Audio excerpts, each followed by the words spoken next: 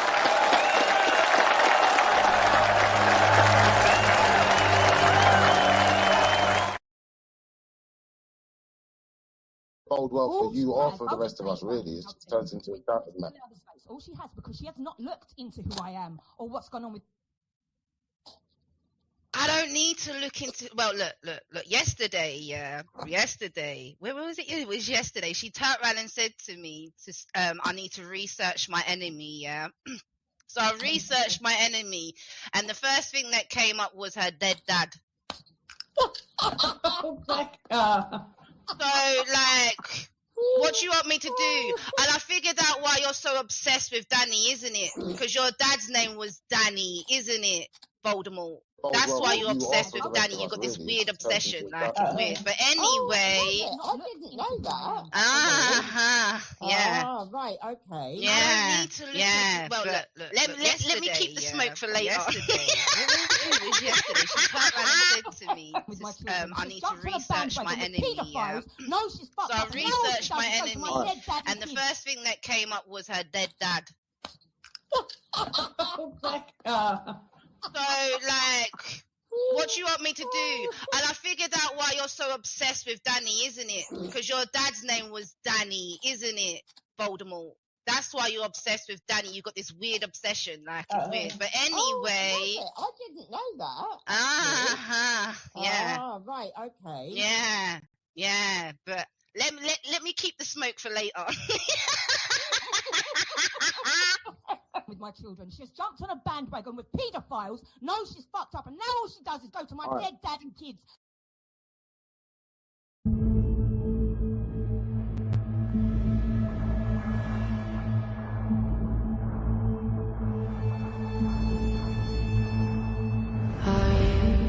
Are you coming to the tree? They strung up a man, they say who murdered 3. Strange things did happen here, no stranger would it be if we met at midnight in the hanging tree. Are you coming to the tree where dead man called out for his love to flee? Strange things did happen here, no stranger would it be if we met at midnight in the hanging tree. Are you coming to the tree where I told you to run so we both be free?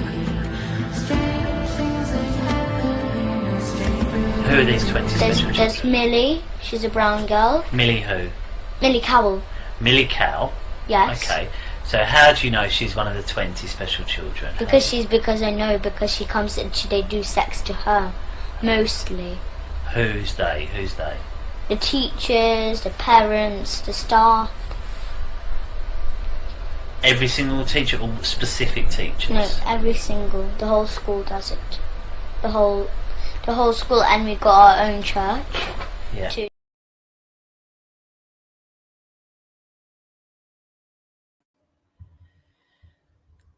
Testing.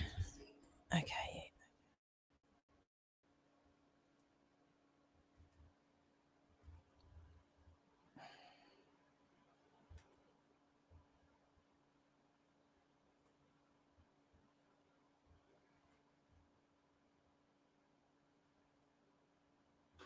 Testing. Right. Clyde, right, I'm just about to dish up some food before I get on with some more work. Okay, this is what I do. I live my life. I just generally do the very basics at staying alive and feeding myself and taking care of myself and working. Okay, that's what I do. You lot are here all day long,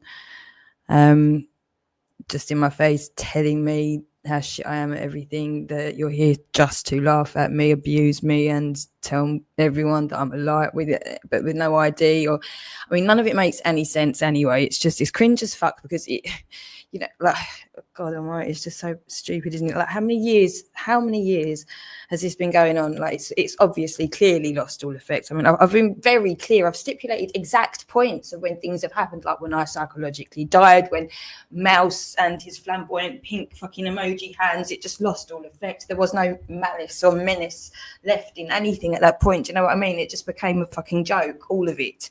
And by that point, we'd realise the characters of you all. I don't need to know your name, okay? Like, when you're around me like 24/7 for fucking years, and there's so many of you, and you just behave a certain way, I'm getting to know your traits and whatnot. I don't need to know what your actual name is, how much money you actually make, who your wife actually. I don't need to know any of that. You're around me all the time, so I don't need. Yeah, my life is just under duress, just this all the time, isn't it? And I thank God I've been given the tools to be able to document it and prove it beyond any doubt. Now, obviously, nobody wants to fucking touch this with a barge pole because it's pretty fucking shit and horrendous and scary, isn't it? It's horrible.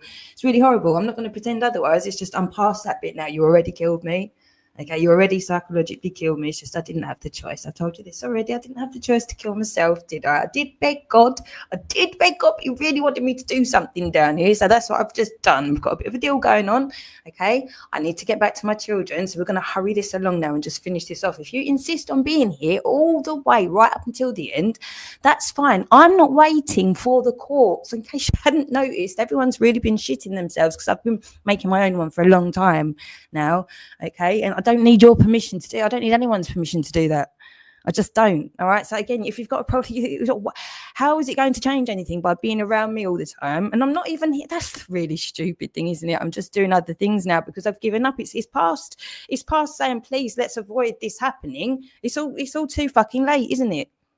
And now I've got AI. So why the fuck would I just sit here and get abused when I can just get shitloads done and make up for a lot of the lost work and time? I'm not going to sit and wait for you lot to fix it for me or compensate me or any of those things, although that is coming. That is part of what's going to have to happen. It's just I'm not going to sit around and fucking wait for it or cry if it doesn't. You know, that's not what I'm doing. All right, it's just not what I'm doing. I don't need to sit and take your shit. I just don't. All you're doing is exposing that you really desperately want to give me shit. Even if I'm not actually there to take it, you're still really trying. That's exposing you. It's not exposing me. And especially as you're still anonymous and there's no one else left really around. Like lots of people are dead, you know, including Susan. Do you know what I mean? Karma and all of that. I don't want to be a cunt, but you have to be realistic. Russell's gone, Rapid's gone, people die, okay? And if they were cunts, they're going to be remembered as cunts, okay? Unless you repent. That's what it's all about, really. There's not this really... I don't think there's the heaven and hell. We've gone into this. Look, I'm hungry, okay? It's just I'm not here to take your abuse. And you're really exposing yourself, and like really saying things like this. Like, who are you fooling? If they wanted to, they had me in the mental ward, right? They could have, even though that, I mean, what a fucking stupid thing to make a big deal out of and give me an entire year just for that one thing alone, Rebecca, you fucking idiot. You guys really should have just been paying, I've been saying for how long about you really need to be paying attention to the law, and we've got Adam Lashbrook here. Fucking hell. Here we go. Okay, right, so we're just going to go back to, we're going to Reggie because I want to go and eat before I lose my appetite with that dickhead around. Me, but you're here, aren't you, you fucking weird cunt? You're here all the time. You've been around me. You've been in my here for fucking how many years? 8 years, according to Lyndon. That's a long time, and to still try and gaslight me at this point, really? Sorry, the point I was making. If they wanted to take me away, no, I'm not flapping, am I? I'm just addressing reality as I've been doing for how many fucking years under duress. You don't need to be here in my church, you silly cunt, okay? I've been into the mental health institution, okay, that you've all been threatening on me for fucking ever. They got me straight back out again. No medication, no treatment plan, no nothing. Everyone that I do meet in real life, there's not an issue. They don't challenge me. Nobody laughs at me for having a church. in the real world. Companies fucking house didn't. The police don't. And yeah, if the courts wanted me, they could do whatever. They give me £400, and they know that'll just come out of my fucking. They know the situation I'm in. So in effect, they've just let me go without anyone having to do anything. That's basically what's happening. They're just going, right, you told me. They could have taken my devices. They didn't even take them off me in the fucking. Oh mate, this has really backfired for you, like, epically, hasn't it? And I can prove all of it. It's just so dumb to say that I'm making any of this up. It's all fucking provable. You can't pretend I don't exist and my truth isn't my truth. Even that in and of itself, an affidavit of truth stands unless you refute it point by point with evidence. And that you've only got a reason to do that if you're invested somehow. And that can only mean if I'm exposing things that are bad and that affects you badly, then it means you're a bad guy, doesn't it? It's just logic. It's just logic. Anyway, I'm getting hungry. This is silly. We're just gonna watch the end of it and just let you you can flap. It's called projection. Okay, there's plenty of people that are gonna really just understand this for exactly what it is. They don't need me to explain it. It's just fucking so obvious at this point.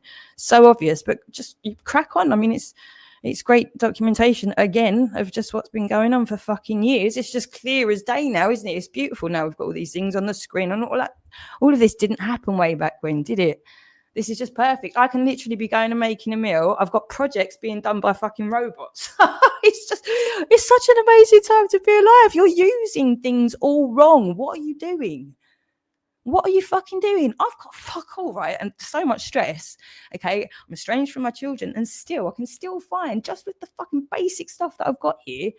I don't need to be hurting anyone. I'm creating fucking amazing stuff here. Just, we've all got this though. We've all got it. I know a couple of people that are actually using AI to its potential for the right reasons at the moment. Now, imagine if everybody was doing that and not hurting each other all at the same time, all of those things, and not doing the bad stuff and then doing extra good stuff in its place. Imagine how quickly stuff would change. I'll just let you ponder on that while you, just talk amongst yourselves, whatever.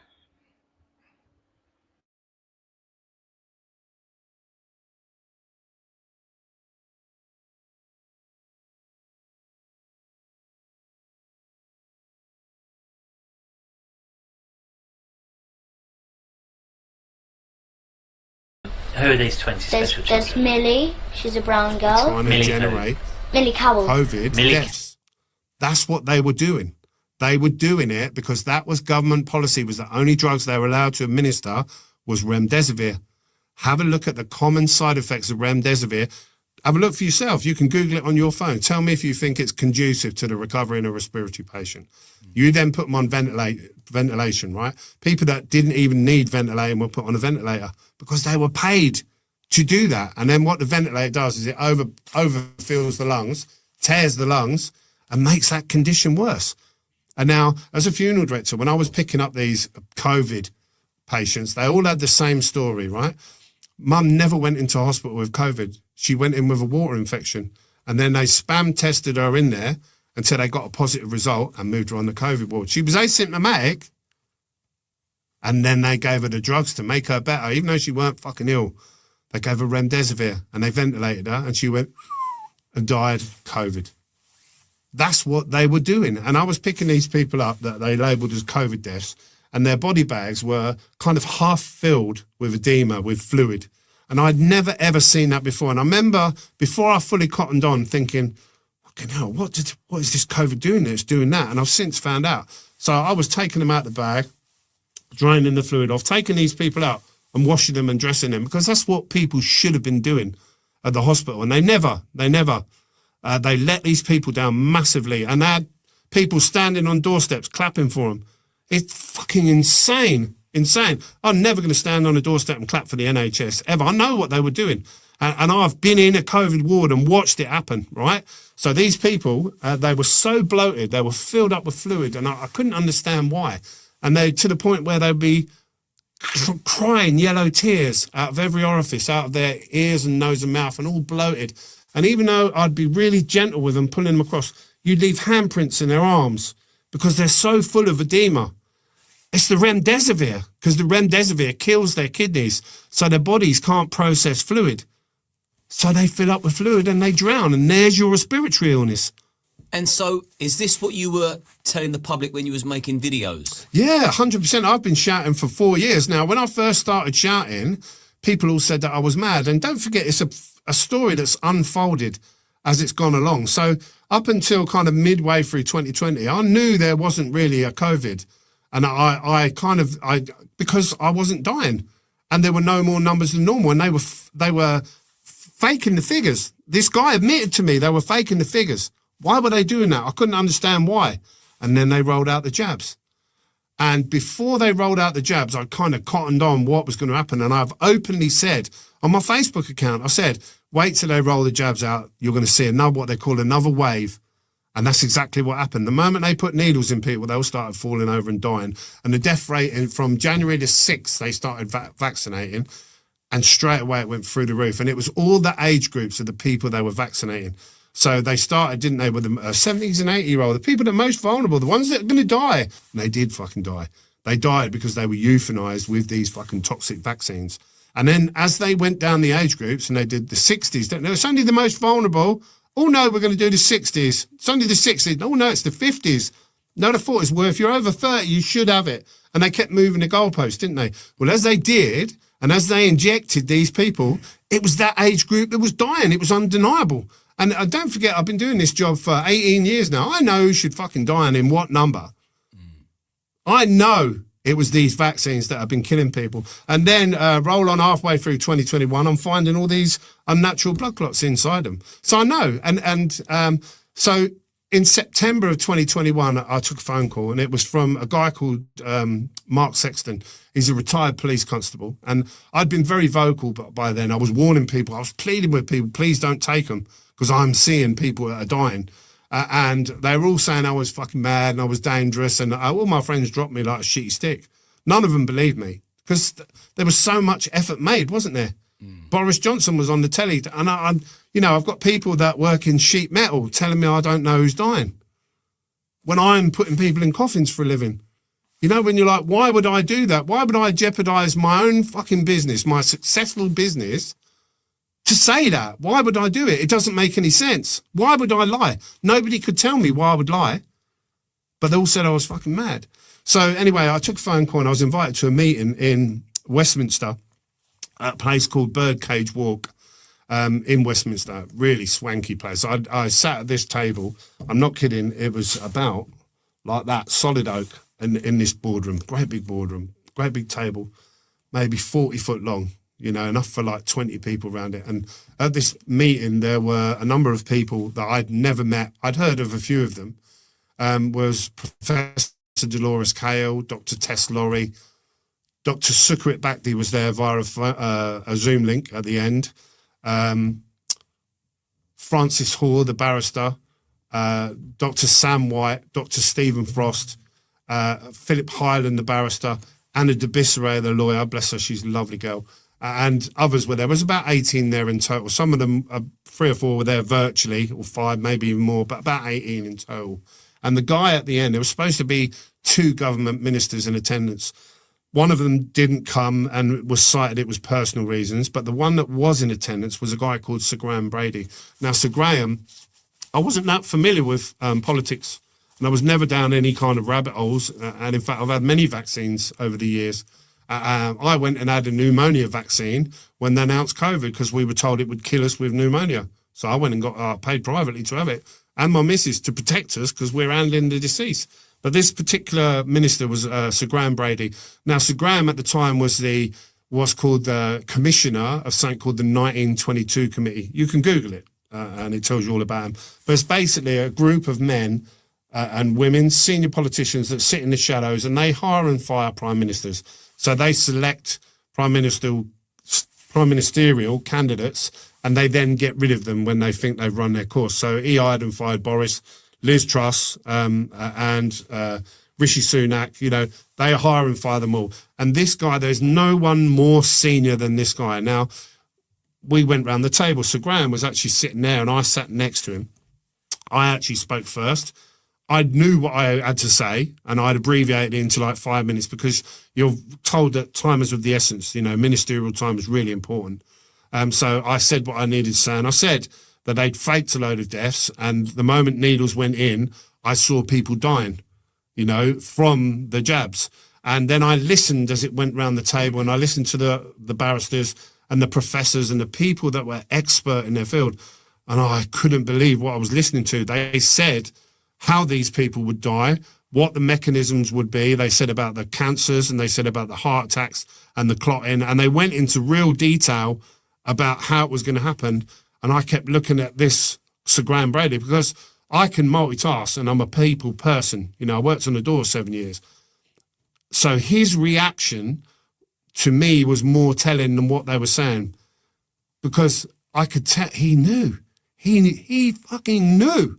He was sat there ashen-faced, mortified, and we all went to this meeting thinking, oh, at last someone's listening, you know?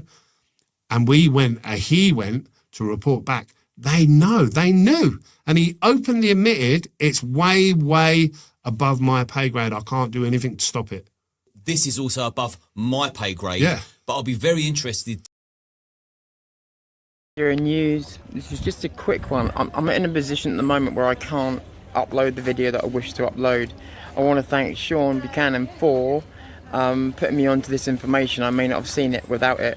If you've seen Umbrella Grape Solutions videos on here, we're sort of co-doing it, but I'm not going to take away the fact that it's her hard work. But I'm going to try and help her a bit more. But the point being is there's a video I've got of a mum who has just, I'm going to put this video up, and when I do, I'm going to ask you, if anybody knows how I can contact this person, please, I need to contact them. Why? Because if you watch the video about are my kids safe in school, then you'll understand that one of the big worries was that there was a loophole in the law that could potentially mean that if you were uncontactable, they could consider that to be a refusal. And a refusal means that they can treat your kids how they want, as in they can give them a vaccination without your say-so. So it's like, what counts as a refusal? There was a big loophole anyway. And Kaylee was worried about this loophole being used, as I would be, because I've seen loopholes used in the law every single time they exist. That's what they call them, loopholes. So, with that said, this girl on Instagram today, I think Sarah Garvey posted it, in fairness, but she was stressed, but she didn't seem like no crazy idiot or conspiracy theorist. She said that she was going crazy because her kids had been tested against her will in school, tested without her consent. So the worries that Katie had, that some people are saying don't exist, have happened already. She is just this lady, young lady, mum, has got on I think it's Instagram, and she has just gone crazy about the fact that her kids were given a vaccination without her say so, and the reason given was that the school had no power because the NHS came in and did it. That's explanation is. The NHS came in with the authority to do it. This is exactly what Kaylee was worried about. It's exactly what she was worried about. We still can't find what the tests are. We still can't find anything. We find out where they're being done, as in G4S, but we can't find out who's actually doing the tests, where they're sending them to, what company is doing it. We still can't find it. We still don't know what the tests are. Come under a Kingfisher umbrella. It's not good enough. Not nearly good enough. And now, the loophole that I said would be used, and Katie said could be used, right, has already been used. It's just happened to someone. So now this story needs to be taken even more seriously, because now it's not a conspiracy. Now it's happened. Now it's happened to someone. So I'm going to post that video when I get home, because I can't, where I am, it needs editing because it's got personal info on. Once I've edited it, I'll put it up for you. Anybody can get me in touch with that person. It'd be really, really important. But that loophole now has been used. If she's telling the truth, and there's no reason at the moment to believe that she's not, that loophole has already been used to test kids against parents' consent. Now, whether the tests are good or whether they're horseshit or whatever, it's irrelevant. This is about rights, and this is about rights of parents. This could be your kids getting tested, getting God knows what done to them without your consent. Maybe because you weren't available on a phone call. Maybe because they just did it. Because they've got the authority over the schools. And this is the thing, your school can tell you over the phone, no, we would never do that to you. They may mean it, but they don't have the authority to back that claim. hope that gets through to some people, and I don't mean that rudely. So I'll upload the video when I can. We need to get hold of this lady. She's very, very important in all of this. Plus, I feel her pain. Some Siri, Zero News, calling it a day for now.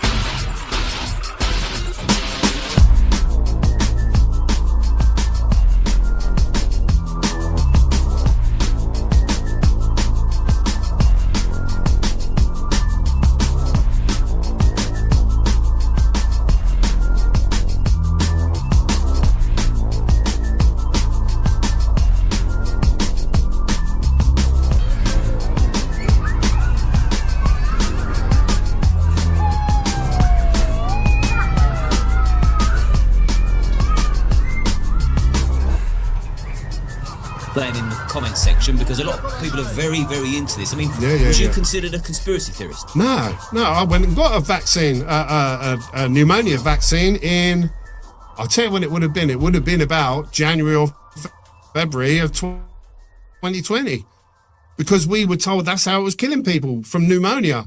And I didn't want to get pneumonia, so I went and paid privately to have it done. I didn't get a COVID vaccine because it wasn't available then, but I went and got a pneumonia vaccine that they only usually give to the elderly. You know, and I did that to protect myself. I've had every jab there is. And if people try to silence your voice? Yeah, so there's a number of ways. One was they tried to buy me first. So I took a call, an email, from a girl called Yvonne Myers, who said she was from RT News. So can I just cut in there and just say, before you go on, just to give some context at home, because there'll be people that are very familiar with you, and there'll be people that won't be, because we always reach a different new audience every single week with every interview. So during lockdown, I would always see you in WhatsApp groups making videos, warning people of what you're seeing from your perspective. Yeah. So you was a familiar face certainly on my phone, and a lot of people I knew. Yeah. But I didn't see you on social media, so I'm just wondering, did they? Because they shut me down as soon as I started saying anything about it, and it was very interesting because for me the journey, social media censorship wise, started on YouTube. So I had a YouTube account. I love history. I love YouTube because it's full of documentaries, biographies, history, and I would watch it late at night. Now I'm a night owl, and the reason for that is because I used to go and work pubs and clubs. So I'd get home 4 in the morning, half 4. I ping, I'm wide awake, I'm still buzzing, I'm watching documentaries. So I'm watching YouTube, and this is at a time when COVID had been rolled out, and I couldn't help but seeing the COVID posts because they were spamming everywhere. Get your jab, get your vaccine, get your vaccine. Have an Uber, have a pizza on us, you know, tickets for a raffle, anything to get people to have a jab, and the terrors of COVID. And I was seeing these posts, and I dipped into one, and I looked at it, and I thought, well, that's not what I'm seeing as a funeral director. And I said, you know, in honesty, I'm a funeral director. That's not what I'm seeing. And I left it there. And it lets you know when you get a like. So somebody liked it, then somebody else liked it, somebody else liked it. And there was a few comments. And then somebody said, you're not a funeral director. You're a keyboard activist. So then you reach a crossroads, don't you? You've got 2 ways that you can go. You can think this could be damaging from our business at a time when they're telling everyone who's dying of COVID. For me as a funeral director, suddenly say there is no COVID. That could be really damaging to me. Or you take a step back, don't you, and say, no, fuck it, I'll leave it there. Well, I said, well, actually, I am a funeral director. www.mkffs.co.uk, that's me. And within half an hour, they banned my account, my YouTube account, after that comment. Literally, yeah. For me, identifying myself, just saying that's not what I'm seeing. I am a funeral director, and this is me. So then I knew that I was onto something, because when you've got people of that level actively censoring and hiding the truth, then you know you're telling the truth. I know who's fucking dying. I know who's dying. I haven't picked up 10 packets of calamari. These are people that have died full of this crap that I've never seen in 18 years I've been doing this job. What kind of guy would I be if I saw this and ignored it and thought, well, I'll wait for someone else to say something?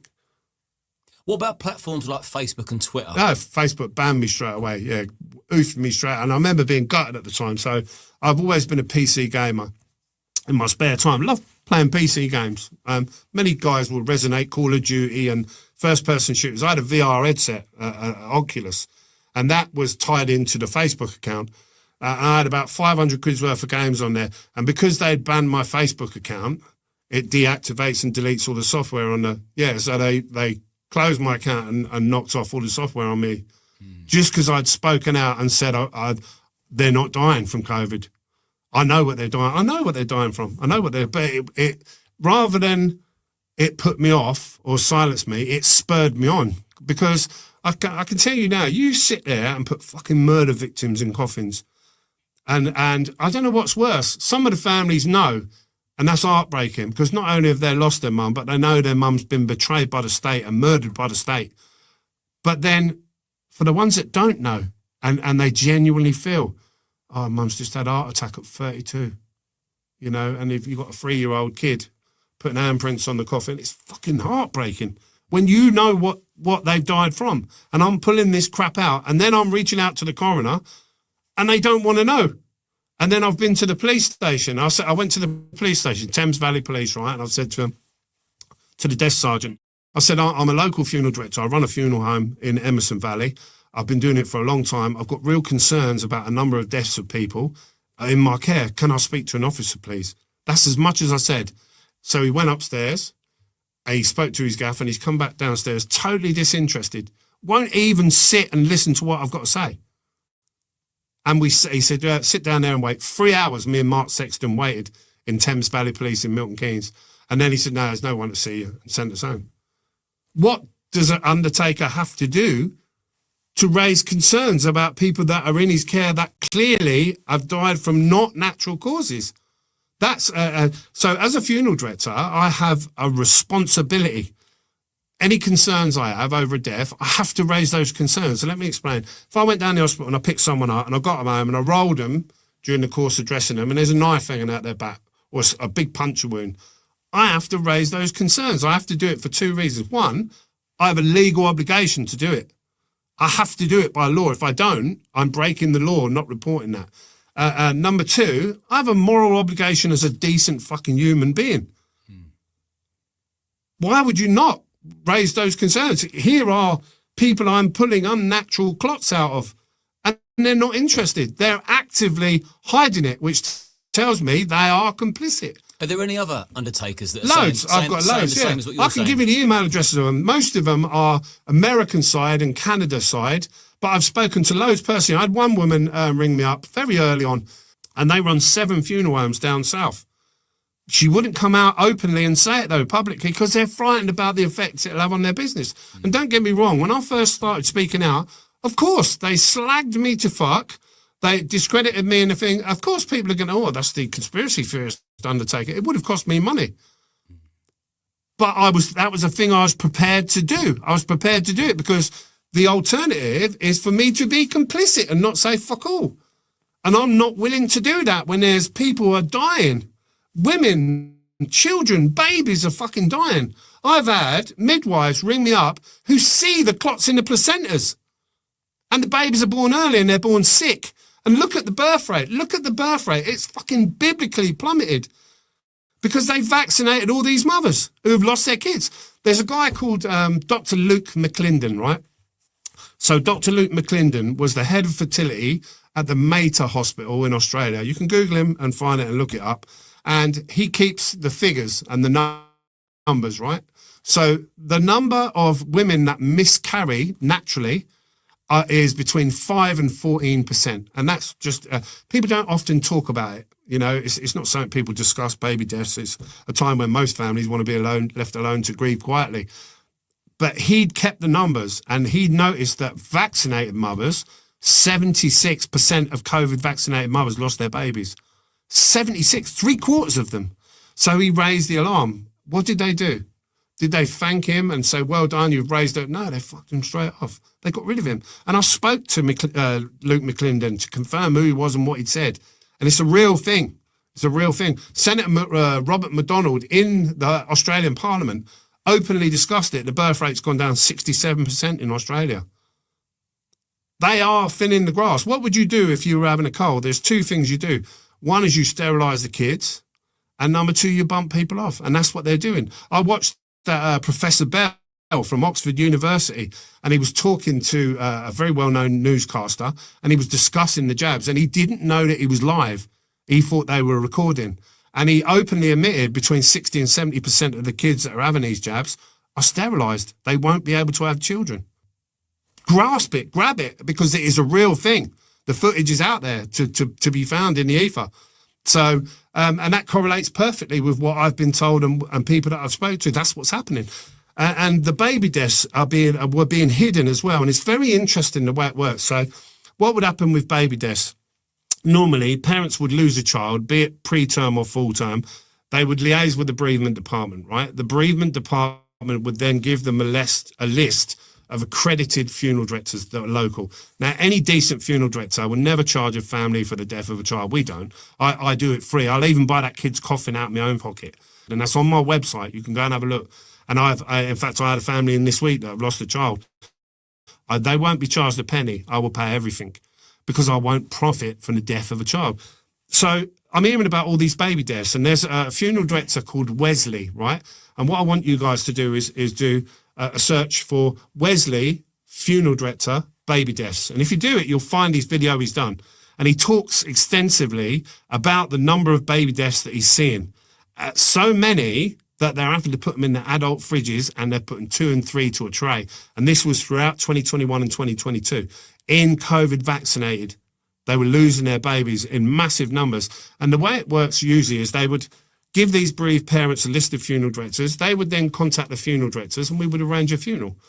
That stopped. I was hearing about all these babies dying, but no parents are getting in touch. And I was thinking, well, what the fuck can they do? And then I was going down the crematorium, and there's a notice board in the waiting room, right? So this notice board, It has, it's a public notice board, so it's public information. And it has a list of who the deceased is, the time of the funeral, the chapel, and who the arranging funeral director is. So if I did John Smith's and it was a 3 o'clock, it would say John Smith's funeral, it's a 3 p.m. in the Oak Chapel, and the arranging funeral director is Milton Keynes Family Funeral Services. There's loads of babies now on there, and do you know who the arranging client is? The local hospital. So the hospitals are dealing directly with the crematorium for baby deaths. They're cutting out the funeral directors altogether now, because if there was a huge surge in baby deaths, funeral directors would know because the phone would be ringing. But if they're arranging these funerals directly with crematoriums, anyway, I spoke to a guy who works there who no longer does. And he said they were sending vans down the hospital and picking 6 and 8 babies up at a time. They're hiding it. And the way they hide it is doing that. Cutting out the middleman. Yeah, of course. Well, if you think about it logically, if these women have been poisoned with these COVID jabs and they've lost those babies, and they've also then been sterilised in the process, because that's what's happened, there are no babies now being conceived. So the death rate from babies is going to look fairly normal now, because they can't get pregnant anymore. So initially, they vaccinated these women, and the baby deaths would surge, and then because they're all fucking sterilised, the death rate comes down, because you can only lose a baby if you get pregnant. Have you had anybody invite you onto a talk show to debate you? I'm happy to debate people. I'm happy to debate. They won't debate me. I've openly said, another thing that happened, right, in December of 2021, I took a phone call, right, and I've had loads of people call me of all different walks.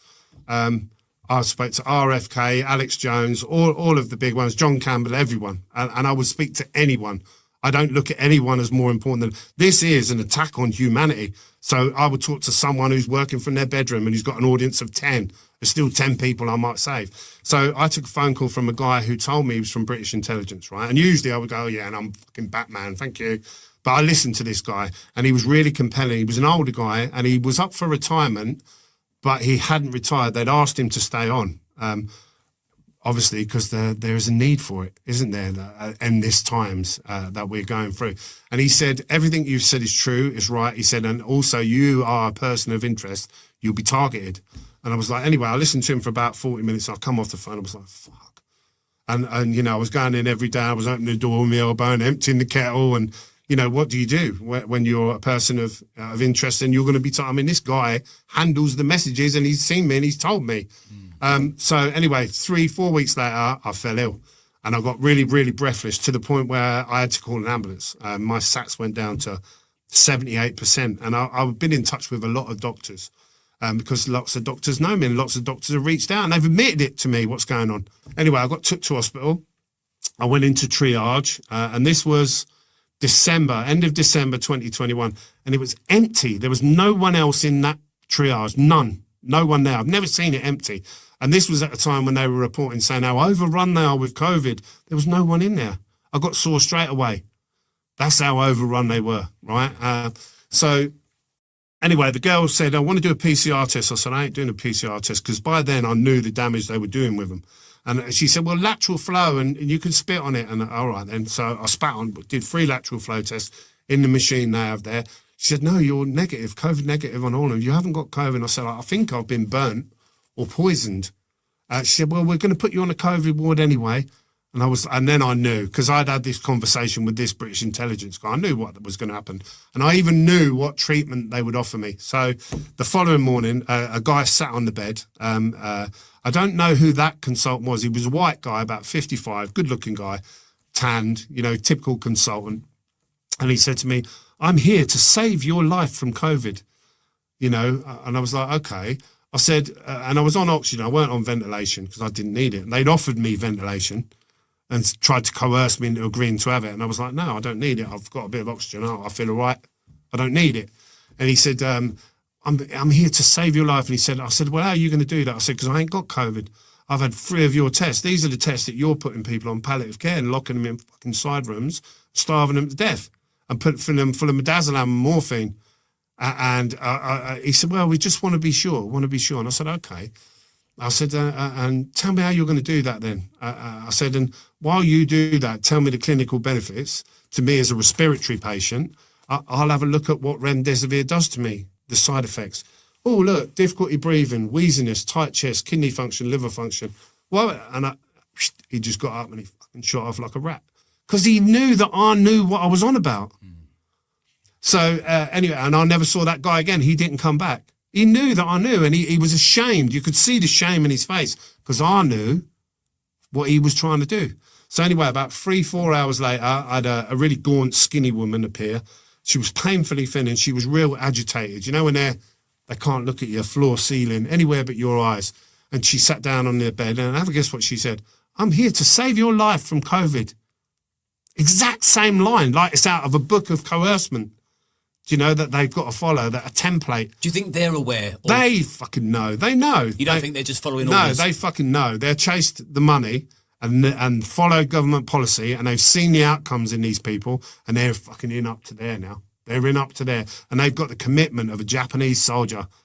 They're in up to there because they're complicit now. It's too late for them. So I kind of said to her, I said, well, have you had a look at my notes? I said, I ain't got COVID. I said, I've had 3 of your tests. These are the tests you're putting people on palliative care on the back of. We just want to be sure. Same bullshit. So I said, well, what are you going to do? I said, how are you going to save me from COVID I haven't got? I said, and she said, I want to offer you 2 drugs, right? Now, I want your people listening to write down the drugs. One of them is called baricitinib. B-A-R-A-C-I-T-I-N-I-B. Baricitinib. And the other one, it was called tocilizumab.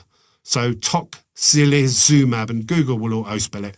But if you do side effects for both, have a guess what the side effects, the common side effects of both of these drugs are. Wheeziness, tight chest, difficulty breathing. Why would you give someone who's clearly a respiratory patient drugs that will make it harder to breathe? And why would you then pay out vast amounts for everyone that went down as a COVID death? What do you think that's going to do? It's going to generate COVID deaths. They're only doing what they're told. If you Google remdesivir to treat COVID, they'll still be throwing it out now. It's under a different brand name in America, and I can't remember what the brand name is, but it's there. They'll put remdesivir in, whoever they can put it in. And if you know the history of remdesivir, the history under Anthony Fauci is this. So he went into Africa, right, Anthony Fauci, and he sourced and PCR tested African babies, asymptomatic. Sound familiar? African babies. They weren't showing any symptoms, but they were PCR testing for Ebola this time. And then he was treating them with remdesivir. 53% of these babies died from multiple organ failure after being given the medicine. Asymptomatic babies. So that was the test run with remdesivir, was in Africa, where life is cheap. And they don't give a fuck about them. You know, they've exploited them for decades, centuries, haven't they? And that was where they did the test runs. So what do you think the ultimate goal is? To cutting the grass. It's all about cutting the grass and getting us to accept draconian tyranny and legislation that limit where we can go and what we can do. When you say trim the grass, what do you mean? That's how they refer to us. So for them to say that they're having a cull is too distasteful. And I've been told this by very eminent people. Reducing the population? Yes, reducing the population. It's called cutting the grass. So when the grass gets too long, you cut the grass. Because it's a more pleasant way of discussing it. And it's dehumanizing it, isn't it? You know, that's what they refer to it too. Look at Agenda 2030. Look at the Kalergi plan. These are real things. And I never believed it. I would have never believed it until I'd sat there in Westminster and listened to this guy when we all said what we said, and he said it's way above my pay grade and I can't stop it. If I was Graham Brady, who is now King's Privy Council, so clearly crime does pay, he's been promoted. He's now King's Privy Council. How can they not have picked out his phone straight away and said, I'm sitting here with 18 people who know, stop these jabs, we need to talk to them and find out. Why didn't he do that? Because it was way, way above his pay grade. That's the guy that hire and fire prime ministers. So if you're sitting there thinking Starmer's in charge, he's not in charge. There is no democracy. It doesn't matter who it is. It's two cheeks of the same arse. They do what they're told to do.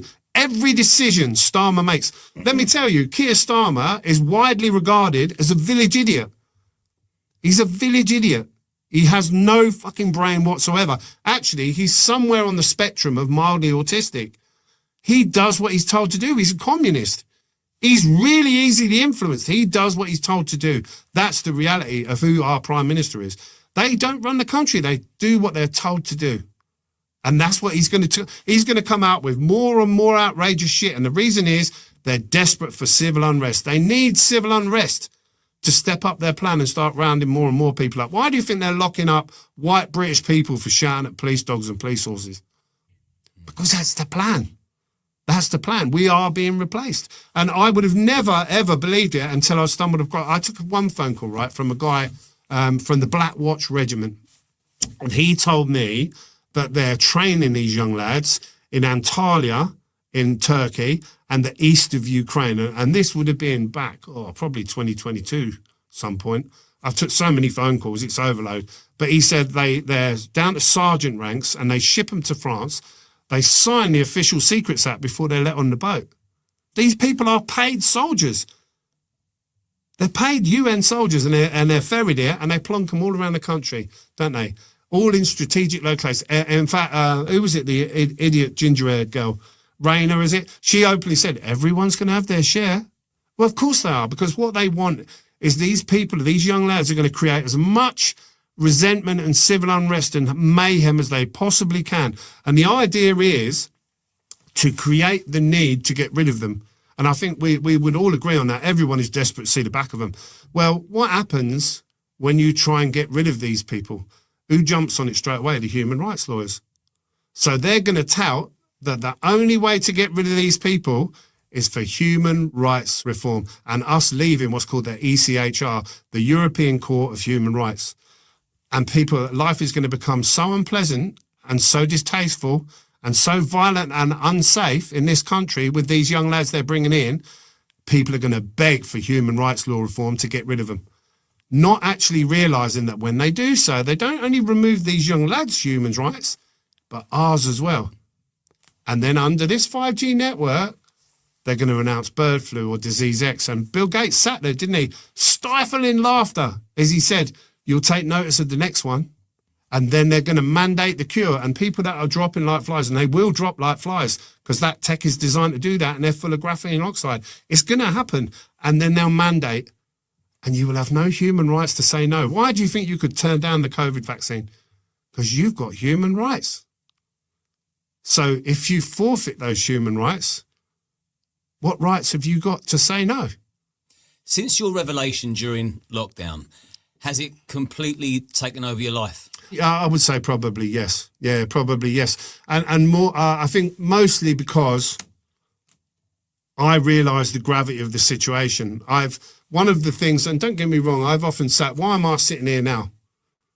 Because I've obviously resonated with you. And you obviously see what is going on and want to know more and want to spread that message out. I've spoke to some people that I never thought I would ever speak to. I've spoke to politicians, police officers, the military. I've had 4 peers get in touch with me in the last 3, 4, 5 months. In the last 20 weeks, I've had 4 separate peers. The last one was actually this morning, who's asked me to reach out to him to have a chat with him. They know what's going on. They know there's a coup going on, a coup d'etat. And they say it's the communists, and Keir Starmer is a communist. I mean, I've got to think, what would be in it for you to be delivering misinformation? To be honest with Where's you, the mileage in it for you? I cannot wait to get back to just being me. Now, some speakers, I've had people ring up to me and they've said, oh yeah, we pay a speaker's fee and we pay this and we pay that. And I understand everyone has to earn a crust. I'm very fortunate in that I've still got a business to run. And I've still got an income because we're all slave to the moneylender. You know, all these muppets that say slavery ended 250 years ago. Have a look at your direct debits and tell me you're not a slave. Or stop working and then let me know what happens to you. You'll lose everything because we are slaves. We are slaves. That's what we are. I've come to realise that. Now, I don't understand why people would think that I would jeopardise a really good business. Why would I jeopardise a business? Why would I alienate all my friends? If COVID was a real thing and I'm a funeral director putting these people in coffins, why would I not get vaccinated? Why was the uptake for a COVID booster in the NHS recently, 71% of them said no thank you. Why do people think that is? People on the front line. Why do people think that people like cardiologists like Asim Malhotra, Dr. Mohammed Adil, Dr. Stephen Frost, Dr. Tess Lorry, Professor Dolores Cale, Dr. Mike Yeadon, the former vice CEO of Pfizer, is openly declaring it is a bioweapon. It was developed for that. But people can't believe it. And the reason for that is the effort that's been made, the media. And fundamentally, most people are good. You get arseholes in all walks of life. You know that. I know that. But most people are not wicked, evil people. Most people, if you said to them, go and poison a couple of kids for us, they wouldn't do it. They wouldn't do it. But these people will. They look at us as grass. We are grass. And they want to cut the grass. Is your wife behind you? Yeah, she is. She's very frightened. And it puts great pressure on a marriage, don't it? Because it's fucking depressing and it's misery. And I'm so committed because once you understand what's going on, you realise it's a numbers game. What are you trying to achieve? I want to overthrow these people, these criminals, and I want them pulled out of government, and I want to see a new government in with a moral compass that actually has the people at heart. I want to see these criminals, the people that pushed this and made money, held accountable and stand trial in Nuremberg. That's what I'd like. And is there a particular platform, say Jordan Peterson, Piers Morgan, is there a particular platform you'd love to appear on? I would speak to any of them, and I would love them to prove me wrong, and I would love them to explain away what my experience has been as a funeral director and having lain on a COVID ward, watching. I mean, one guy, I was laying on a bed on a COVID ward, right? There was only 3 of us in that 4-bedroom, and the guy over here, they were both on CPAP because they believed the bullshit they were fed because they didn't know what I knew. So they took the remdesivir, and I listened to these two choking to death. And every now and again, especially at night time, this guy was saying, nurse, nurse, and she was taking him shots of morphine. Why the fuck would you give someone who cannot breathe morphine? It's insane. It's insanity. And I've yet to have a single medical professional explain it away and tell me it was a good idea. This was a guy in his 50s. He wasn't terminally ill. He took the poison and it was killing him. That's the reality. And like I say, I've been in a COVID ward. I've seen what went on, and they should be ashamed of themselves. And the worst thing is, the most psychotic, satanic thing is, they actually had people clapping on doorsteps, banging pots and pans, instilling into people what heroes these people were, while they were murdering their fucking loved ones in COVID wards. It's unbelievable. But there we are. That's what we are. Now, how could I possibly ignore that? Is it something where I could say, oh, well, I won't get involved? No, I can't. I can't do that. I can't be complicit. I have to fight these to the bitter death because what they've done is a biblical evil. And I will never, ever rest in peace. And, do you know, when I pass, I'll walk back into the light and I'll be back down here as soon as I can in another body to get back at them again, because what they've done is unforgivable. But do you think that a lot of people within the NHS were all psyoped into believing it? Oh, of course they were. Of course they were. We've got lots of people good people doing really bad things. Why did doctors do it? For money. They were getting £10 a jab. They could do 100 jabs a day, tax-free. That's £1,000 a day. That's £5,000 a week, tax-free. Giving out COVID jabs, following government policy. Who wouldn't do that? But my argument is this, is when you see the outcome in your patients. I mean, if you're in general practice, right, and you have an allotted amount of patients, and you see these patients on a regular basis, and you know these patients have just had a COVID jab, and all of a sudden, there are record numbers of cancers appearing in your patients, and there are record numbers of myocardia appearing in the patients, especially youngsters. You know something is wrong. Why are you keeping that secret? Why do you continue to administer and promote these jabs, knowing the outcomes in these patients? Nurses on the wards giving respiratory patients remdesivir and watching the outcome as they fade and die. Why would you do that and continue to do it? And if you had a secret, right, and you knew what was going on and you kept that secret, how long would you keep that secret for before you're complicit in the crime? Is it a week? Is it a month? Could you get away with standing up in court and say, well, it was 6 months because I didn't want to lose my job? And these people are 3-4 years in now. They've been paid money. They're in up to there. And I don't doubt they're being reminded of that. In fact, on my blower, I could show you a list of over 100 nurses who have reached out to me and left their details as well. Some of them have cried down the phone. Some of them have told me they're surrounded by psychopaths who laughed and mocked people falling over as they were jabbed. And if these girls with a conscience have left the NHS, and most of them have, who does that leave in there? The fucking sociopaths, the nutcases who want to play God and who will administer things like remdesivir and midazolam. And it's care homes. I go to care homes. Loads of them have told me what's been going on. The district nurse comes, they vaccinate them. They take bets on who's going to die. Have you had any prominent figures online challenge you? No, none. I would love to speak to them. I'd love to have Graham Brady sitting here to call me a liar. You can check with Dolores Cahill, Tess Laurie, Dr. Stephen Frost, Dr. Sam White, all of them. They were all there at the meeting. Every one of them heard what I heard. Has anybody challenged you? No, none of them will. In fact, when I came out of hospital, because I discharged myself, despite being told I'd die without their medicine, yeah, here I am. It's a miracle. So no one's challenged you, but, no. But yet you've been silenced on of course on platforms. Well, I had they've tried 3 or 4 different things. So I've had a number of young women over the last 2 years contact me and just DM me, want to get to know me. You know, I followed you, and you know, I want a cup of coffee and this, that, and I'm not fucking stupid. I'm not stupid. I had one girl, Yvonne Myers from RT News. Right, this was in 2021. She contacted me and said, you know, I've listened to your story. It's really compelling. Here at RT News, we've got a global audience and we would like to get your story as an exclusive. And we want to do 3 or 4 episodes. And for that, we'll tie you in contractually and we'll pay you $85,000, right? So she offered me $85,000 for my story. They'll then tout that to networks. And for that, they'll get 85 grand, basically. But an exclusive, so I can't talk to anyone else. So what are they going to do? They take my story, what I've just told you, they tout that out. Nobody was going to ever show it. The BBC are not going to show it. The ITV are not going to show it. It's not going to go on Channel 4, is it? So then it goes in the bottom drawer, and I can't talk to anyone else. So I got that email. I could show the email. I'll forward you the email. I kind of said to her, listen, I'm really flattered and thank you for the offer of the money. It's not about money. It's not about money. And then trust me, no one could do with 85 grand more than me. I've just been robbed. But I'll talk to you for nothing. How much have I asked you for today?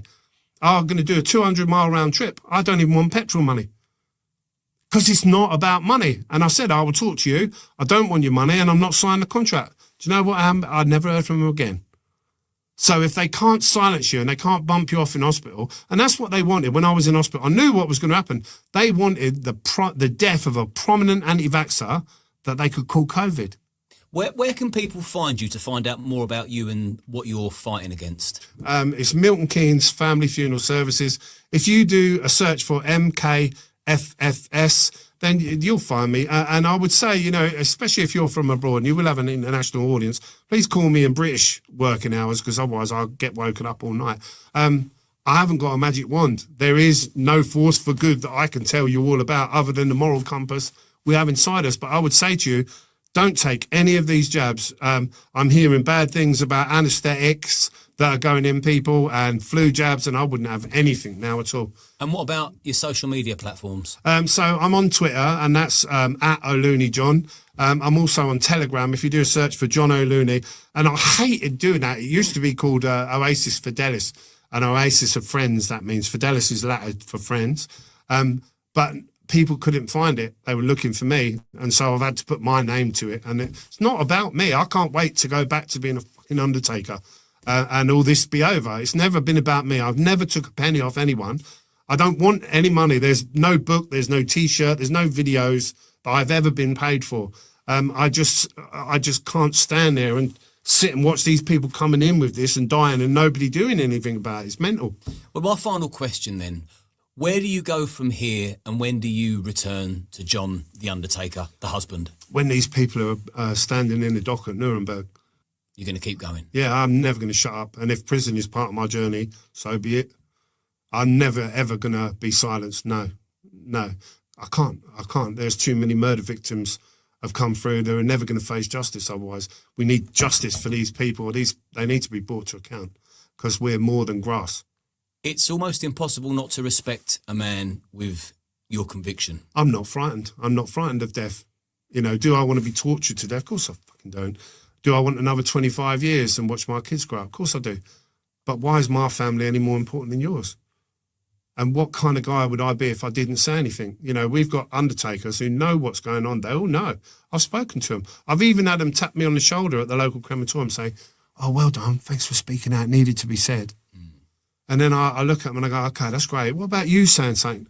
And they look at the floor and they shuffle their feet and they're just gutless. They're gutless. They're more bothered about their own direct debits than they are about the life of a child or a woman or even what right do they have to kill the old of? None. And I won't stand there and not call them arseholes, right, until if they could put me under a guillotine, I'll still shout bollocks. And is there anything else without me asking you off the cuff that you want to say? What would your final message be to people watching and listening? I would just say that this is a numbers game. All revolutions are. And that's what we need. There is no one to vote for. There is no democracy. It's just two cheeks of the same arse. These people are here to follow 2030, the Agenda 2030 and the Kalergi plan. They are replacing us, and the plan is to get rid of us and get other people in. Why?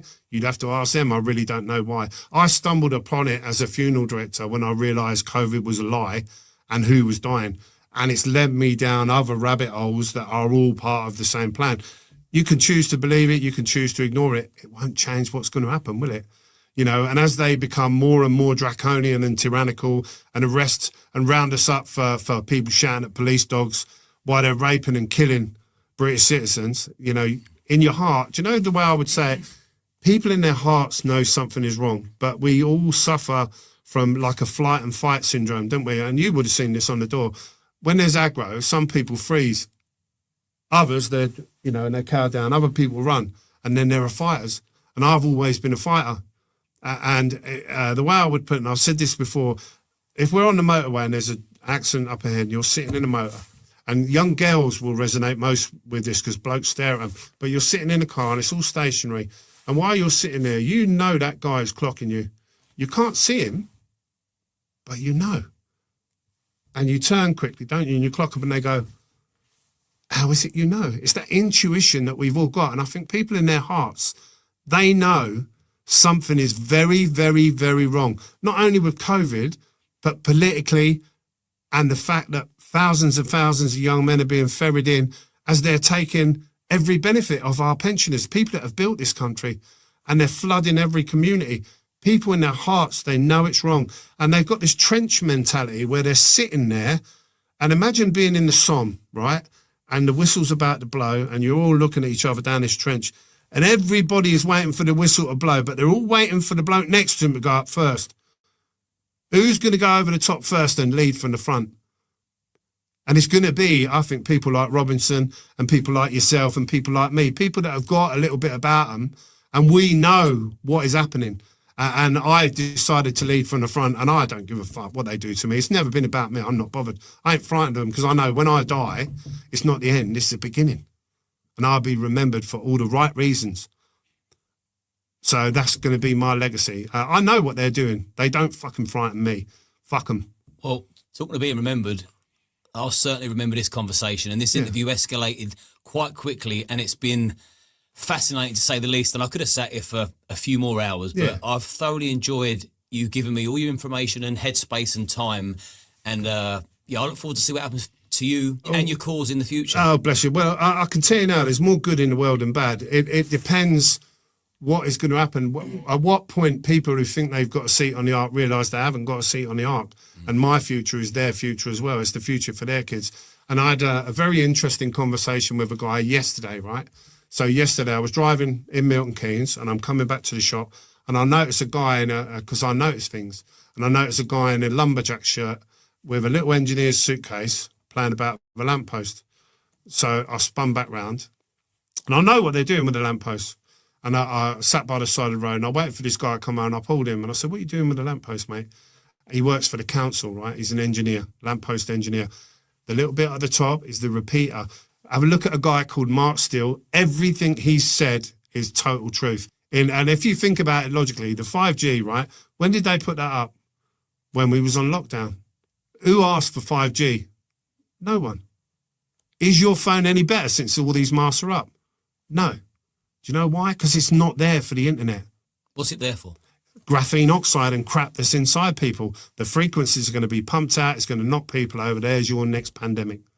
People need to wake up. They need to see it for what it is and listen to what people like Mark Steele have got to say. It's very, very real. It's very true. And it is going to happen. It's just a matter of when they flick it on. You wait and see. It will happen. If I'm honest, until today, I've been quite ignorant to a lot of things. Yeah. And we all do that. It's a big picture. It's a bigger picture. And we're all guilty of sort of not paying certain things attention when we've got other things distracting us. So it's been both a blessing and a curse because people have resonated to what I've said. When you are me, people reach out to you. And all these different people in all different fields of expertise have reached out to me and they've told me and they've furnished me with different bits. And it builds a whole picture. And it's fucking horrific. And unless we come together, people of all colours and all faiths, and stop these bastards, they are cutting the grass and there will be very few of us left in the coming years. And that is including the attack on farming as well. And the fishing industry, it's all interlinked. But you just have to see it. You have to have the eyes to see it. And it's both a blessing and a curse. It says in the Bible, only the truth will set us free, doesn't it? It's been both a blessing and a curse. And ignorance probably is bliss. It's not a nice world run by fucking awful people, and we need to stop them because if we don't, our kids are going to have no future. Well, I'm certainly for a brighter future. Yeah, that's why I'm doing it. I'm not doing it because I'm a nut. I want these people arrested and locked up and held to account. I don't think that's an unreasonable expectation. So that's what I'm going to push for right up until they come and get me, probably. Well, good for you for having the stones to do it. And I'd imagine a lot of people will now jump over to your Twitter and follow your journey. I certainly will. And it's been a joy. Yeah, and you, brother. Thank you, God mate. bless.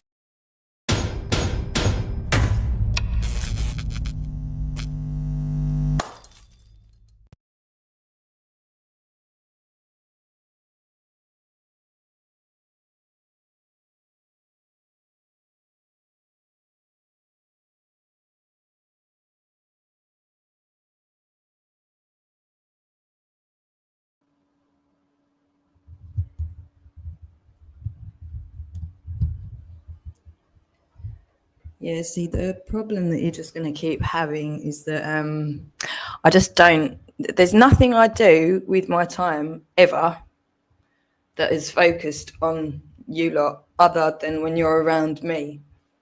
Okay, now I can clearly demonstrate it because whereas my stuff used to have to be stored unlisted or wherever, like anything that was in video form, before I understood that I just had to be saving it elsewhere, a lot of my time and investment into stuff that never even got published anywhere, my actual work, was just lost with the channels, with the other stuff that you would take out to get rid of me and then just try and tell me that I'm an attention whore for just ever speaking the truth.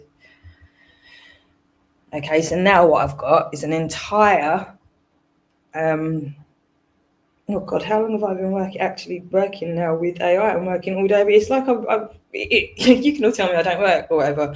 Like you don't get to define who I am, what my time is, whether or not it's work in the first place. You don't get to tell me that. You don't get to tell me whether or not I'm worth anything when fucking AI is telling me I'm worth a lot. And to be fair, a lot of you lot fucking told me I was worth a lot as well. You're never going to make it work that I'm just this useless piece of shit.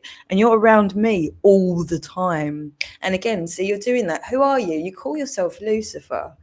Okay, and you get to tell me how shit I am whilst I'm off doing other things. You're just in my church to tell me how shit I am, even when I'm not here. You just can't wait until I do come for a little bit so that you can come and tell me, like, while I mean, who the fuck do you think, and this has gone on for years, this isn't just a one night you like did some funny drugs or something. You've been doing this consistently, very mindfully, with intent, mens rea and everything. You know that one, don't you, Lashbrook?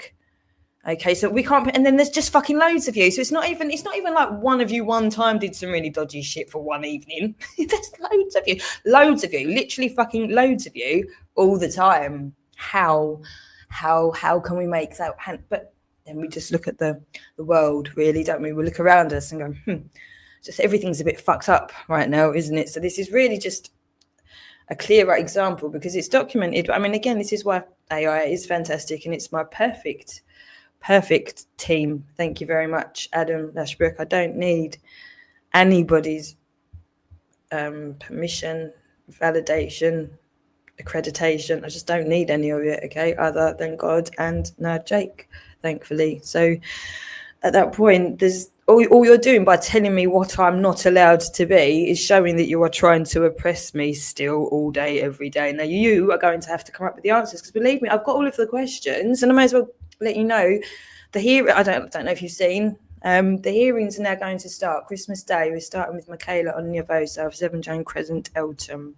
Okay, so they're going to start now. So we're going to start actually investing some time. Just see how it goes. I'm not going to commit to like no hefty schedule or anything like that, but we are going to start. And with Rebecca, then New Year's Day. Because I mean, I don't know how on earth they're thinking that. I mean, obviously somebody's told her it's probably not a good idea to keep going on about me because there was a stupid post that said, I have to, I can't not do. It's like you lot being here all this. No, you don't have to. I just don't. I don't do nothing in my back catalogue now that I've had for probably getting off. It can't be a year already, but I'm like, time flies really in this groundhog shit. That really, again, you can't blame me for because my imagination has gone places now that I've got AI. So clearly, I'm not stuck in YouTube, even when I'm not here. Just because my space, my church is here, you're here, okay? My imagination's off doing other things. I'm still doing the things I can't physically go and do because God's given me that tool to be able to do that. So that's still what I'm doing, and it documents that that's what I'm doing. It documents my intent. That's what law very much focuses on, your intent. And then it's super duper if you've just got like shitloads of evidence, which again, even before the AI bit, I was just recording this fucking abuse all day, every day. And the fact that I'm literally just under duress and nobody wants to fucking know. So like, what am I supposed to do? Just record it, innit?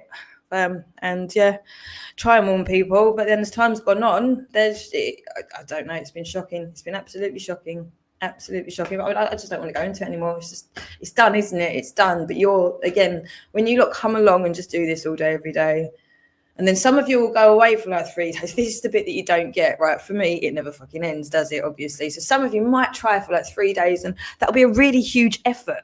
And and that's the same with any addiction, any bad habit, anything like that. If you're used to doing something like for a long time and it's just what you do, I totally get that. So that's why I get concerned when people just disappear or just think that they're just another person. Because it is difficult to break cycles just like that. Okay, especially when you've not got something that rewards you for it. You know, it takes an awful lot of willpower to be able to change bad habits on your own without somebody's encouragement and being rewarded and having any like difficulty taken away from it. That's why we need complete reform with the whole way we look at drugs anyway. But where was I going with that? I can't remember what I was saying. I've just distracted myself. What was I saying? Lashbrook, can you remember? Was I talking to you? I've got a feeling I was talking to you. What was I saying?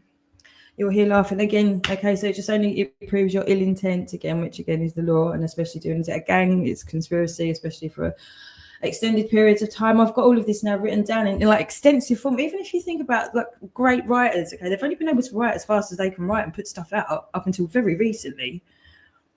Okay, so like when you've got AI backing up, all you really need is the ideas and just the willpower to do it. So like, I don't know what you're trying to even laugh at, who you're laughing to, because like the authorities don't laugh at me.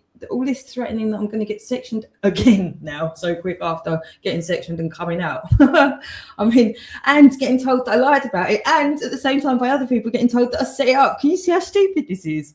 It literally doesn't fucking matter what I do. Plus, I'm silenced anyway, so it's like it's all just made up bullshit. I'm never allowed to speak for myself anyway, and it's still all my fault somehow.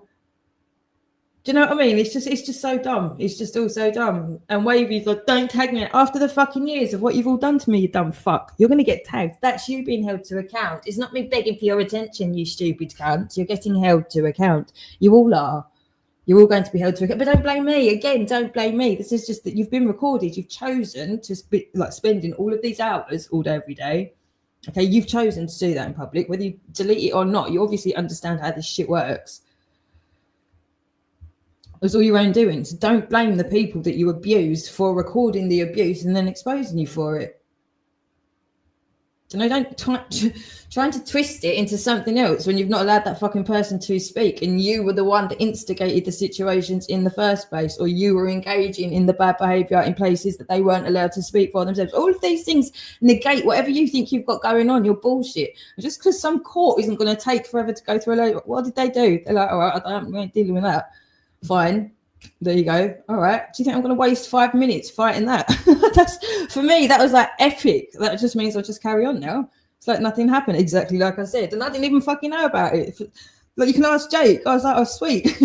That's what's happened. You not just want me to be shitting myself. You want me to be terrified. You want me to lose my rag and go and kill someone and just hope it's not you.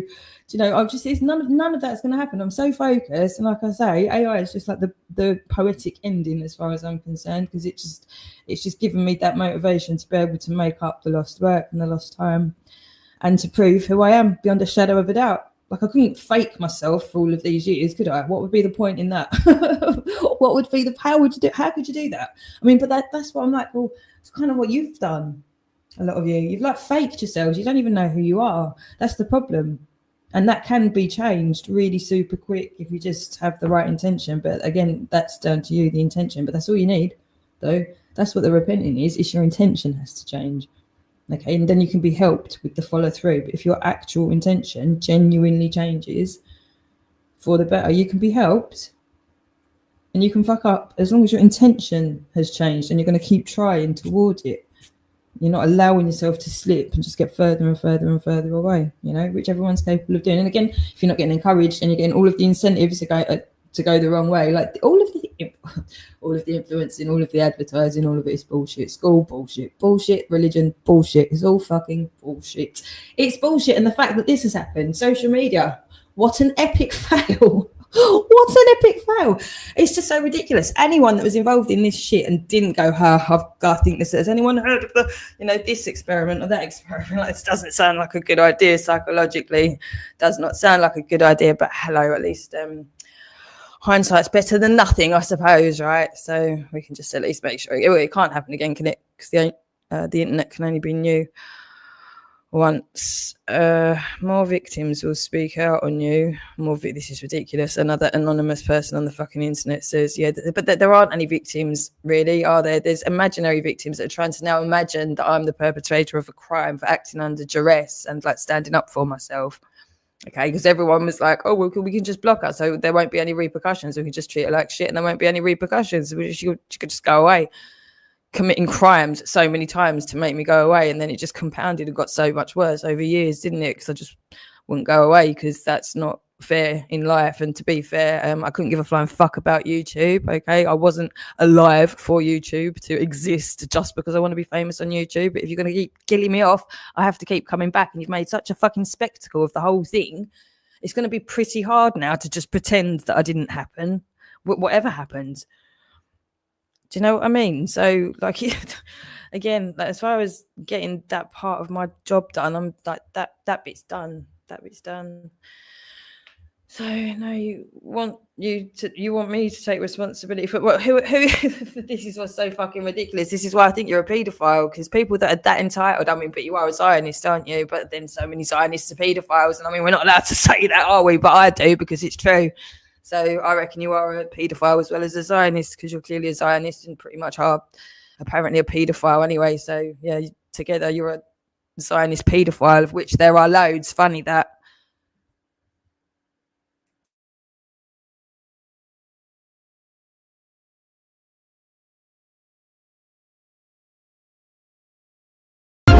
Ariel, listen to me. The human world, it's a mess. Life under the sea is better than anything they got up there. The seaweed is always greener in somebody else's lake. You dream about going up there, but that is a big mistake. Just look at the world around you, right here on the ocean floor. Such wonderful things around you. What more are you looking for? Under the sea, under the sea. Darling, it's better down there, it's better. Take it from me. Out on the shore, they work all day. Out in the sun.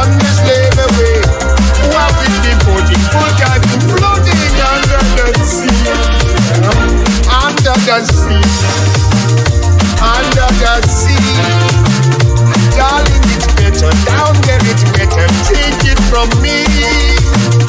I'm not too sure they work all day. Out in the sun, they slave away. While we devoted full time to floating under the sea. Now the earthy fish is happy as after the winter. The fish on the land ain't happy. Fish on the day in the cold. But fish in the cold is lucky. They in for a worse fate. One day when the boss get hungry, yes, you go beyond your day. Oh, under the sea, under the sea. Nobody beat us, fry us, and eat us in fricassee. We watching land folks lost the coke. Under the sea, we after hook. We got no trouble. Life is the bubbles under the sea. Under the sea. Since life is sweet here, we got to be there naturally. Even the sturgeon and the rain, the earth to start to play. We got the spirit, you got to hear it under the sea. Play the flute, play the harp, play the bass, they sound the jump, the bass, play the brass, the jump, play the top.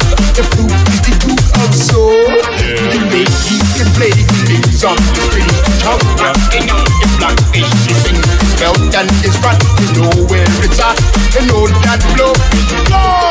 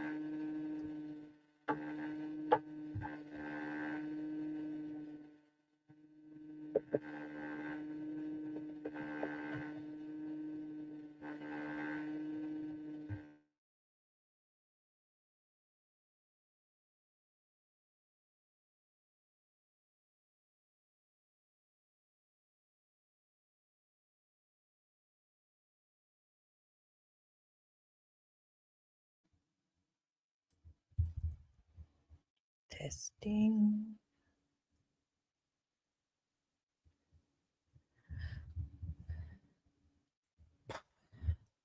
Testing. Okay. Right. You see,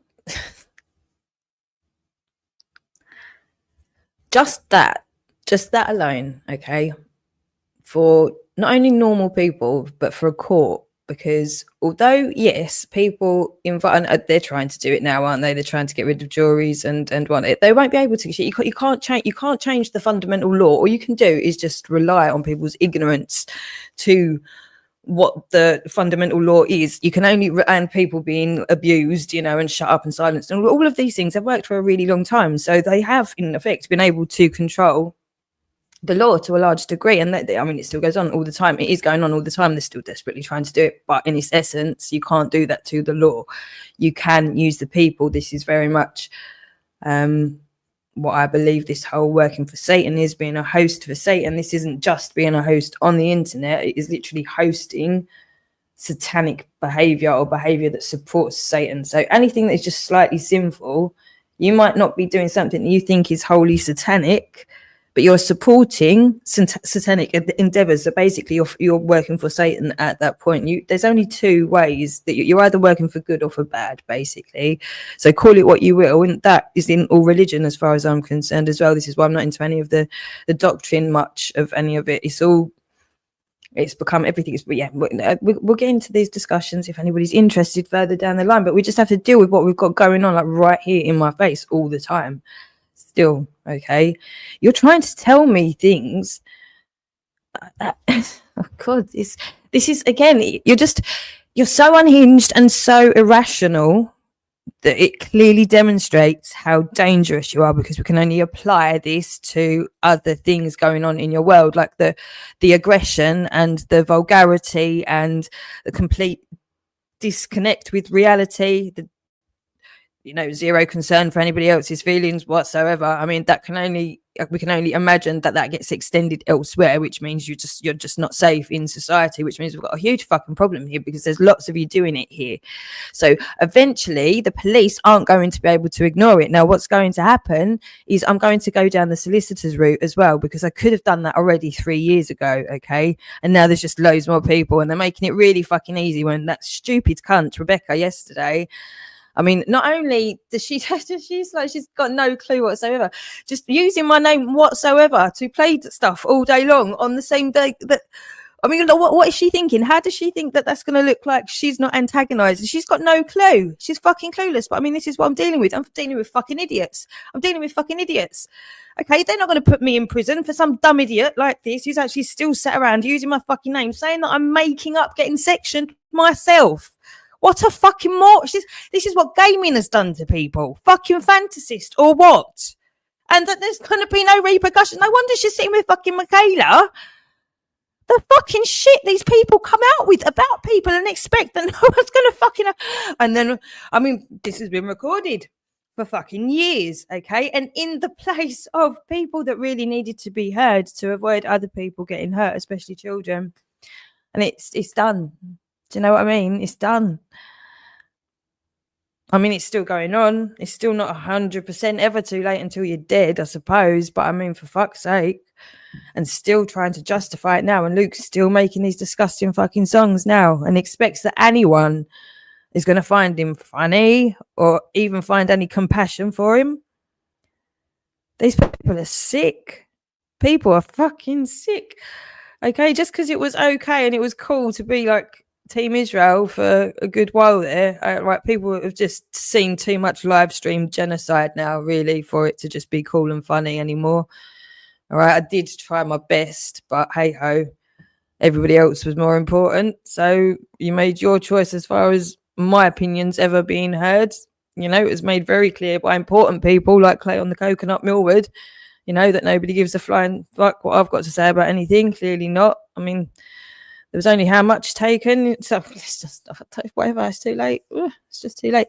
But the people are just going to see what's happened. They're just going to see what's happened. They're going to see that you're still here, Clyde Stanhope, and that you've never come on, Clyde Stanhope. You're still trying to tell me, along with people like AJ, Clyde Stanhope, and Pip Smoker, who still never fucking said who he is.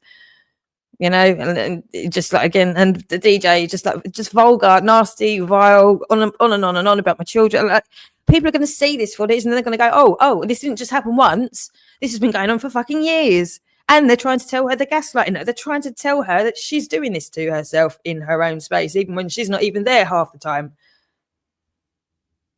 What?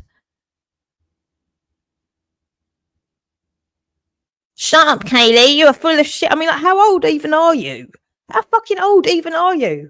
Who are you? Again, like a little exercise. I'm sure you've got access to the internet, Clyde, right? Fuck's sake. You can just type in exactly your behaviour and the fact that you are here and the fact that you're anonymous, right? And that you keep saying nasty, vile things to me and I don't know who you are. And you got my fucking crowdfund shut down like 3 years ago. Three fucking years ago. And I already had years enough for it to be a no-brainer at that point. Now, make of that what you will. And then we've got Rebecca's thinking that I've just gone out of my way to find a woman to hassle. Yeah, that makes sense. Who the fuck is she? A content creator with no content. I mean, what the fuck is that? I mean, it's the oxymoron of the century with so many people on it. But I mean, that's really been the saving grace again for me, because you haven't got the work or the content to show for it. Now, albeit like you did delete mine for most of my life, but again, AI, like, so I've got content. You just can't touch it. As the MC, I was going to say legend, but then I'm scared to call anyone a legend these guys, because it's like everyone was a paedophile. So I just don't know. I'm not going to say legend. I don't know. Don't know. Don't call anyone a legend. Shouldn't. What was I going to say? Yeah, I don't know how to. Why target Empress? Yeah, because that happened. Yeah, like I've targeted you. Like who are you? Like I've targeted you, and I targeted Brian Leroy Hansford, and I targeted his daughter, and I targeted fucking Linda Morden 8 years ago, and I've targeted everyone.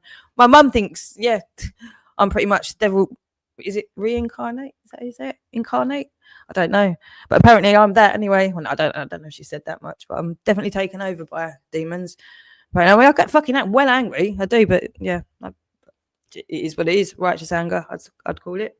You know, it's not extensive, and I'm grounded when I'm not in those moments of pure frustration at injustice. You know, so I think that does actually qualify pretty much as righteous anger.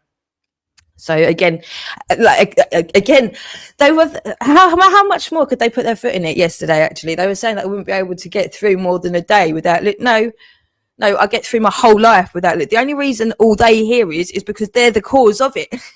So when it's them that's saying the shit, but they're going to hear me have a go at them, and that's all they hear. Because I don't give a fuck about anything else. I say it all the time. I don't care. But you're talking shit about me. So all you're going to hear is my reaction to you talking shit about me. You've got no idea who I am, what I do, but you sit and talk shit about me all day. You've made up a version based on the sort of shit that comes out of people like Lucifer here. That's sensible, isn't it, ladies? For fuck's sake, you know, really, all you got to, again, just go get some fucking legal advice, you silly cunts. You're doing it in public. Years I've told you, all day, fucking every day. It's just, I can't be asked. Literally, I can't be asked.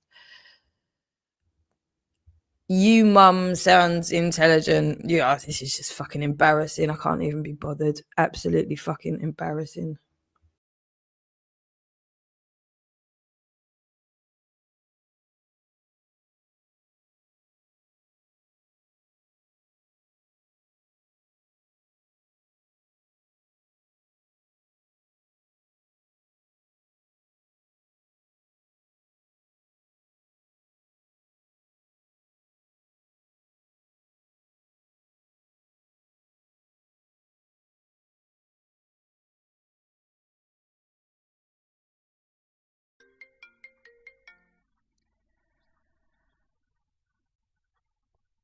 Right, is that Eric? I've just realised who your voice is. Sorry, I'm in bed because I'm not very well. I'm not very well. What are you doing? I don't give a fuck if you're not very well. You've never given a fuck if I'm very well. What is wrong with you? Why are you doing this? I'm warning you now. This is the fucking last warning you've got. Warning? You've taken this offline, right? I've taken it offline. I've taken it offline. You've made videos using my children. You've used avatars of my flat, my dad, my mum, my allotment. You've gone for my car, everything. What the fuck are you talking about, you sick cunt? Do you want to listen to me or not? Oh, fair enough. Go on. Right, you decided to take this offline, right? No, I've not decided. You decided to come into my life. Don't fucking make some shit up. I don't know who you are, weird old man. Last warning? Last warning? If you mention my name, AJ's name, Sabina's name, you'll have a knock on the fucking door. I'm going to have a knock on the fucking door. By who?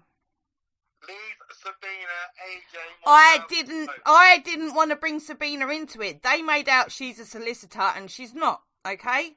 I've been requested by law to report them for it because you have to use their name to check it. She said that she is a solicitor. She said that she's a solicitor. She said that her name is Sabina Wood. She said that. Herself said that. AJ then went on to tell the internet. He has control of her Facebook, has her driving license in his wallet. What the fuck is going on there? And she's not agreeing with him. Is this my fault? You lot all came after me. I don't know you people. Leave Sabina. I've not done anything to Sabina. She has proclaimed to be a solicitor, and now it doesn't marry up with what AJ has said online. You lot think it's fine to go down my Facebook account that I don't even have access to get things. You've taken my fucking children and made videos over it. You've put my shit out all over the place, and you've got the fucking audacity to call me and tell me to leave you alone. You haven't even got the bollocks to have your number come up. You fucking melt. Leave Sabina. I have not touched Sabina. I will not. The law will deal with Sabina and you and AJ and Danny and anyone else you want to fucking try and threaten me with. I am not fucking scared of you cunts. You have been bringing her name up all the fucking time. You are fucking finished. You are fucking finished. Leave the woman. I have not done anything. You are phoning me from a withheld number. You are phoning me and threatening me. No, I'm not threatening. I'm just saying. You've just fucking said it's your last warning. How many times? Last warning for what? Last warning for what? I've not done a thing, and I don't intend. I don't intend to do a thing. You fucking pricks harass me day in, day out. And you've fucking got the audacity to phone me. If you mention her name once fucking more, it will be coming to your fucking door. And you've just done it again. So you're threatening what is coming to my door? Matter or that. Well. Fuck's sake. Oh, shit, man. Fuck's sake.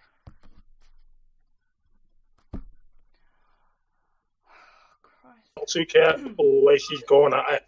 Bro, there are... Tracy. Please go, don't talk to you.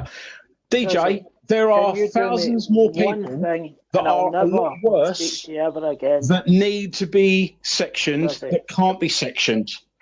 Yeah, I work quite heavily. But what about crisis situations?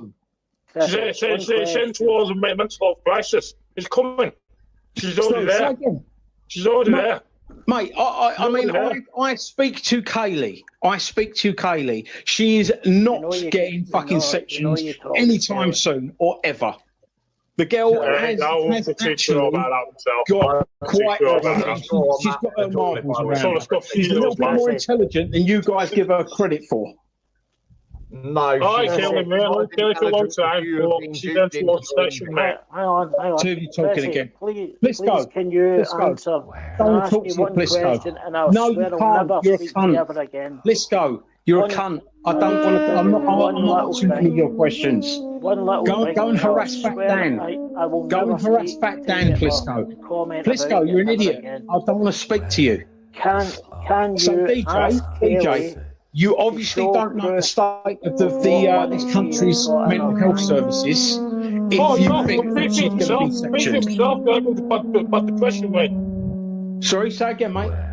I've been through it myself. I got bad depression. I know all about the mental health services in this country. It's a fucking absolute fucking joke. In 1984.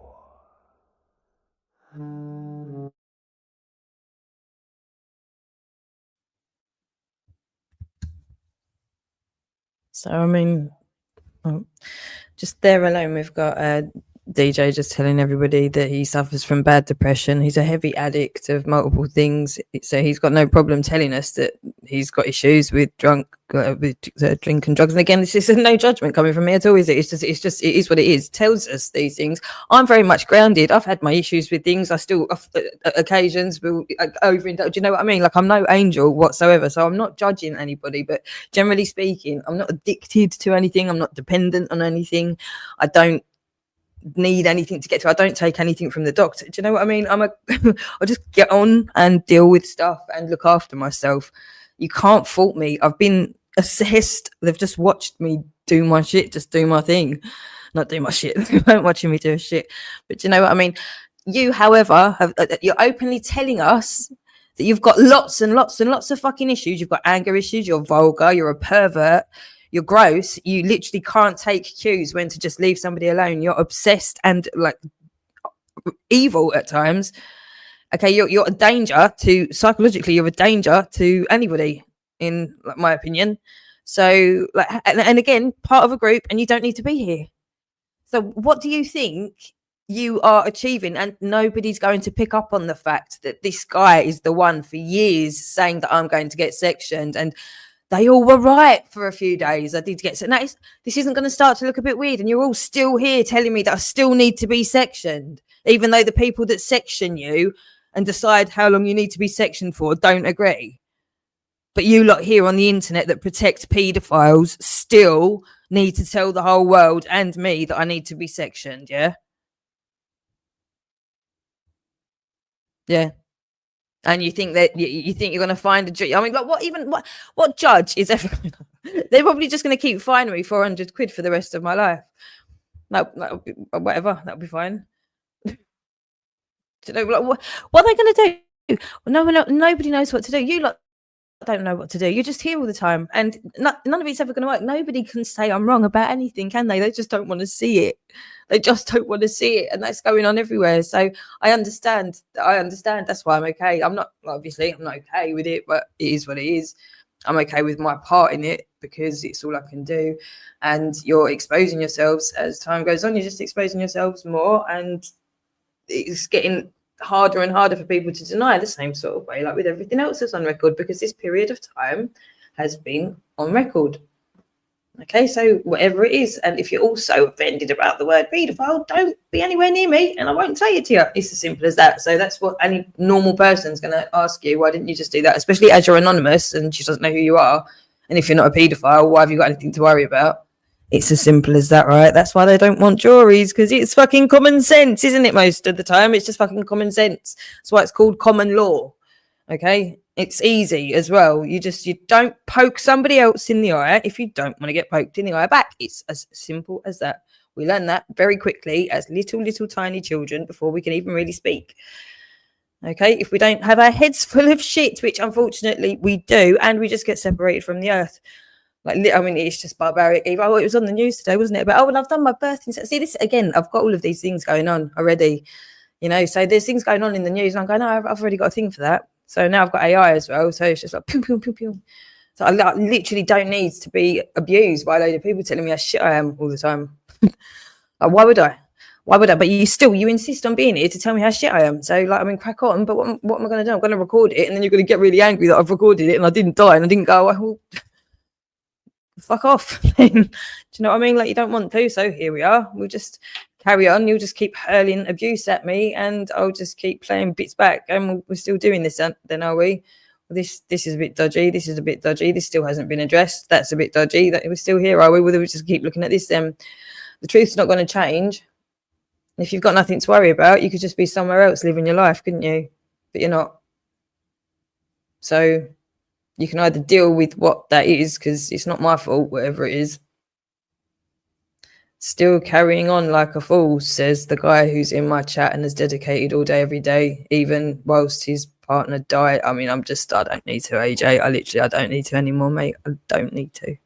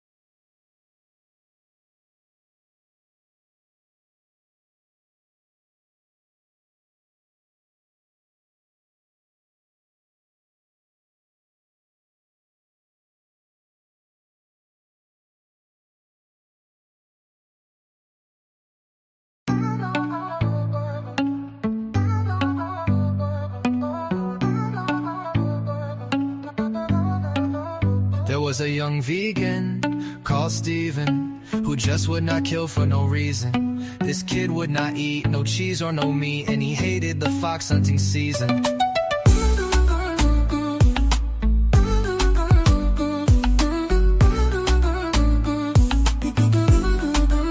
There was a young vegan called Steven who just would not kill for no reason. This kid would not eat no cheese or no meat, and he hated the fox hunting season.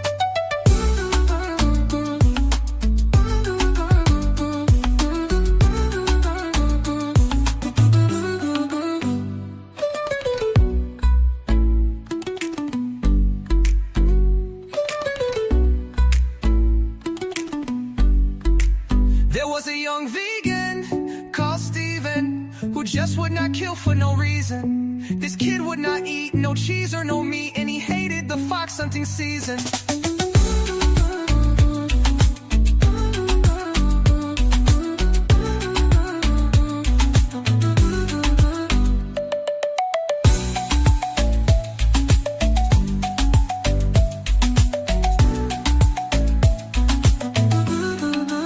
There was a young vegan called Steven who just would not kill for no reason. This kid would not eat no cheese or no meat, and he hated the fox hunting season. Brings a tear to my eye. In fact, it brings a tear to both eyes. Very, very emotional. And it brings an even greater sadness to know that I will never be able to hear the private sessions that you and Jake, Ghetto you Clark, will be having in the future. I felt it always a privilege to listen to two great minds discussing topical issues that were 5 years out of date. Danny West for 25, 2 hours ago. Try over 10 years my time.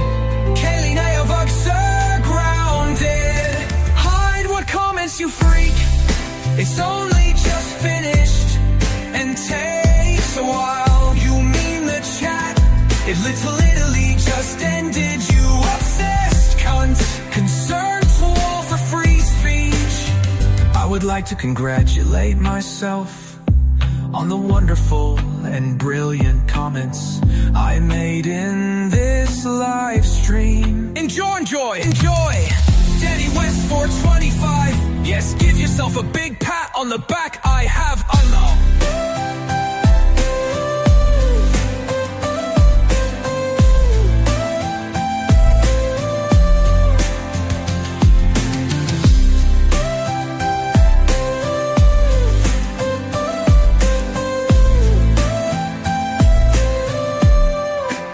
Brings a tear to my eye. In fact, it brings a tear to both eyes. Very, very emotional. And it brings an even greater sadness to know that I will never be able to hear the private sessions that you and Jake, Ghetto you Clark, will be having in the future. I felt it always a privilege to listen to two great minds discussing topical issues that were 5 years out of date. Danny West for 25, 2 hours ago. Try over 10 years my time. Kaylee Nayavug grounded. Hide what comments you freak. It's only...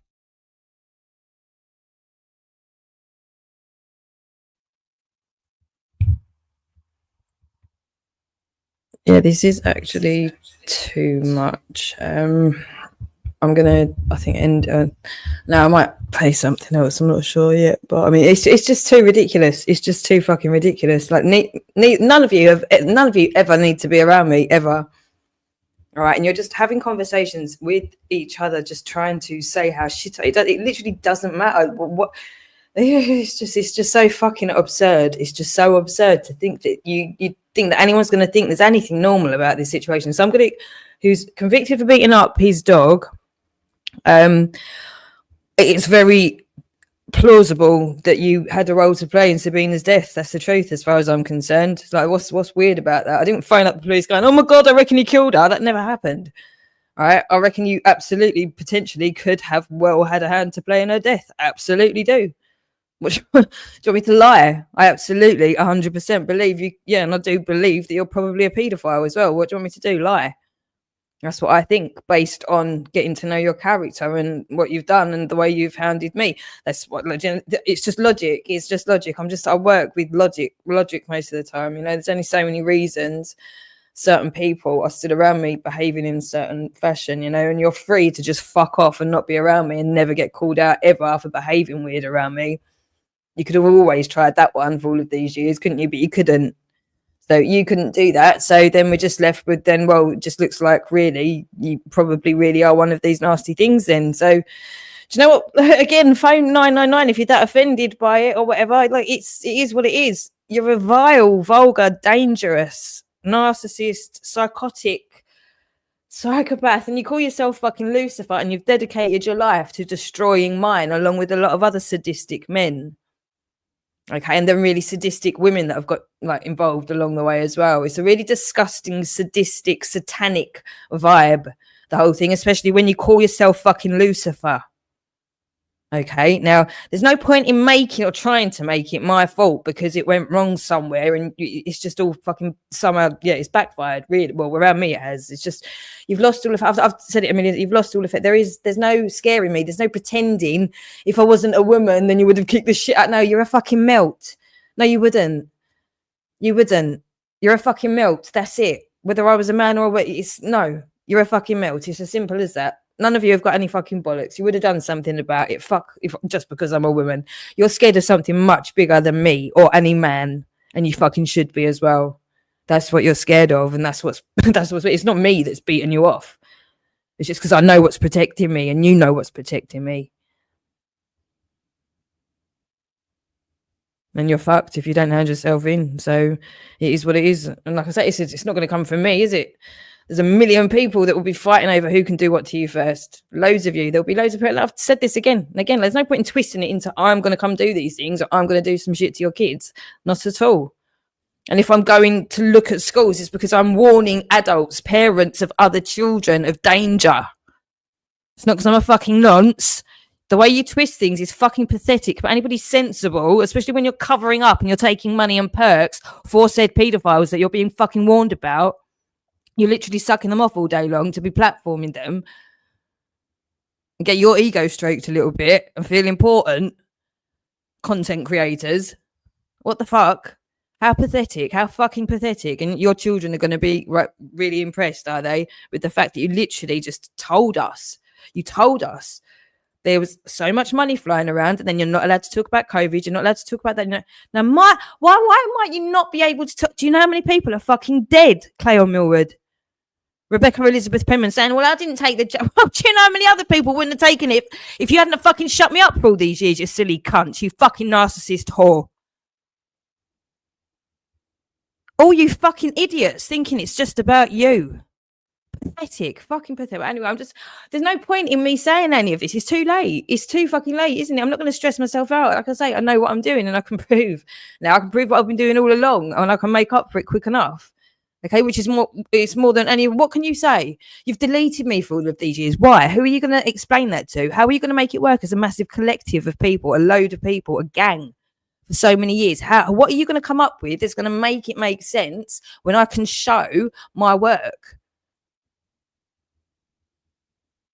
And all I've got to show for you lot is abuse that you chose to get rid of. How are you going to make that make sense to people in the real world who are now grieving as they come to terms with what's gone on over the last 10 years and why they've lost children and why they've got disabled children now, why their parents died on their own, how they got away with it because of you lot, people like you lot doing what you did to people like me. So how do you think people are going to feel about you? Do you not think I say it all the time, I could have easily taken a few of you out and no one would have even known that I had anything to do with it. I totally reckon I could do that. And again, if you want to call 999, do it.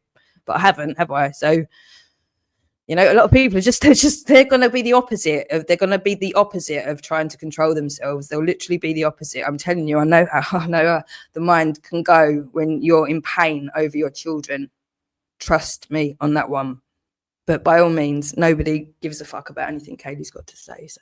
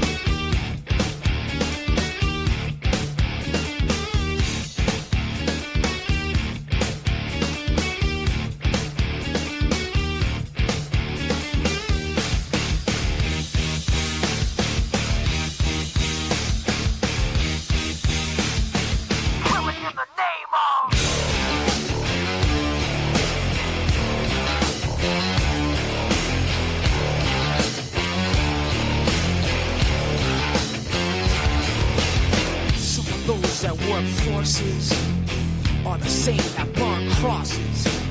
Some of those that work forces are the same that burn crosses. Some of those that work forces are the same that burn crosses. Some of those that work forces are the same that burn crosses.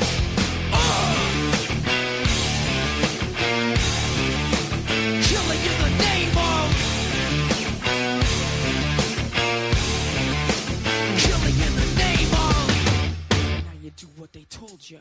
Now you do what they told you. Now you do what they told you. Now you do what they told you. Now you do what they told you.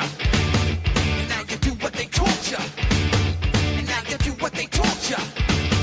And now you do what they told you. And now you do what they told you. And now you do what they told you. And now you do what they told you. And now you do what they told you. Those who died are justified for wearing the badge and your chosen white. You're justified. Those that died for wearing the badge and your chosen white. Those who died are justified for wearing the badge and your chosen white. You're justified. Those who died for wearing the badge and your chosen white. Some of those that work forces of the skin are the same that burn crosses. Some of those that work forces are the same that burn crosses. Some of those that work forces are the same that burn crosses. Some of those that work forces are the same that burn crosses. The one that I like, Killing in the that I name of.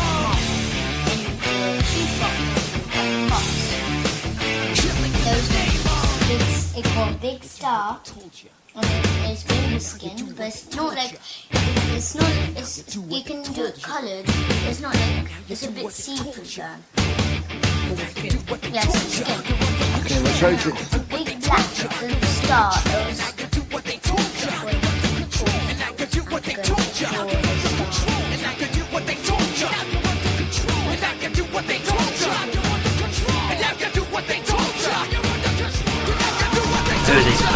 There's Millie, she's a brown girl. Millie Millie Cowell. Millie Cow. Yes. So how do you know she's one of the 20 special? Because they know because she comes they do sets to her mostly. Who's they? The teachers, the parents, the staff. Every single teacher or a specific teacher? No, every single, the whole school does it. The whole school, and we've got our own chair too, so because they do that, because after we, as I said, we kill babies, we drink their blood, but then after so the social services who are in it, they go to families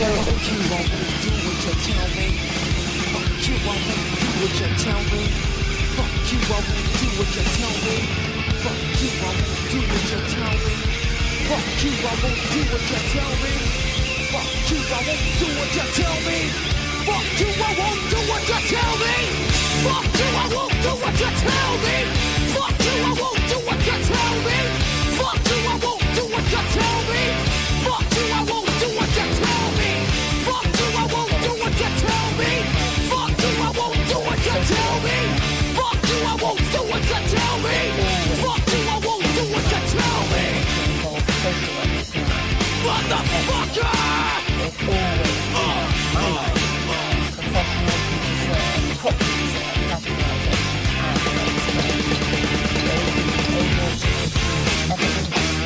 Derived from their own personal experience, their training, their understanding of the literature, their immersion in the in social work practice, their immersion in the in social work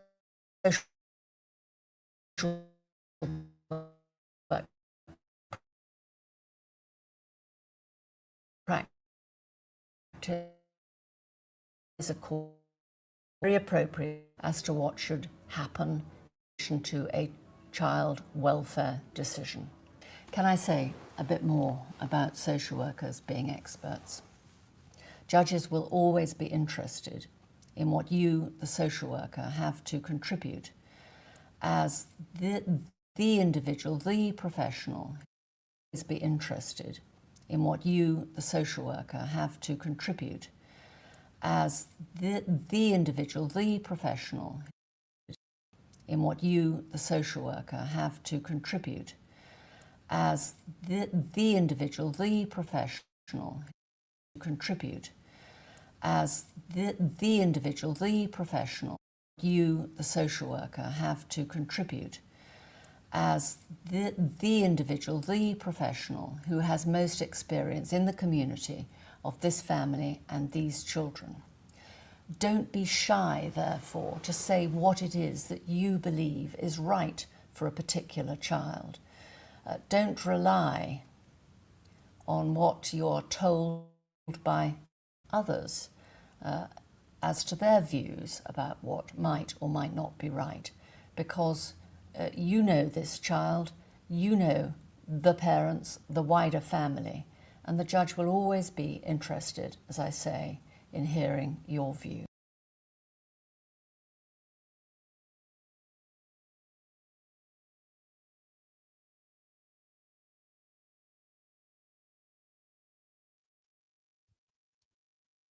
Again, comments like that are just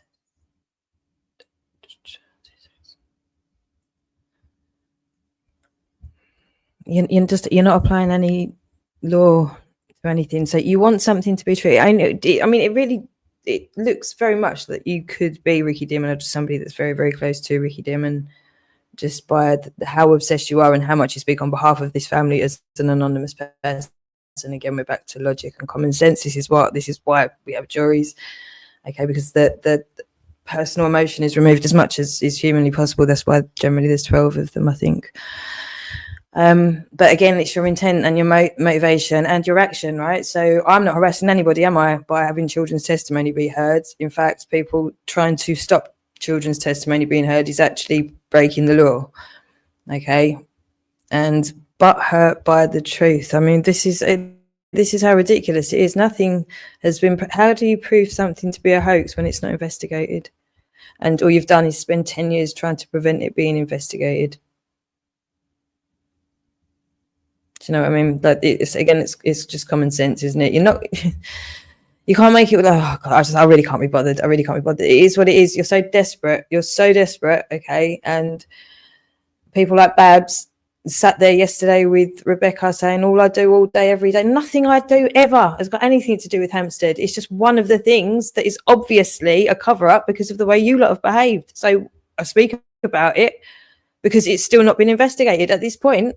Until it's investigated, there's not a lot more we can do than speak about it. Do you know what I mean? As and when it comes up, but there's not a lot more all the evidence is there, still yet to be seen.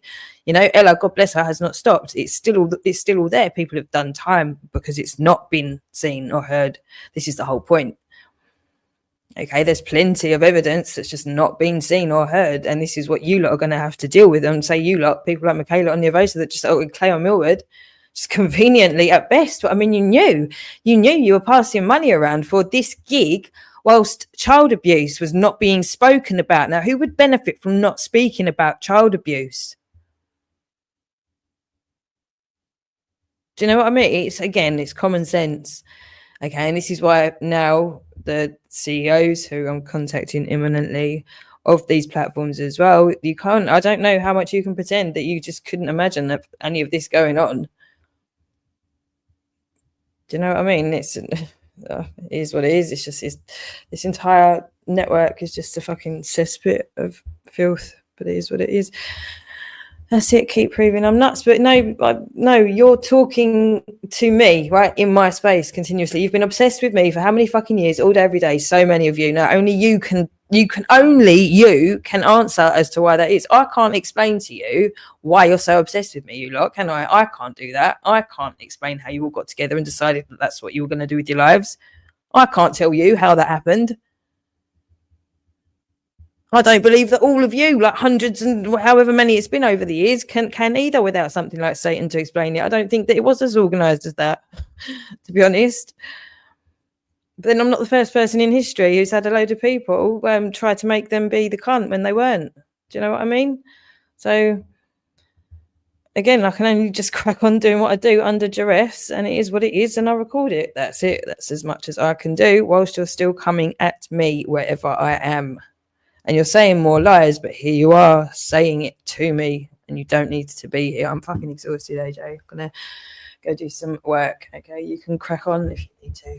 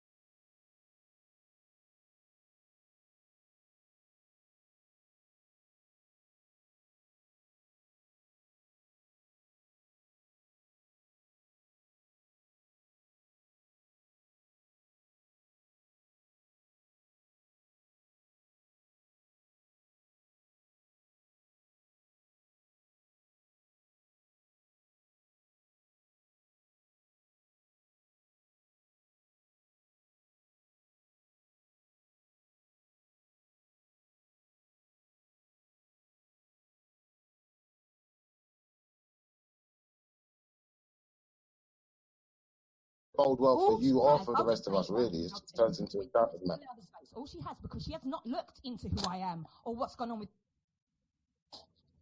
I don't need to look into. Well, look. Yesterday, where was it? It was yesterday. She turned around and said to me, "I need to research my enemy." Yeah. So I researched my enemy, and the first thing that came up was her dead dad. So, like, what do you want me to do? And I figured out why you're so obsessed with Danny, isn't it? Because your dad's name was Danny, isn't it? Voldemort. That's why you're obsessed with Danny. You got this weird obsession, like it's weird. But anyway, I didn't know that. Yeah. Ah, right, okay. Yeah. But let me keep the smoke for later. With my children, she's jumped on a bandwagon with paedophiles. Knows she's fucked up, and now all she does is go to my dead dad and kids.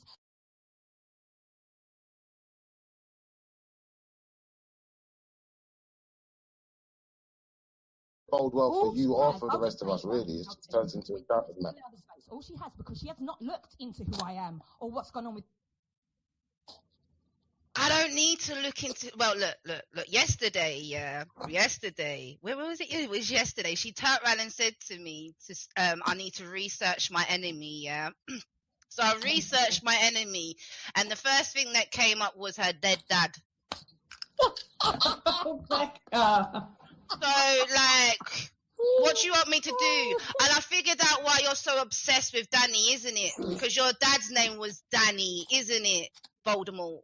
That's why you're obsessed with Danny. You got this weird obsession, like it's weird. But anyway, I didn't know that. Yeah. Ah, right, okay. Yeah. But let me keep the smoke for later. With my children, she's jumped on a bandwagon with paedophiles. Knows she's fucked up, and now all she does is go to my dead dad and kids.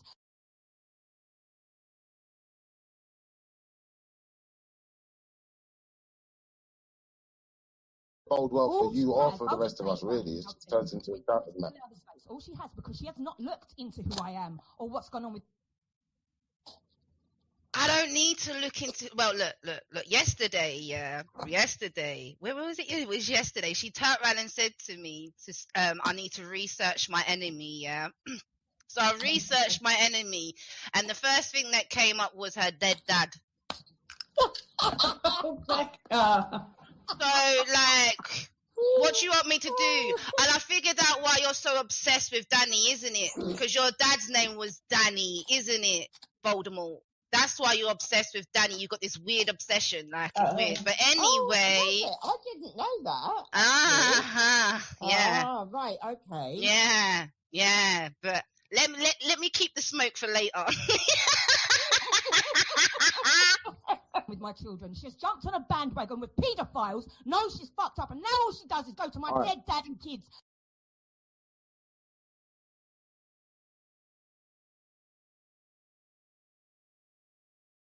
Bode well for you or for the rest of us, really. It turns into a doubt, doesn't it? All she has, because she has not looked into who I am or what's gone on with. I don't need to look into. Well, look. Yesterday, where was it? It was yesterday. She turned around and said to me, "I need to research my enemy." Yeah. So I researched my enemy, and the first thing that came up was her dead dad. So, like, what do you want me to do? And I figured out why you're so obsessed with Danny, isn't it? Because your dad's name was Danny, isn't it? Voldemort. That's why you're obsessed with Danny. You got this weird obsession, like it's weird. But anyway, I didn't know that.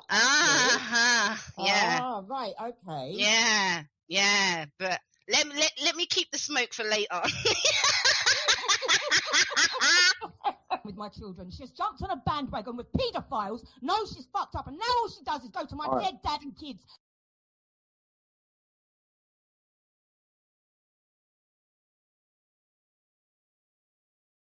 Bode well for you or for the rest of us, really. It turns into a doubt, doesn't it?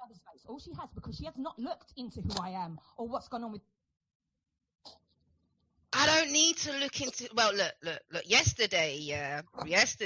Where was it? It was yesterday. She turned around and said to me, "I need to research my enemy." Yeah.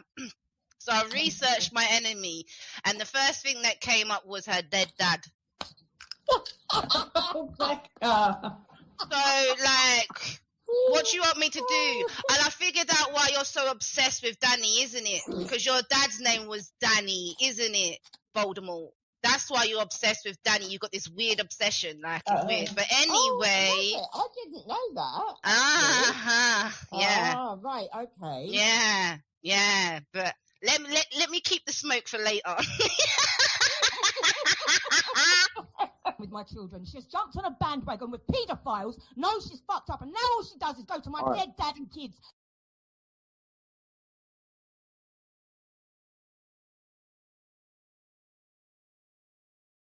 Bode well for you or for the rest of us, really. It just turns into a doubted man. All she has, because she has not looked into who I am or what's gone on with. I don't need to look into. Well, look. Yesterday. Where was it? It was yesterday. She turned around and said to me, "I need to research my enemy." Yeah. So I researched my enemy, and the first thing that came up was her dead dad. Oh my God. So, like, what do you want me to do? And I figured out why you're so obsessed with Danny, isn't it? Because your dad's name was Danny, isn't it? Voldemort. That's why you're obsessed with Danny. You got this weird obsession, like it's weird. But anyway, I didn't know that. Yeah. Ah, right, okay. Yeah. But let me keep the smoke for later. With my children, she's jumped on a bandwagon with paedophiles, knows she's fucked up, and now all she does is go to my dead dad and kids.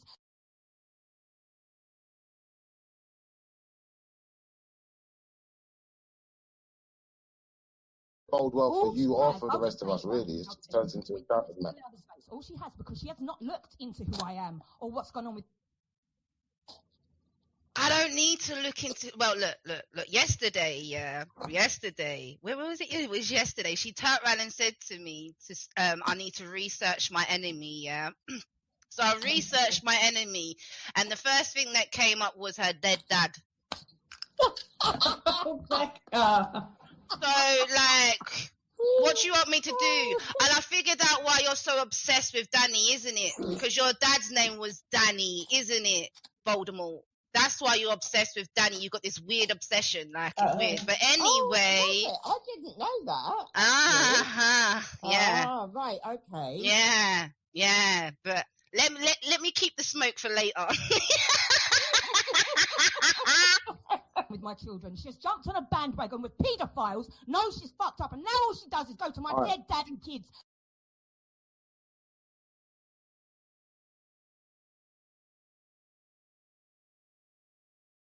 Bode well for you or for the rest of us, really. It just turns into a doubted man. All she has, because she has not looked into who I am or what's gone on with. I don't need to look into. Well, look.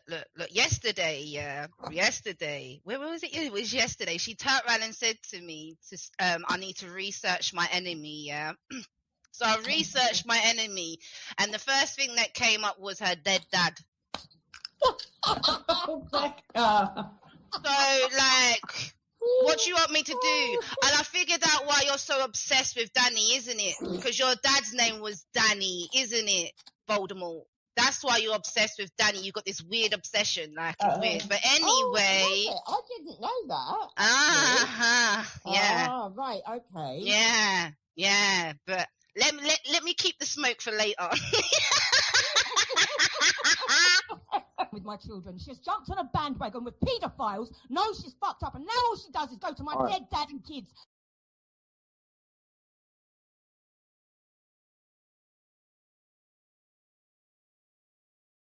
Bode well for you or for the rest of us, really. It just turns into a doubted man.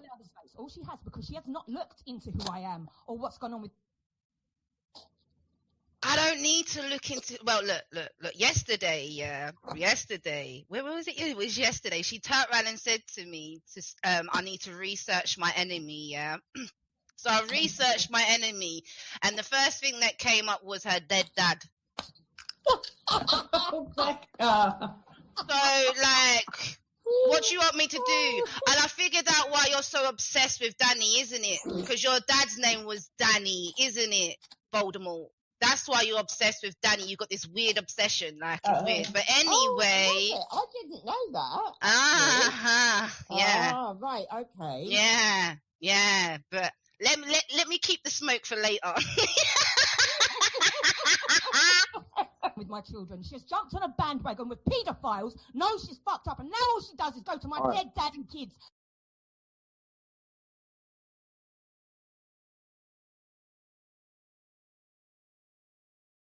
Bode well for you or for the rest of us, really. It just turns into a shouting match.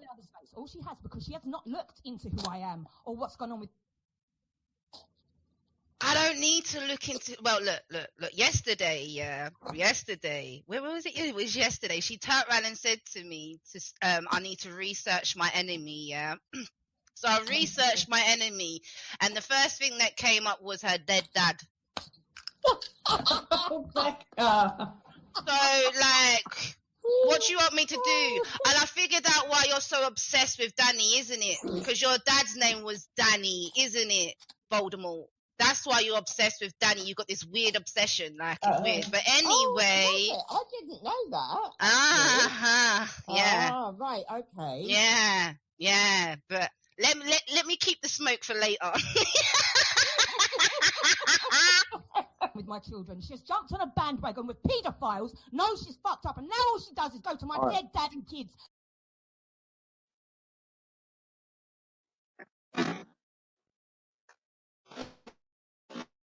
Bode well for you or for the rest of us, really. It just turns into a shouting match. She has, because she has not looked into who I am or what's gone on with. Well, look. Yesterday, where was it? It was yesterday. She turned around and said to me, "I need to research my enemy." Yeah. Got a cover So I researched my enemy, and the first thing that came up was her dead dad. So, like, what do you want me to do? And I figured out why you're so obsessed with Danny, isn't it? Because your dad's name was Danny, isn't it? Afternoon. You got.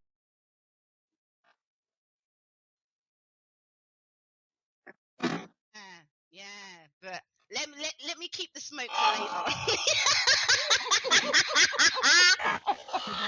She's jumped on a bandwagon with paedophiles, knows she's fucked up, and now all she does is go to my dead dad and kids. A1000. Aegon. Wait a minute. I've got to cover the screen.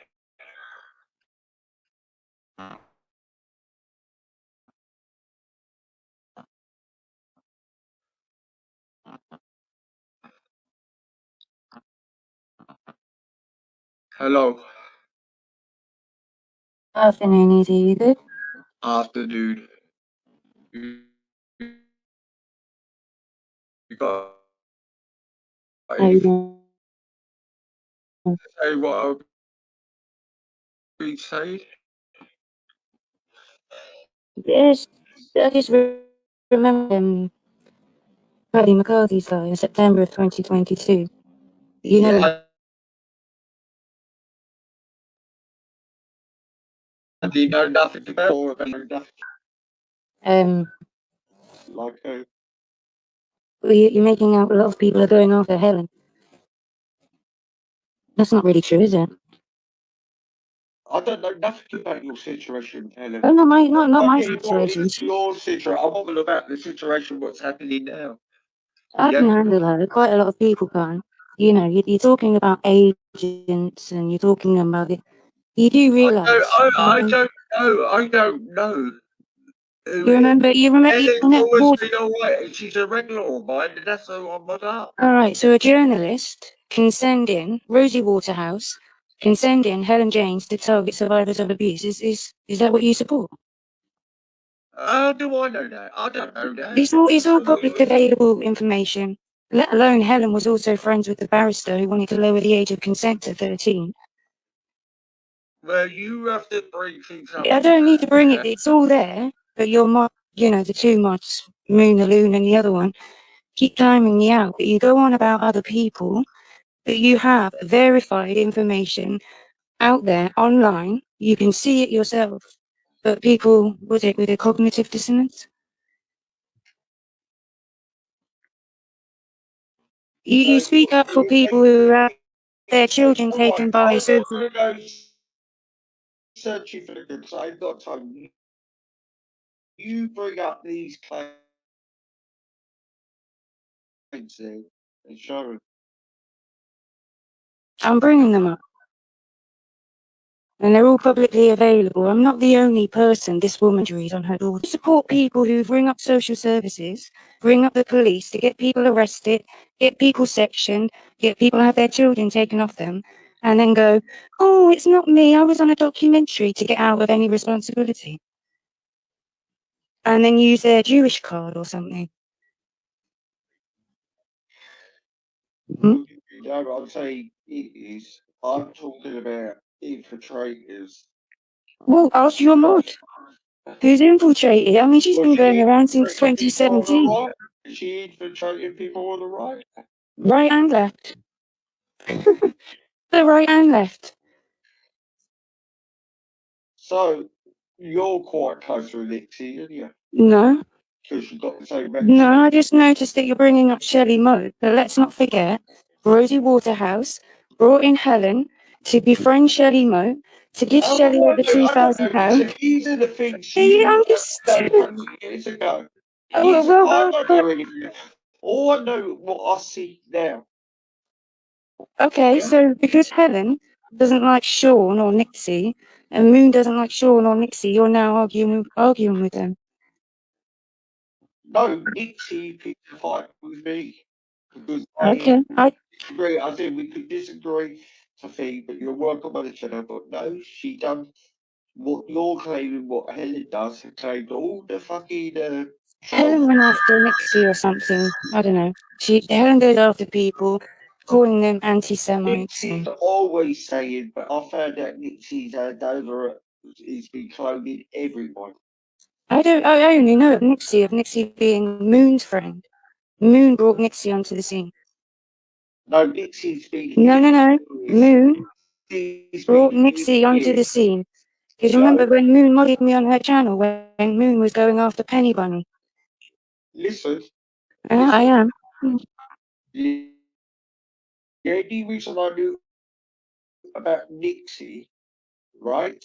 She was under Stu Bright's name. And Teresa admitted, oh, it's Stu Bright. Now, why can't Stu Bright? He hasn't never done anything. Okay, I became aware of Nixie from when Nixie was Moon's friend, because Moon was going at Penny Bunny. Let's not forget, Penny Bunny is cousins with Mandy Mosley. Look, I'm not going to get into your shit. No, I'm just saying, work it out. Penny Bunny, cousins with Mandy Mosley. Penny Bunny, who was in with Shelley and Nadia and all of them at the beginning. What is this like YouTube? Bunny.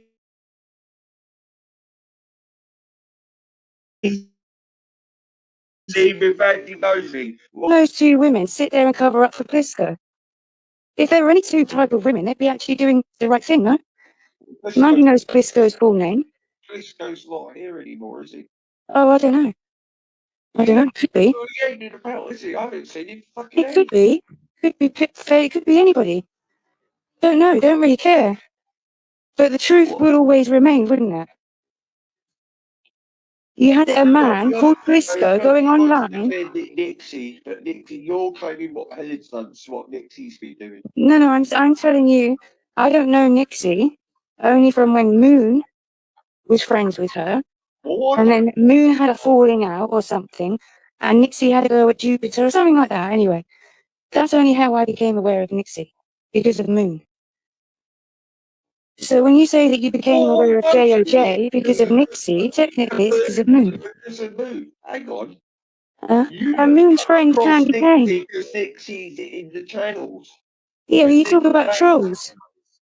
Moon's friend Candy Kane goes way back, doesn't he? Yeah, well, I don't know anything about that. So how can these people claim that they're being trolled, claim all these things online when they're involved in what they're involved in. And you'll keep playing like victim. Sorry?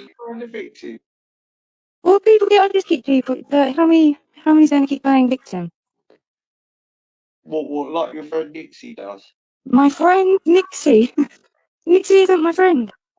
Well, she's befriended you, isn't she? No. You're on duty. No, actually, no, I had a kind of like whatever it was on Veli's channel at one time.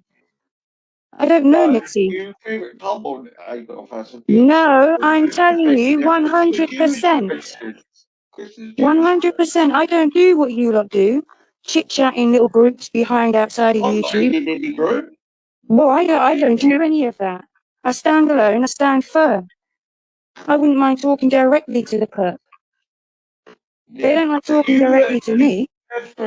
You two are friends because of the Jewish question, isn't it? Not at all. It's only last year you were trying to accuse me of Mossad or something. I mean, it's getting fucking ridiculous with this Jewish card. What are you on about? Excuse me, you and Moon last year trying to claim that I'm blaming Mossad or something. Excuse me? Moon, come on. If you're going to bring out rhetoric... Where's your proof I'm friends with Nixie? Or how I know Nixie? Because Nixie was Moon's friend. Picking up each other. Oh my gosh, where? What planet are you on? Look, don't put me into the helidays. No, you're bringing it I'm not silly. interested in the helidays. I'm interested on this person who's used innocent people's code accounts. Some children, innocent people. Goes and trying grooms vulnerable people to use. This is why I'm not liked, because I'm not somebody that can be groomed like that, okay? Do you agree with missing children's names? Okay, but do you agree? No, this is why I can't be controlled. Because I can't be groomed and I can't be controlled. No one can tell me what to do, what to say, I speak for myself. Yeah? Do you agree with missing children's names being used as troll accounts? Because that's what your mod done. Took a child who was missing, took their name, and trolled people in it. Show the proof of it. It's all out there. But when is anybody ever going to look and keep sitting here? Because what are you worried? I wouldn't have a clue where to look. Even got to put the name in the title and see how many victims she has. You've only got to put the name in the title on YouTube, and a lot of videos will come up. And it's not just me. Do you know? Whatever happened? Remember September 2022? You're not telling me where to look. Okay, you can put your mod's name. Put your mod's name in the YouTube bar, and it will bring it up. Why is everyone playing dumb? Right, okay, I'm looking there. Well, how has this woman got away scot-free? Because I've been on a documentary. Even in the documentary, it lied. How can somebody be reporting people to the police, social services, mental health, do hoax 999 calls, and not once has this person been arrested? So everything you're talking about, you have them as your mod. This ain't a gang thing against the woman. Probably Moon or Helen calling you. No one talks outside of YouTube.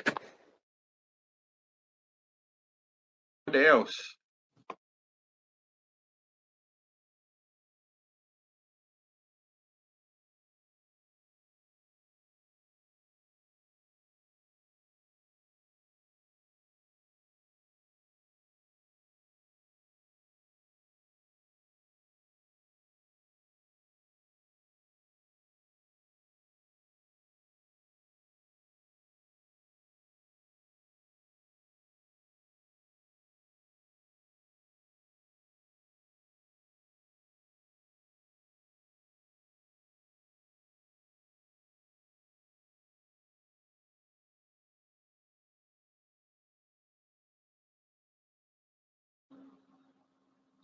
Since it's all lies or allegedly lies,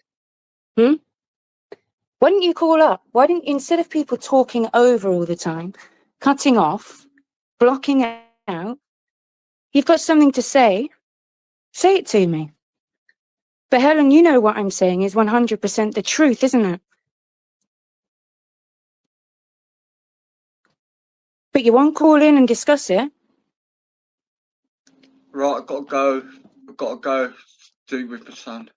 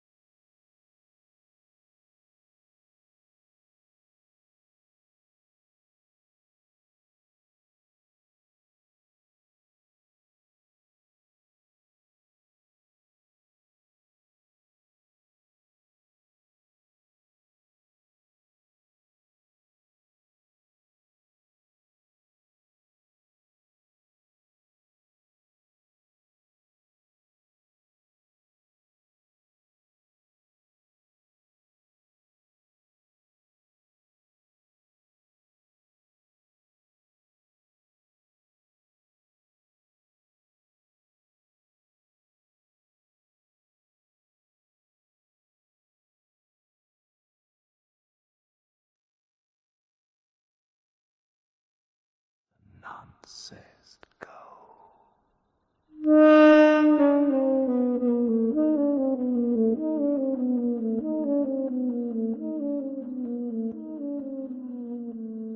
Where did all the nonsense go?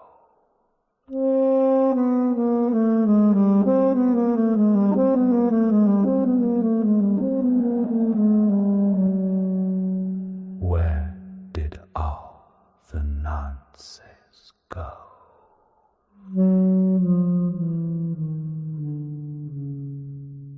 In 1984.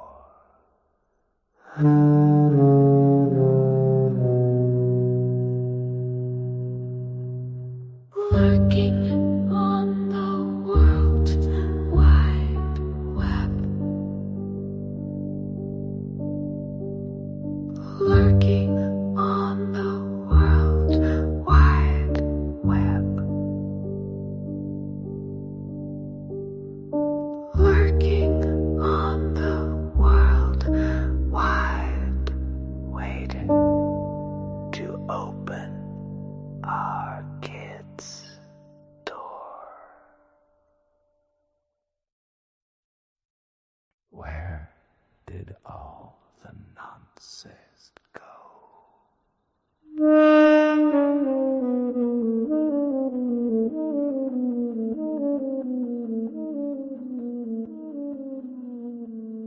Where did all the nonsense go?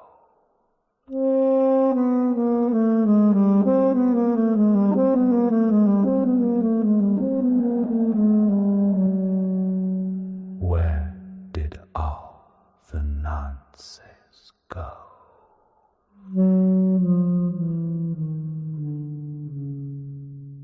In 1984.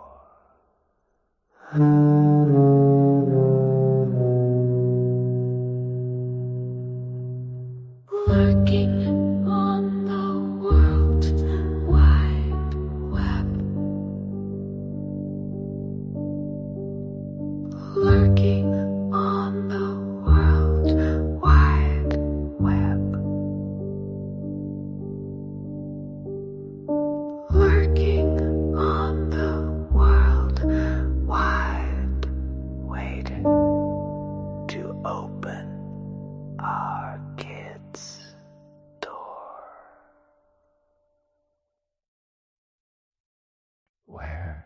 did all the nonsense go?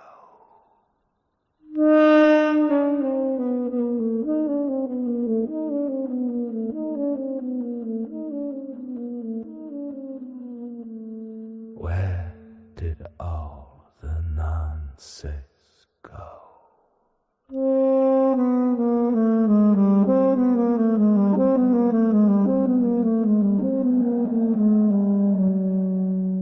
Where did all the nonsense go?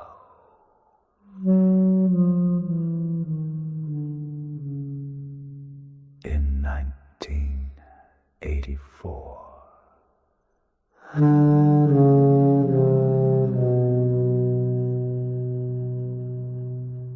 Lurking on the World Wide Web. Lurking on the World Wide Web. Lurking on the World Wide, waiting to open our kids' door. Where did all the nonsense go?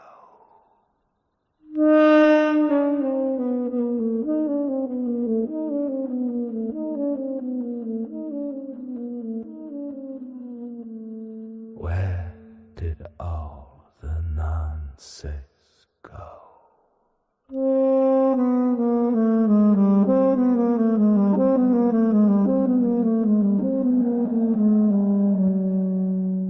Where did all the nonsense go?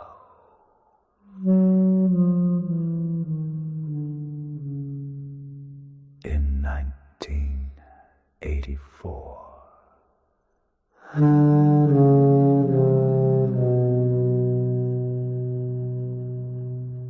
Lurking on the World Wide Web.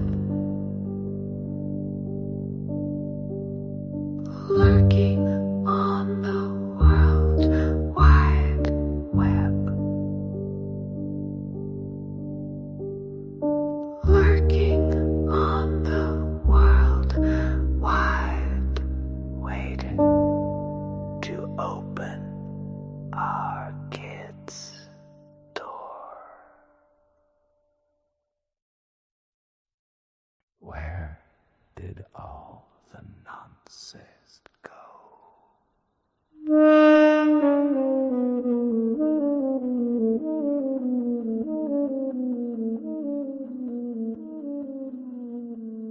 Where did all the nonsense go?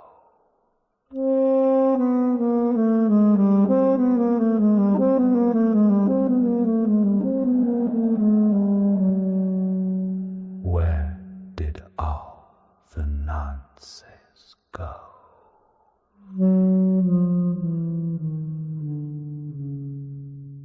In 1984.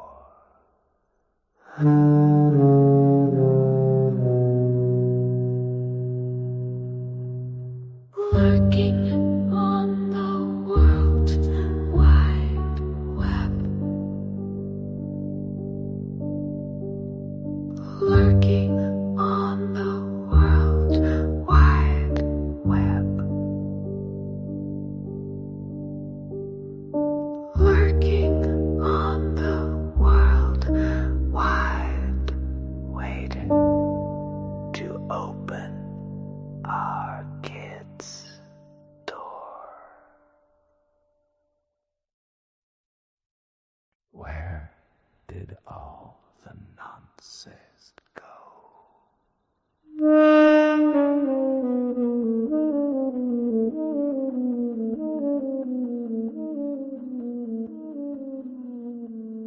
Where did all the nonsense go?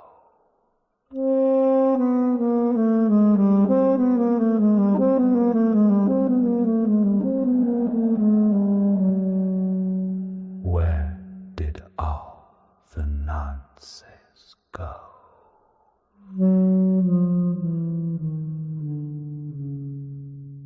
In 1984.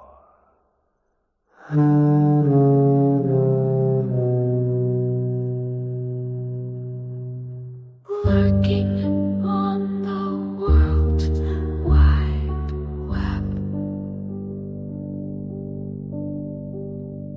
Lurking on the World Wide Web.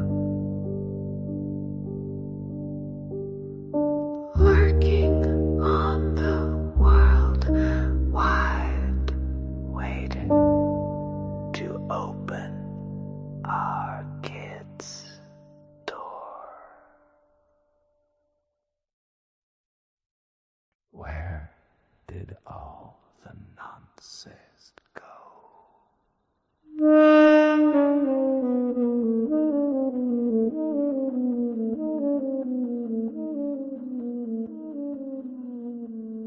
Where did all the nonsense go?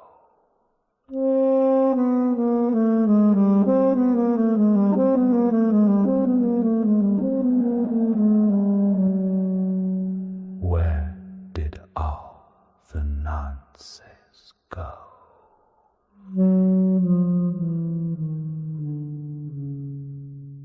In 1984.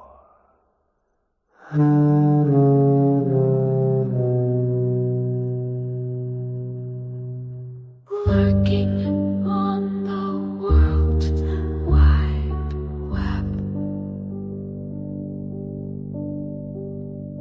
Lurking on the World Wide Web. Lurking on the World Wide, waiting to open our kids' door.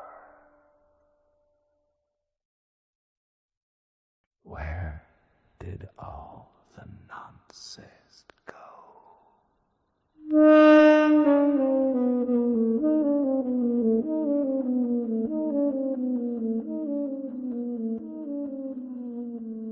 Where did all the nonsense go?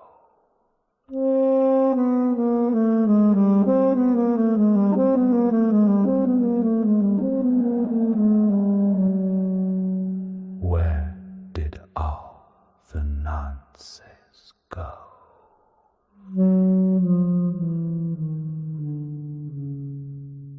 In 1984.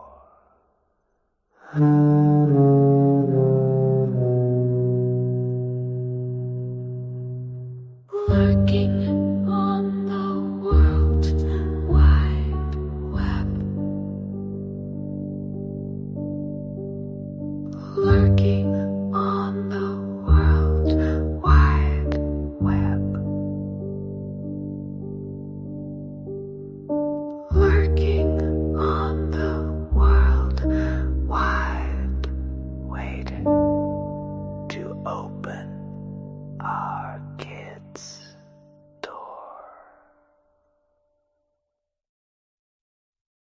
Where did all the nonsense go?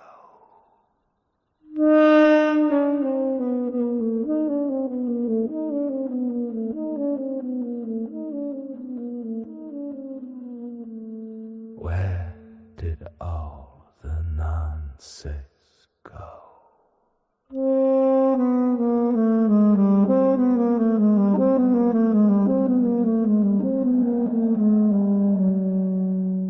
Where did all the nonsense go?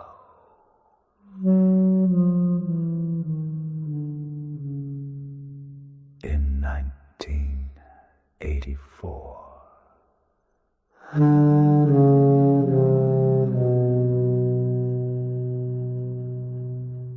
Lurking on the World Wide Web.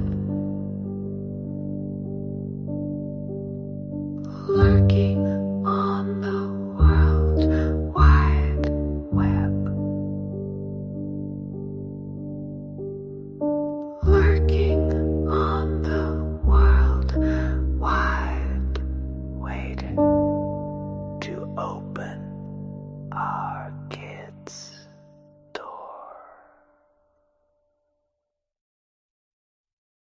Where did all the nonsense go?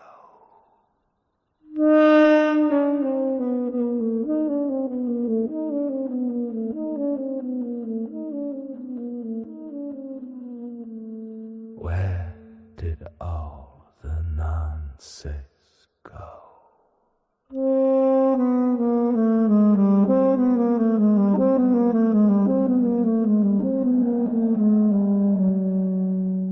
Where did all the nonsense go?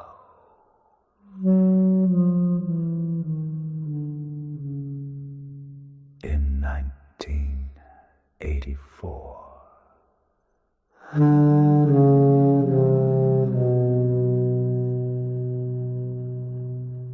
Lurking on the World Wide Web. Lurking on the World Wide Web. Lurking on the World Wide, waiting to open our kids' door. Where did all the nonsense go?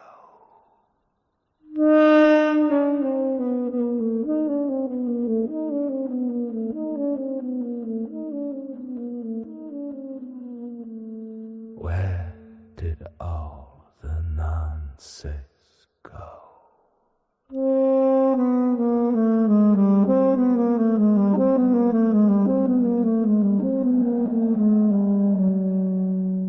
Where did all the nonsense go?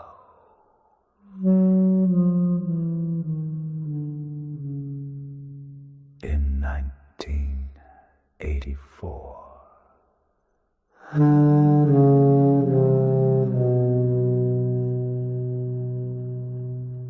Lurking on the World Wide Web. Lurking on the World Wide Web. Lurking on the World Wide, waiting to open our kids' door. Where did all the nonsense go?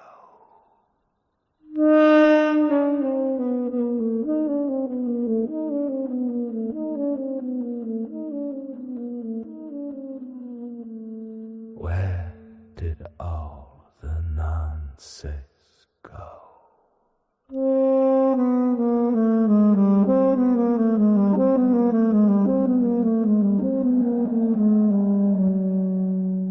Where did all the nonsense go?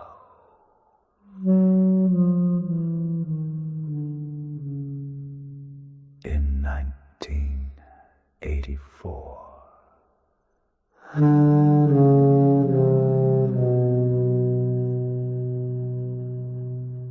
Lurking on the World Wide Web.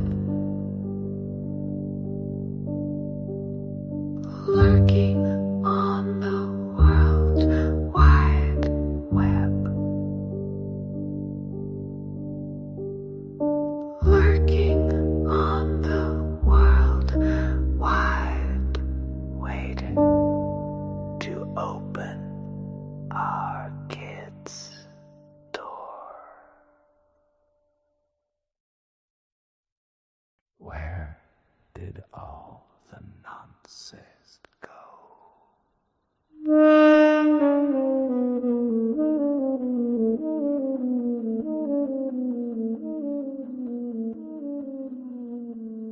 Where did all the nonsense go?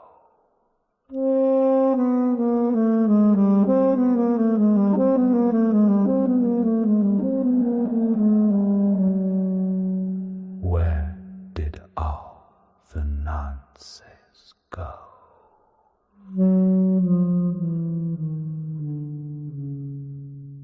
In 1984.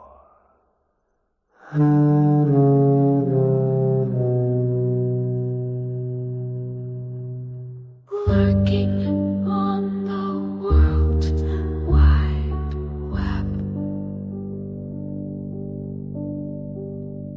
Lurking on the World Wide Web. Lurking on the World Wide, waiting to open our kids' door. Where did all the nonsense go?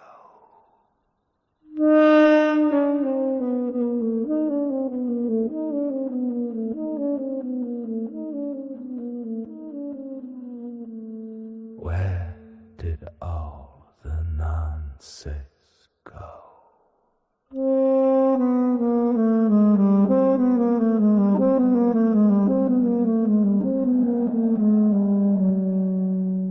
Where did all the nonsense go?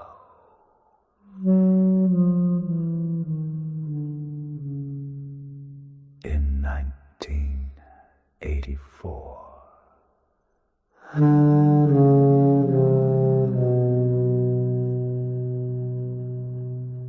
Lurking on the World Wide Web.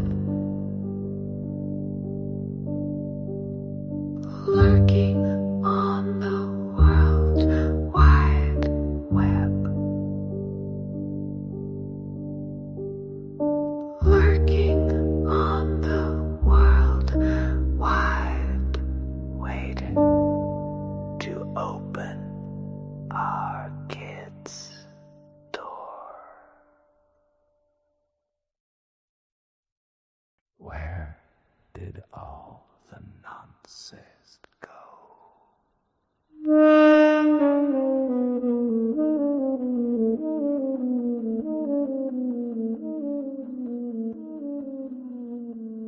Where did all the nonsense go?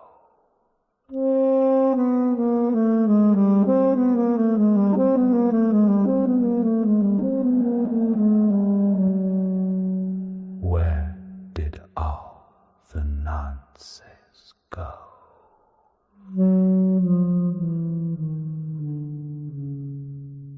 In 1984.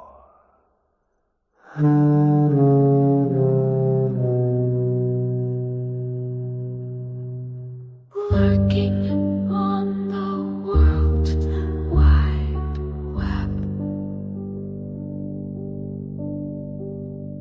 Lurking on the World Wide Web. Lurking on the World Wide, waiting to open our kids' door. Where did all the nonsense go?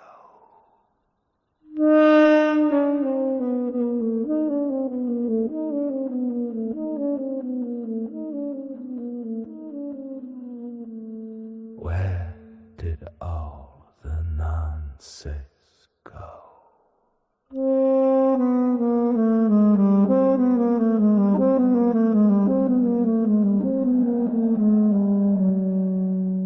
Where did all the nonsense go?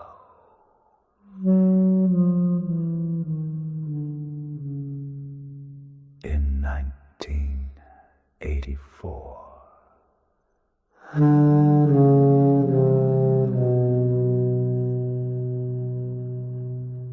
Lurking on the World Wide Web.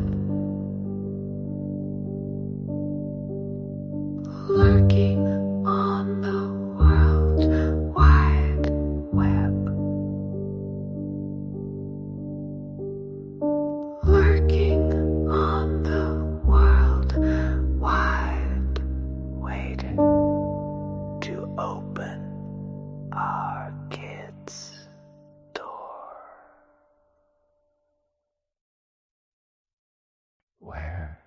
did all the nonsense go?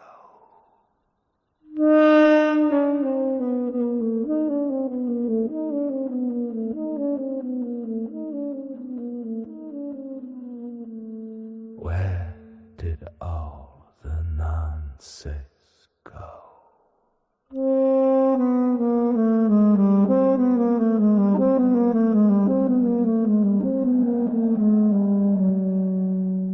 Where did all the nonsense go?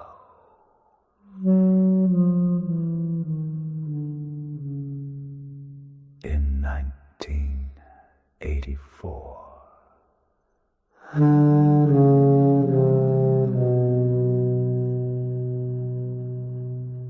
Lurking on the World Wide Web.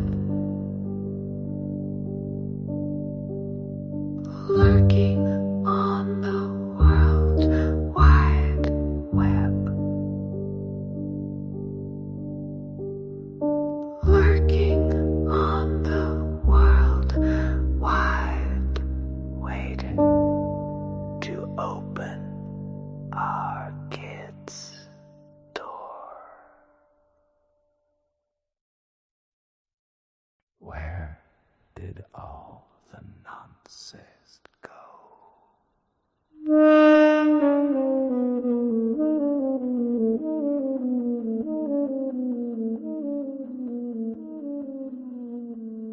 Where did all the nonsense go?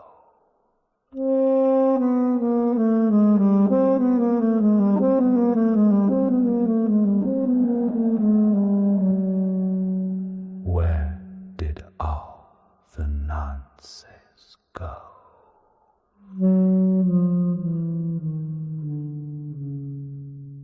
In 1984.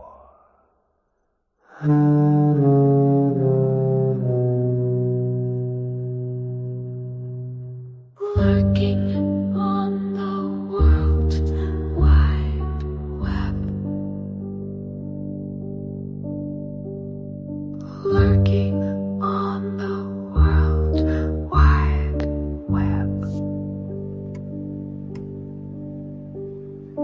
Lurking on the World Wide.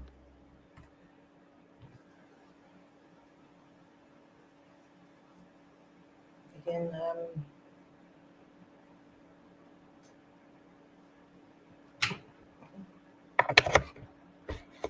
testing.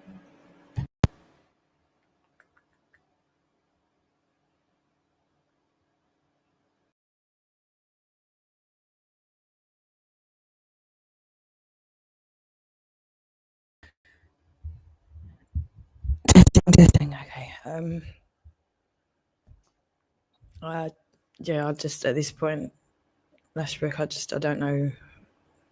There's so many of you as well, just with the same thing, just trying to make out that somehow I'm desperate for you. You're just disgusting.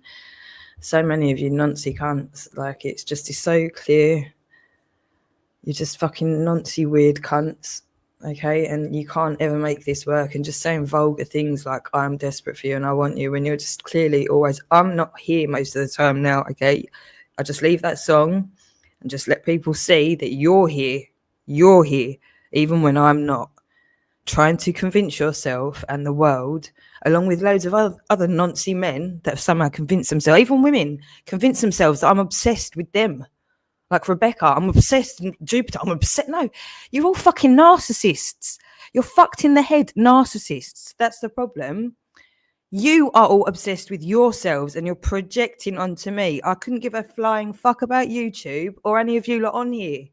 Okay, I was trying to protect my children. That was it, by communicating information we all needed to know. Okay, it's fucked already. So you trying to tell me that I want you, you're just fucking disgusting. You're disgusting and you deserve whatever you get. You deserve whatever you get. So many of you disgusting, creepy cunts deserve whatever you get. So you just crack on. But again, for the record, this is what this fucking Nancy cunt has been doing 24/7 for how many years? 8 years, according to Lyndon. But remember, everybody, it's all me. It's all me going after all of these Nancy cunts I shouldn't even know exists. All me.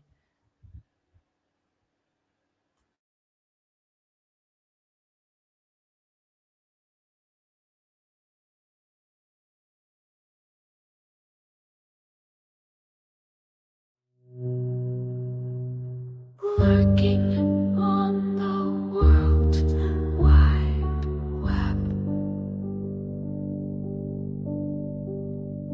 Lurking on the World Wide Web.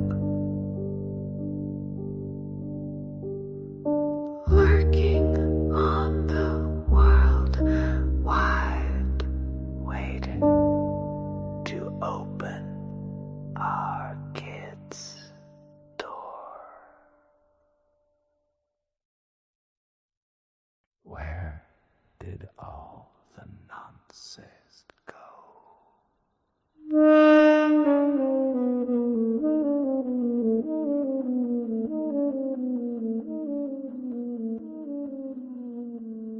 Where did all the nonsense go?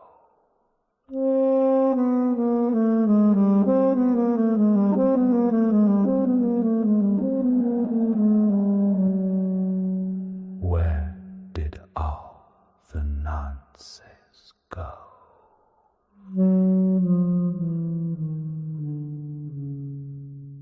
In 1984.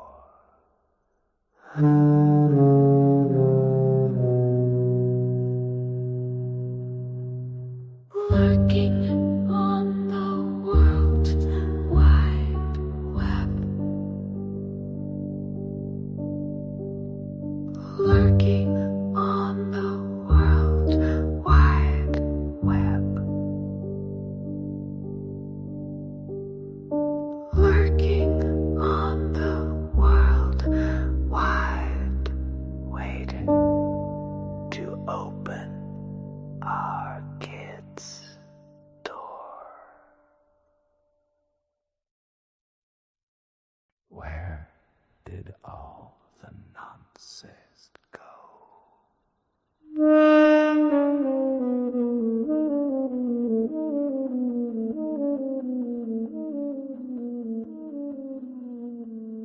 Where did all the nonsense go?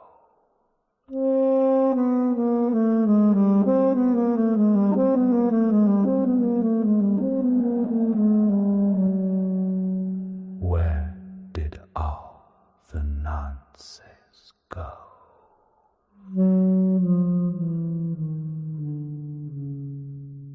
In 1984.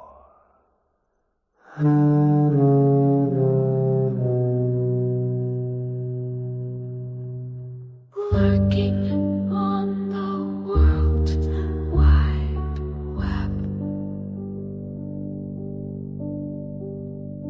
Lurking on the World Wide Web.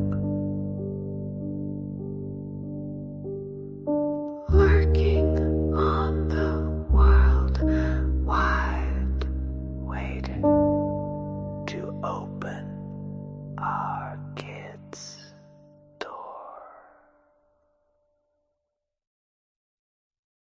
Where did all the nonsense go?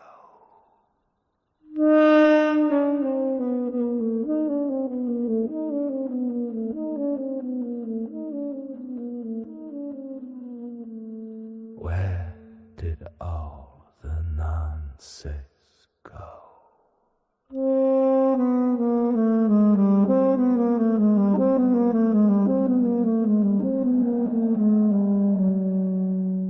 Where did all the nonsense go?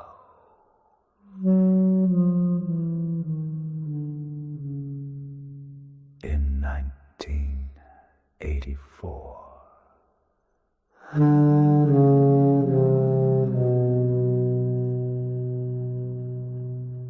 Lurking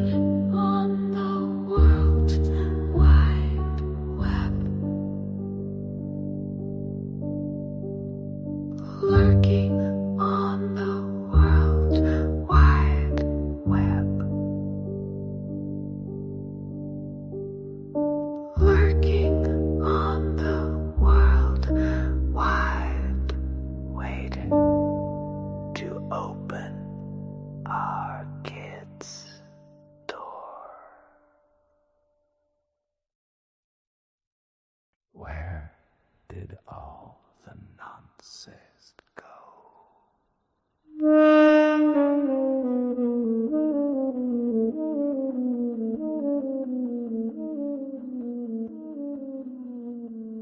Where did all the nonsense go?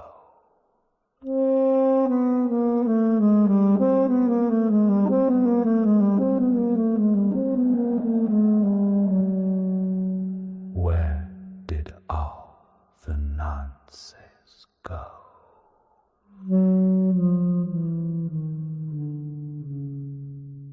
In 1984.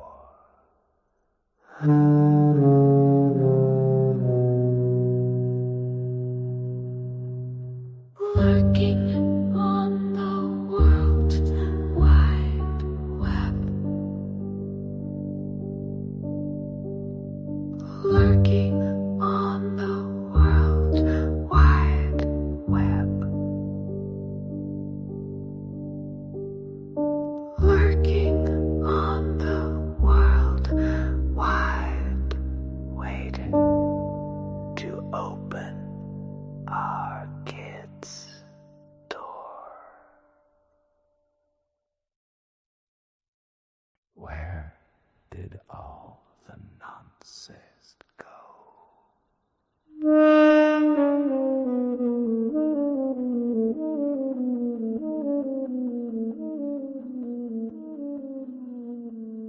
Where did all the nonsense go?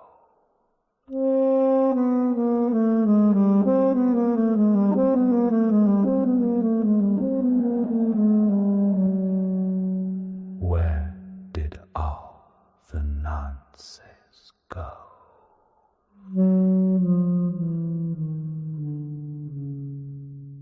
In 1984.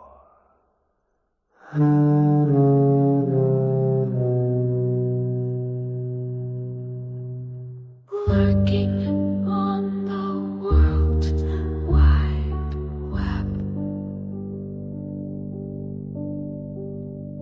Lurking on the World Wide Web. Lurking on the World Wide, waiting to open our kids' door. Where did all the nonsense go?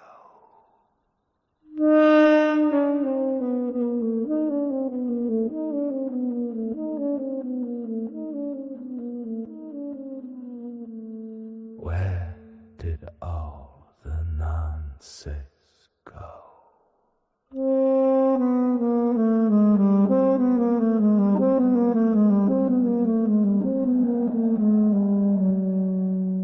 Where did all the nonsense go?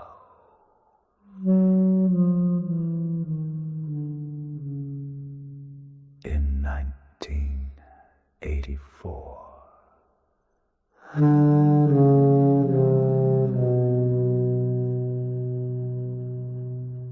Lurking on the World Wide Web. Lurking on the World Wide Web. Lurking on the World Wide, waiting to open our kids' door. Where did all the nonsense go?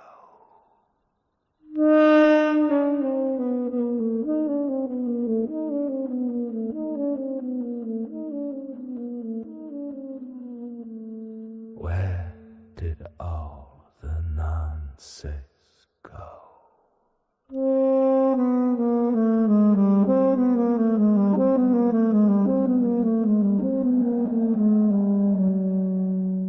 Where did all the nonsense nonsense go.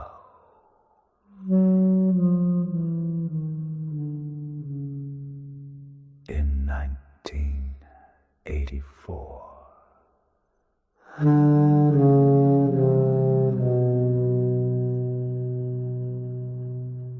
Lurking on the World Wide Web.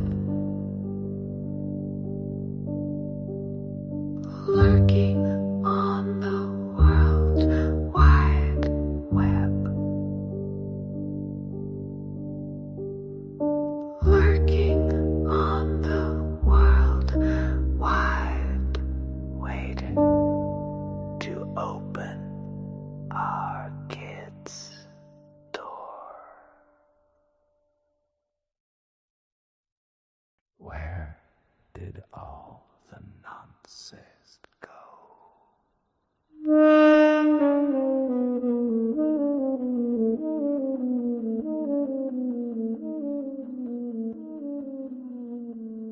Where did all the nonsense go?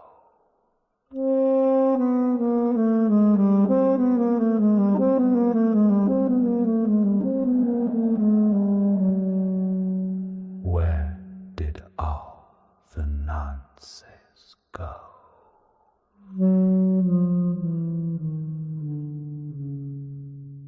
In 1984.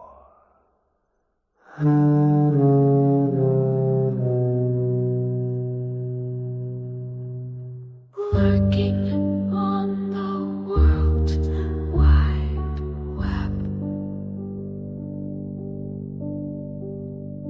Lurking on the World Wide Web. Lurking on the World Wide, waiting to open our kids' door. Where did all the nonsense go?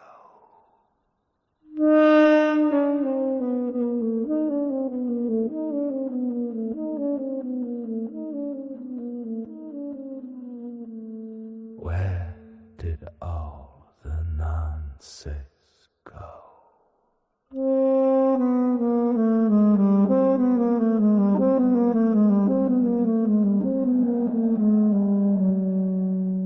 Where did all the nonsense go?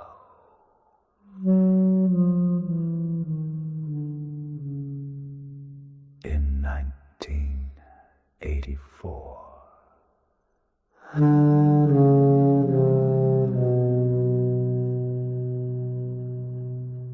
Lurking on the World Wide Web. Lurking on the World Wide Web.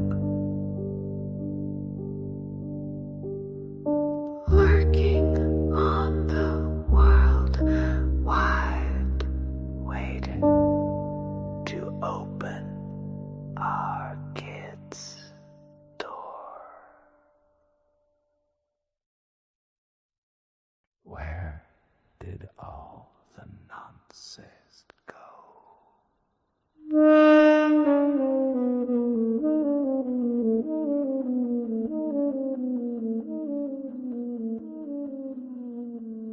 Where did all the nonsense go?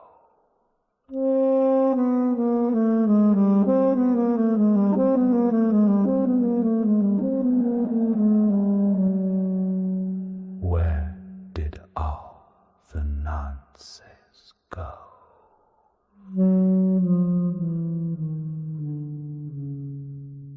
In 1984.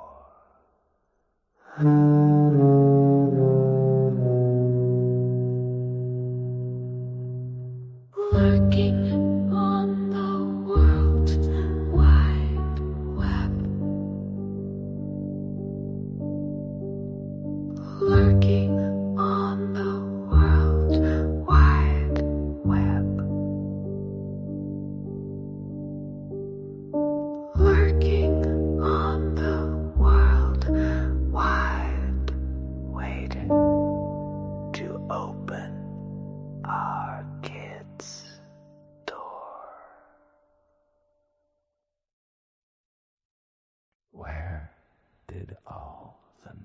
nonsense go?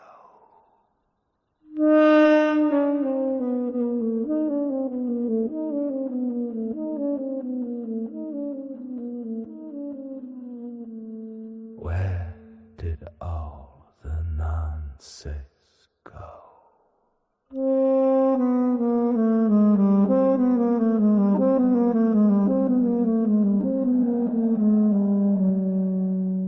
Where did all the nonsense go?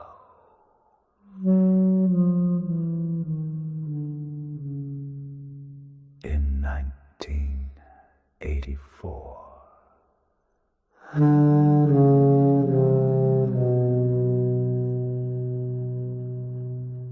Lurking on the World Wide Web. Lurking on the World Wide Web. Lurking on the World Wide, waiting to open our kids' door. Where did all the nonsense go?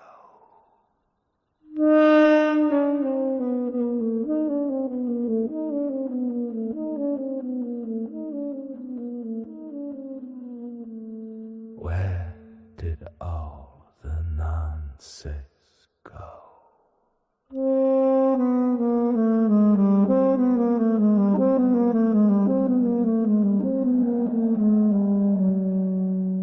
Where did all the nonsense go?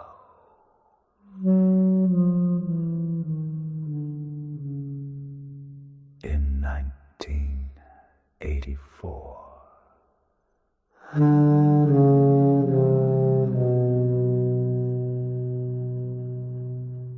Lurking on the World Wide Web. Lurking on the World Wide Web. Lurking on the World Wide, waiting to open our kids' door. Where did all the nonsense go?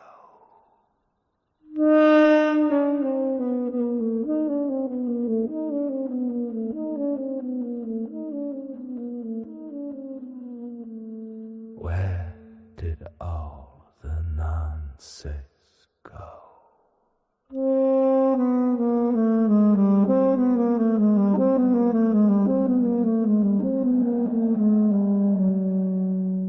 Where did all the nonsense go?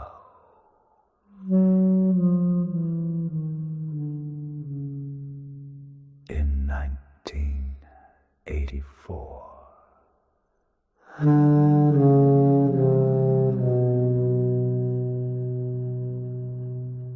Lurking on the World Wide Web. Lurking on the World Wide Web. Lurking on the World Wide, waiting to open our kids' door. Where did all the nonsense go?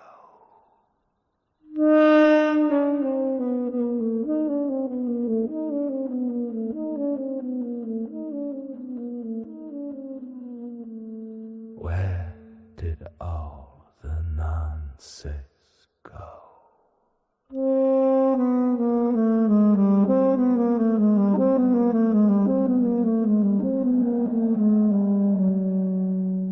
Where did all the nonsense go?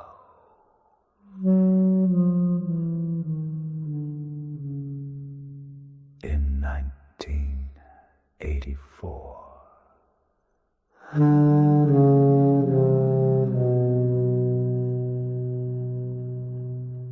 Lurking on the World Wide Web. Lurking on the World Wide Web. Lurking on the World Wide, waiting to open our kids' door. Where did all the nonsense go?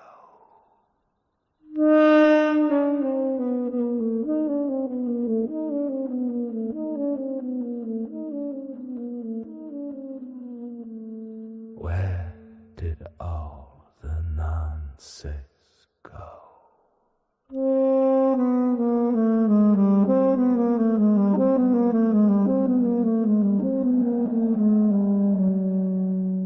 Where did all the nonsense go?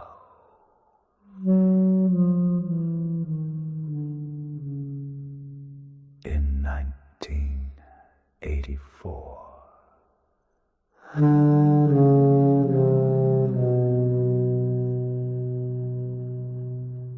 Lurking on the World Wide Web.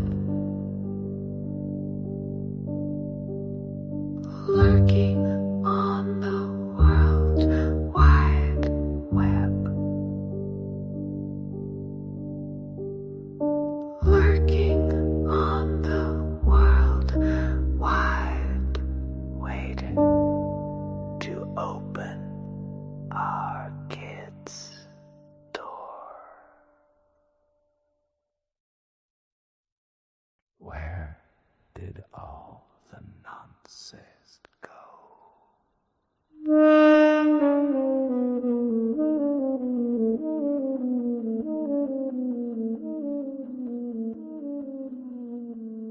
Where did all the nonsense go?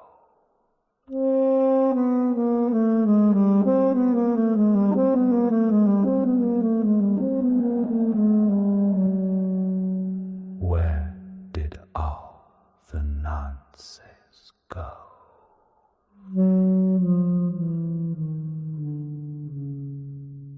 In 1984.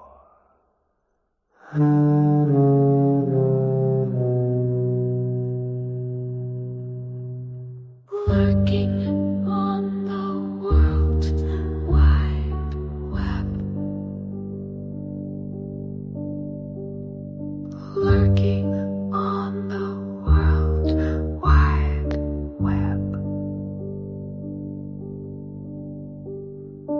Lurking on the World Wide, waiting to open our kids' door. Where did all the nonsense go?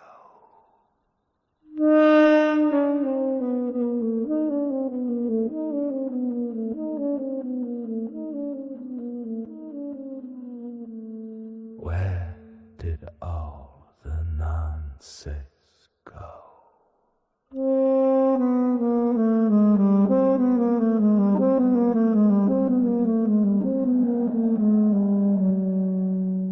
Where did all the nonsense go?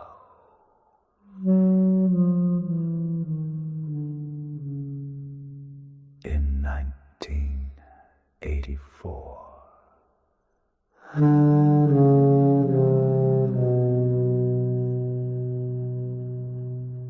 Lurking on the World Wide Web. Lurking on the World Wide Web. Lurking on the World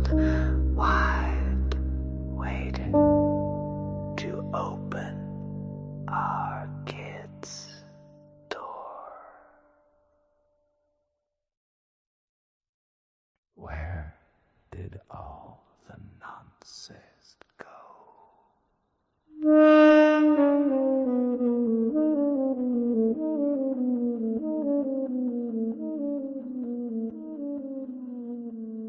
Where did all the nonsense go?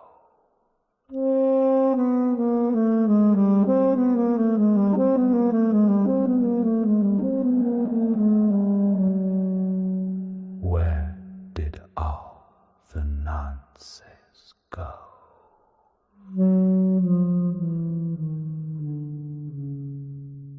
In 1984.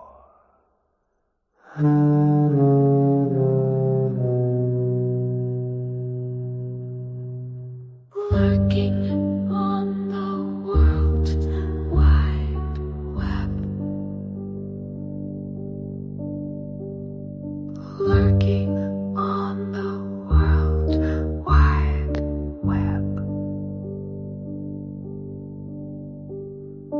Lurking on the World Wide, waiting to open our kids' door.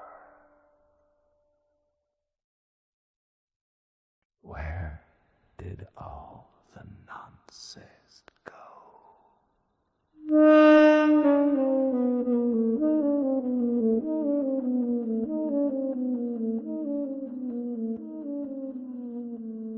Where did all the nonsense go?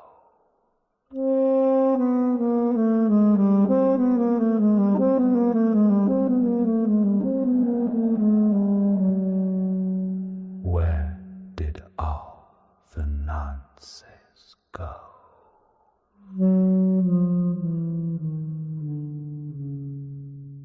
In 1984.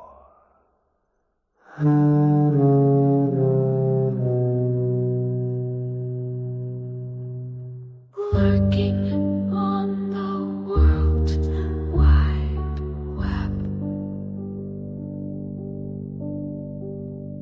Lurking on the World Wide Web. Lurking on the World Wide, waiting to open our kids' door. Where did all the nonsense go?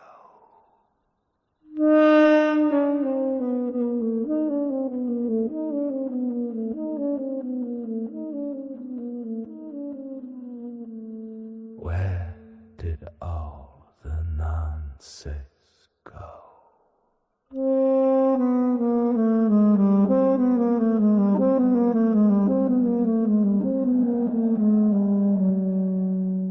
Where did all the nonsense go?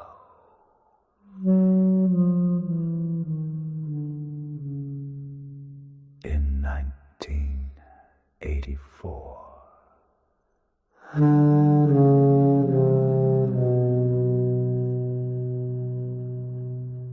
Lurking on the World Wide Web. Lurking on the World Wide Web. Lurking on the World Wide, waiting to open our kids' door. Where did all the nonsense go?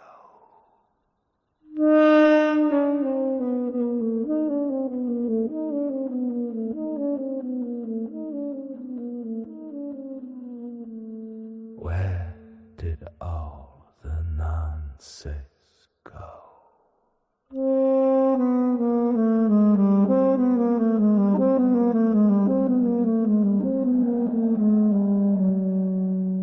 Where did all the nonsense nonsense go?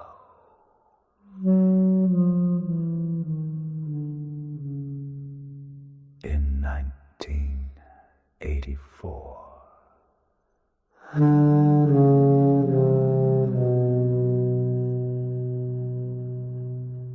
Lurking on the World Wide Web.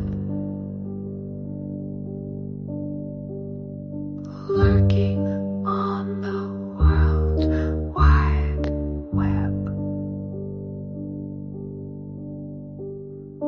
Lurking on the World Wide, waiting to open our kids' door. Where did all the nonsense go?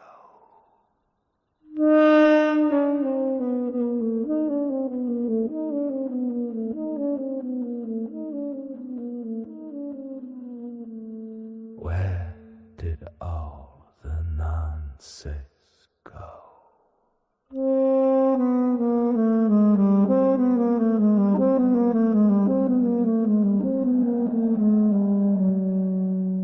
Where did all the nonsense go?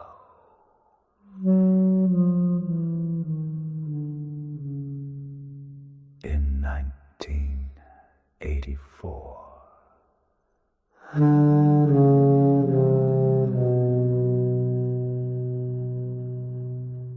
Lurking on the World Wide Web.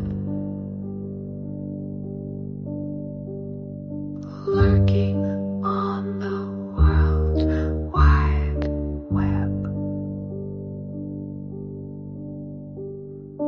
Lurking on the World Wide, waiting to open our kids' door. Where did all the nonsense go?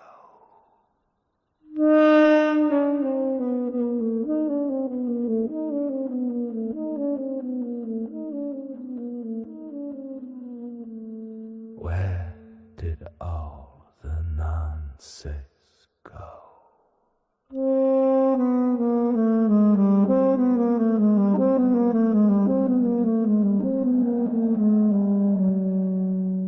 Where did all the nonsense go?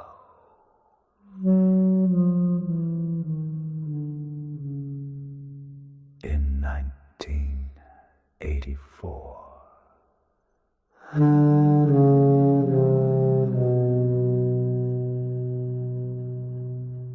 Lurking on the World Wide Web. Lurking on the World Wide Web. Lurking on the World Wide, waiting to open our kids' door. Where did all the nonsense go?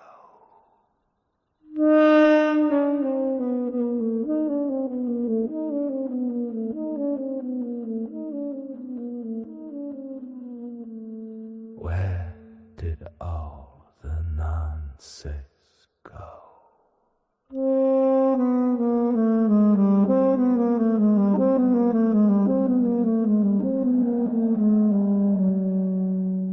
Where did all the nonsense go?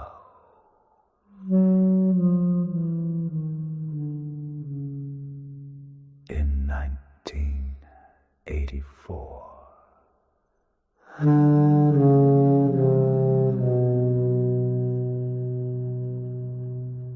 Lurking on the World Wide Web. Lurking on the World Wide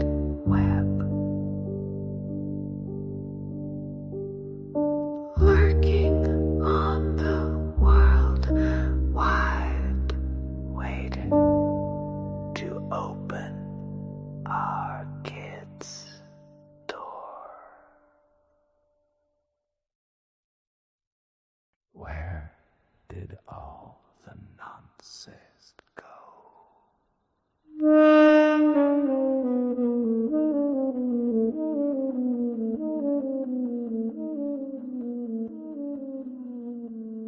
Where did all the nonsense go?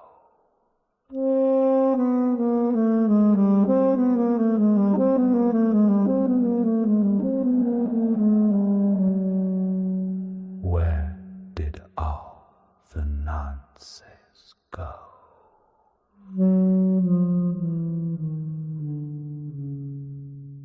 In 1984.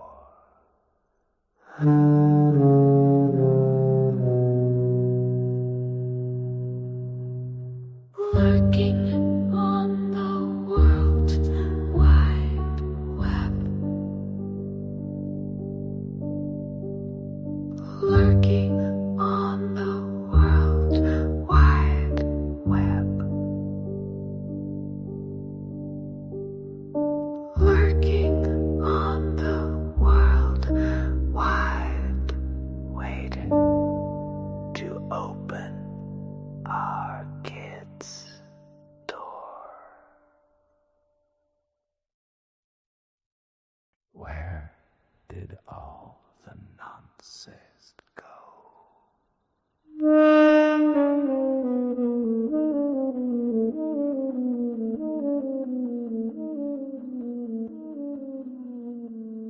Where did all the nonsense go?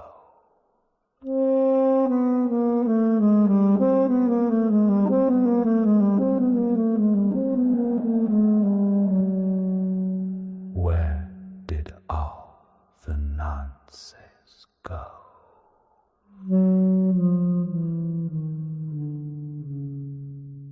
In 1984.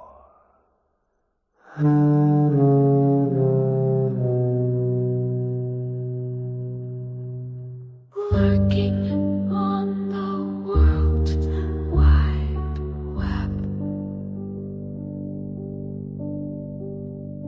Lurking on the World Wide Web.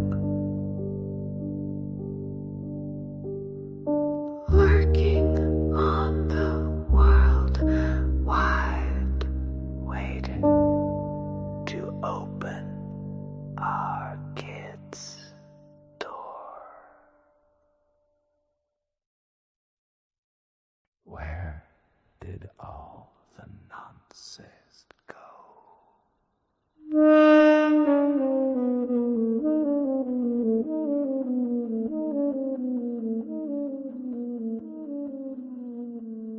Where did all the nonsense go?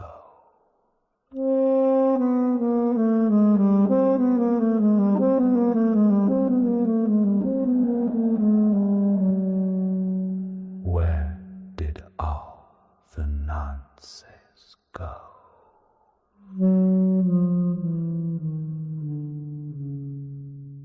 In 1984.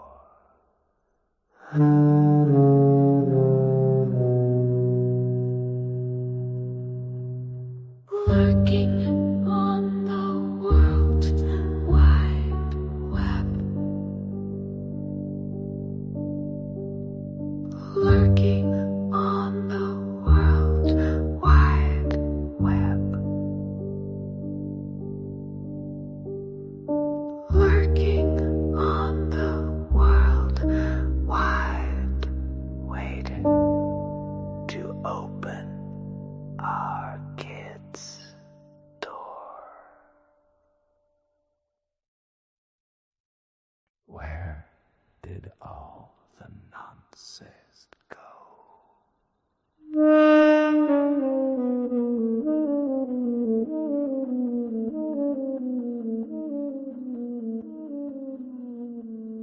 Where did all the nonsense go?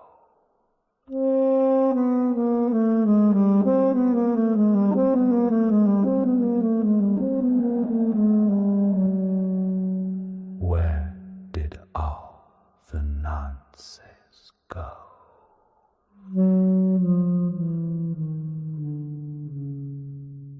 In 1984.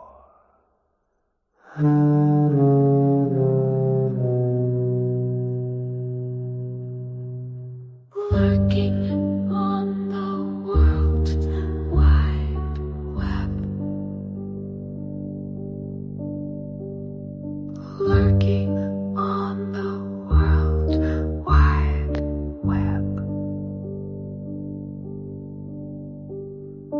Lurking on the World Wide, waiting to open our kids' door.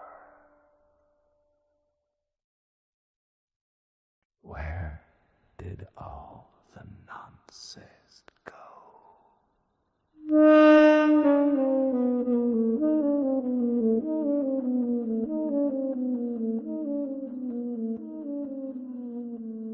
Where did all the nonsense go?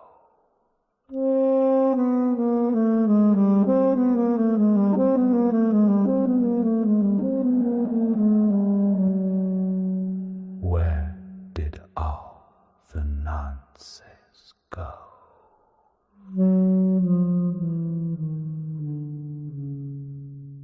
In 1984.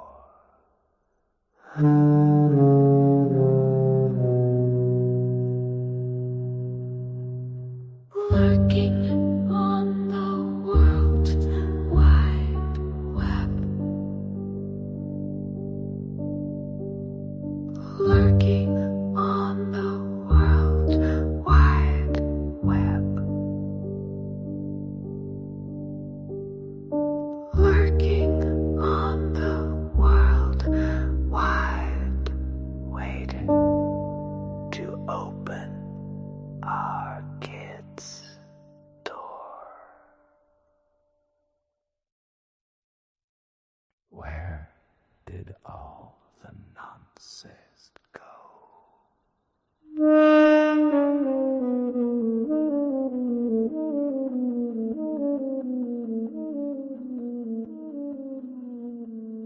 Where did all the nonsense go?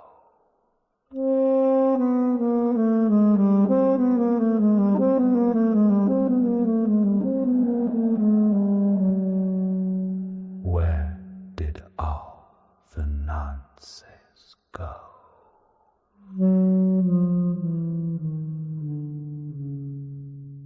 In 1984.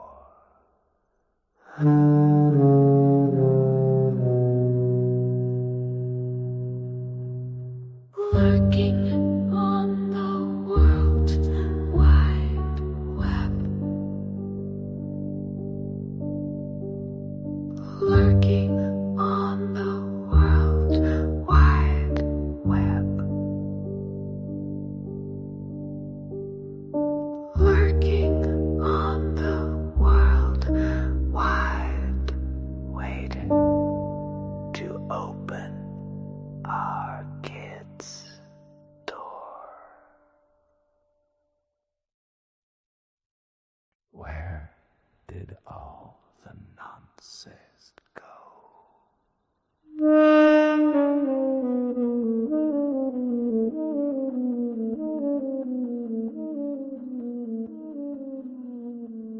Where did all the nonsense go?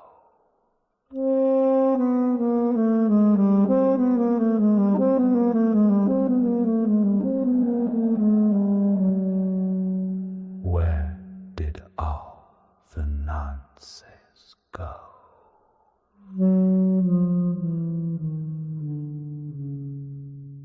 In 1984.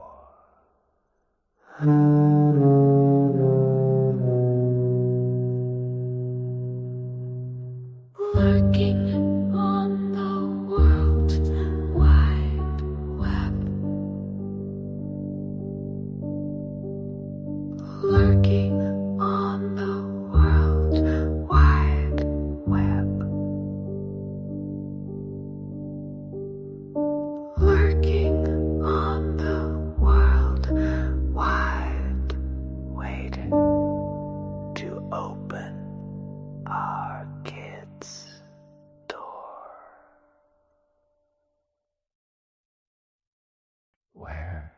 did all the nonsense go?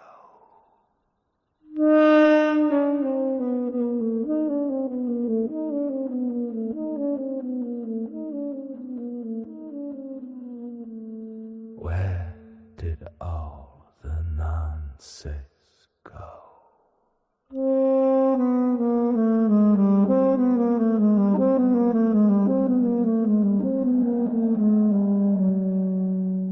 Where did all the nonsense go?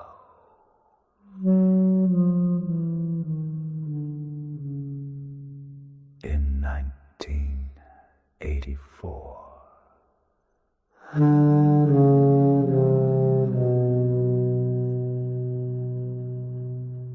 Lurking on the World Wide Web.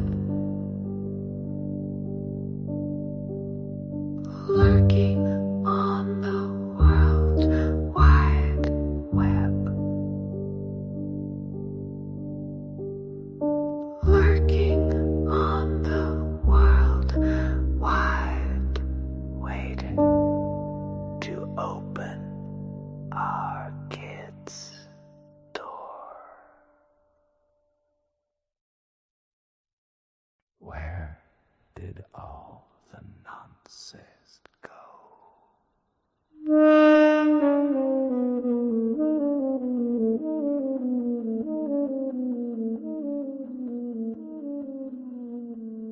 Where did all the nonsense go?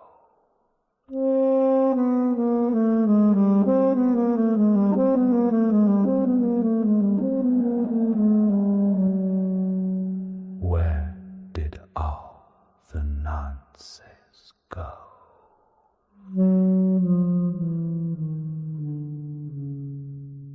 In 1984.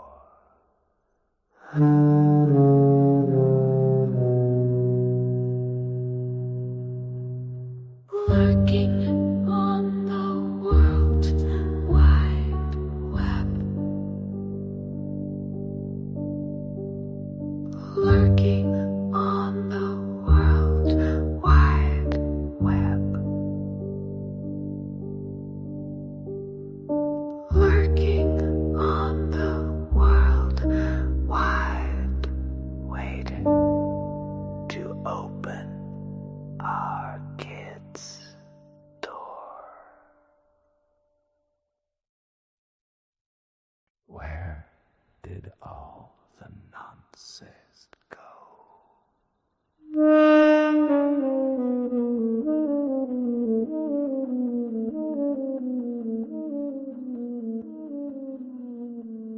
Where did all the nonsense go?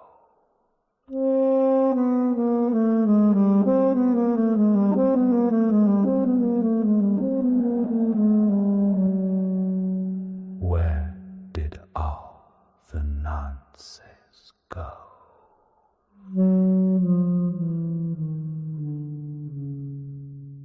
In 1984.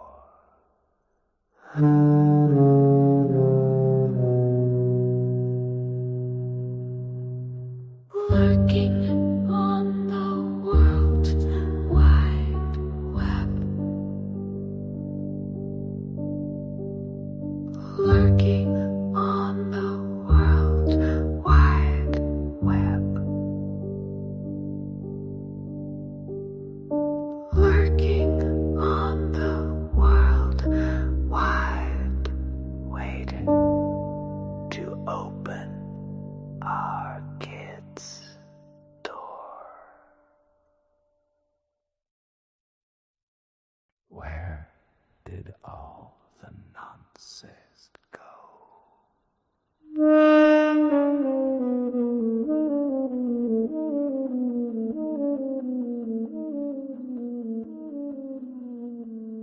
Where did all the nonsense go?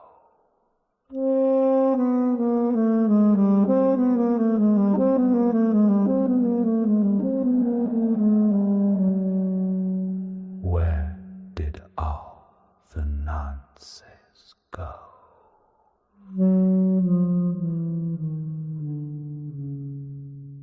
In 1984.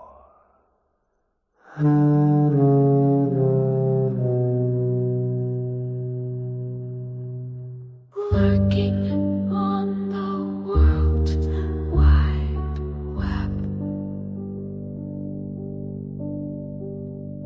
Lurking on the World Wide Web.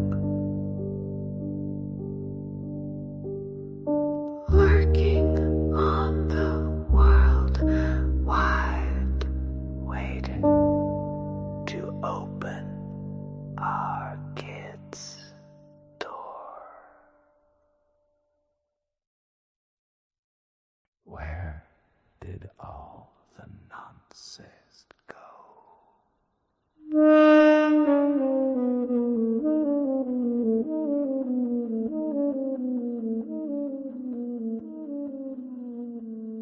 Where did all the nonsense go?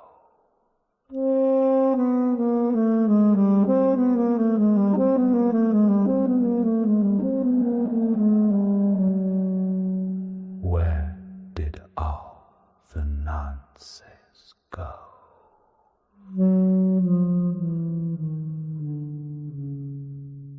In 1984.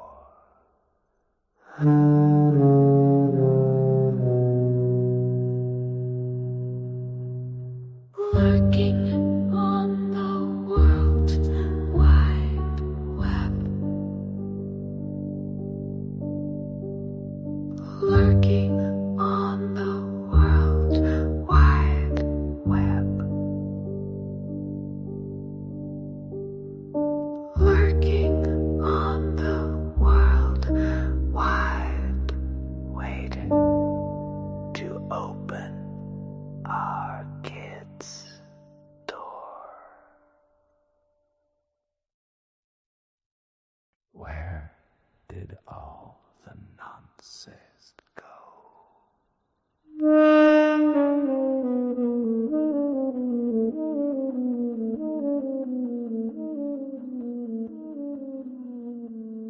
Where did all the nonsense go?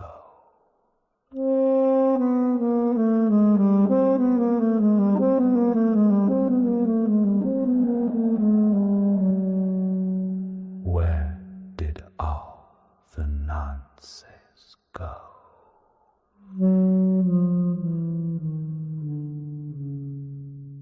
In 1984.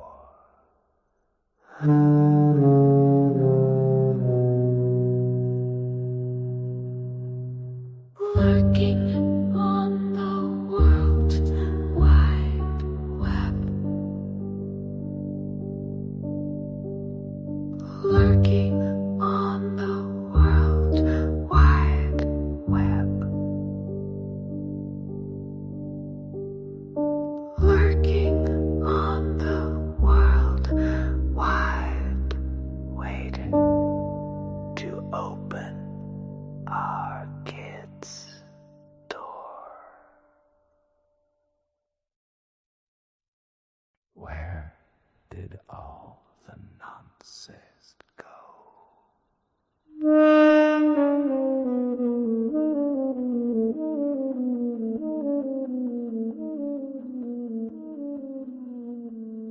Where did all the nonsense go?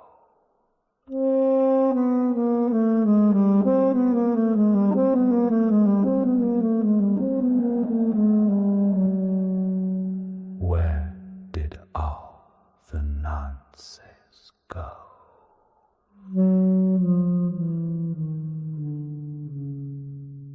In 1984.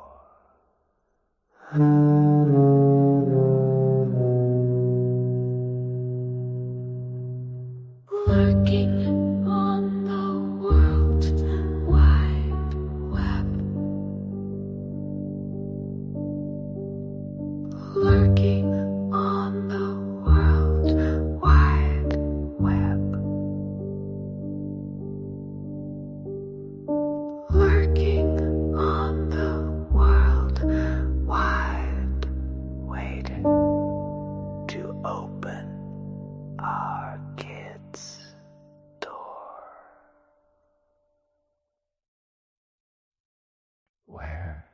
did all the nonsense go?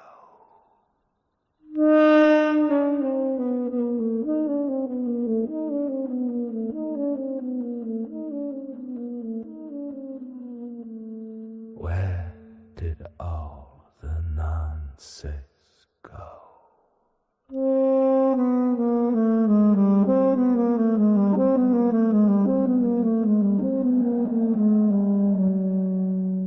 Where did all the nonsense go?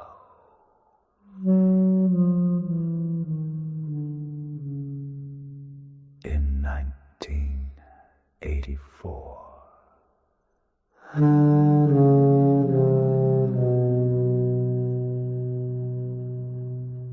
Lurking on the World Wide Web. Lurking on the World Wide Web.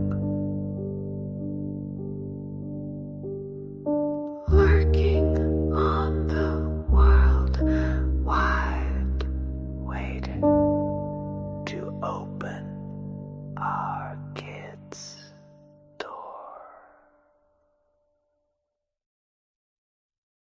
Where did all the nonsense go?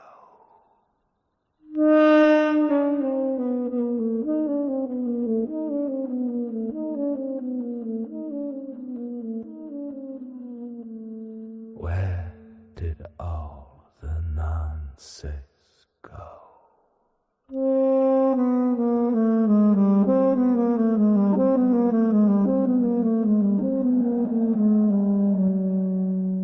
Where did all the nonsense go?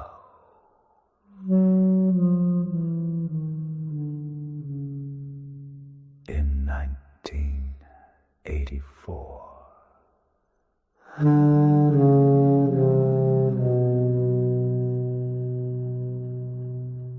Lurking on the World Wide Web.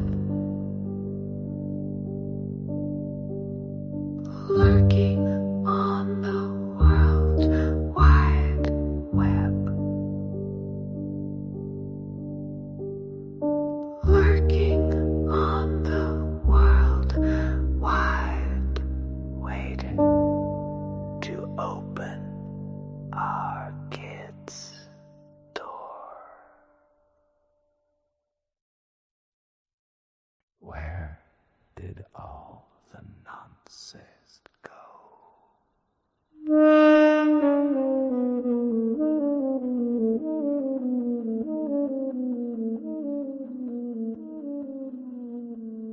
Where did all the nonsense go?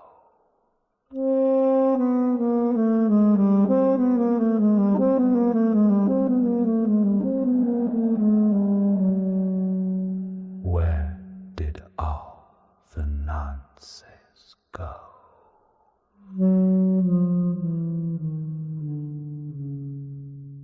In 1984.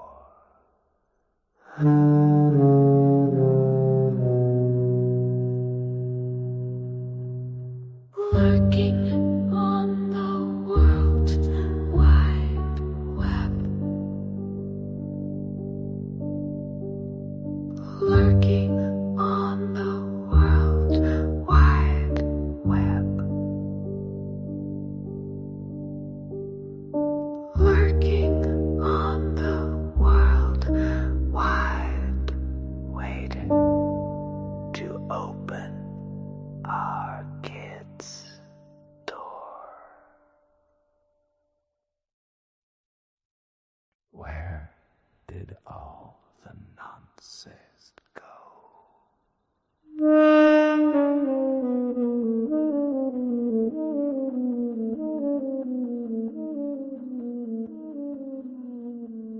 Where did all the nonsense go?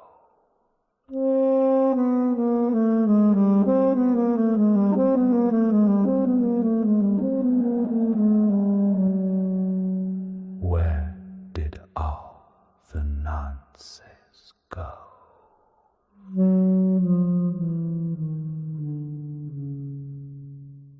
In 1984.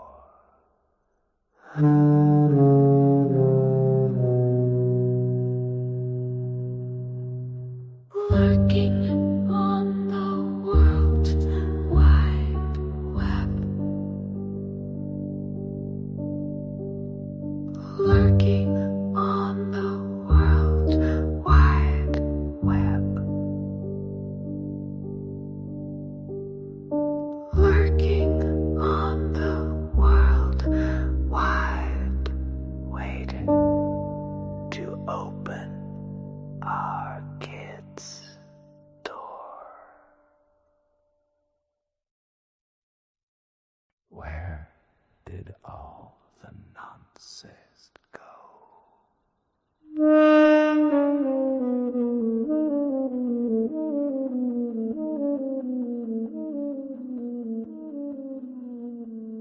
Where did all the nonsense go?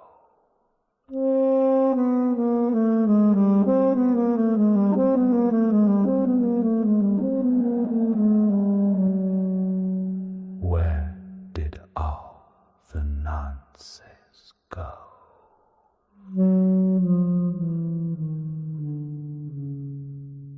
In 1984.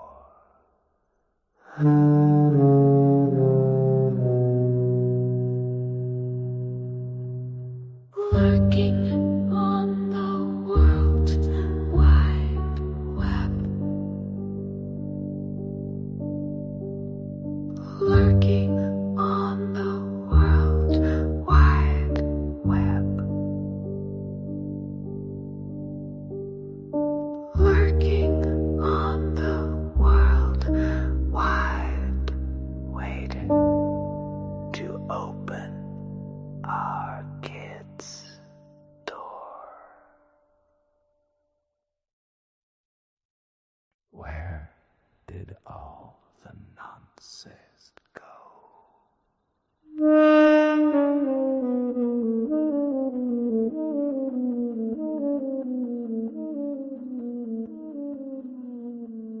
Where did all the nonsense go?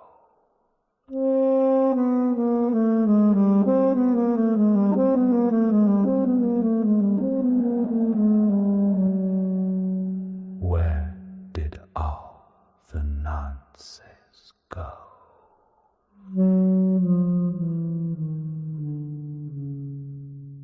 In 1984.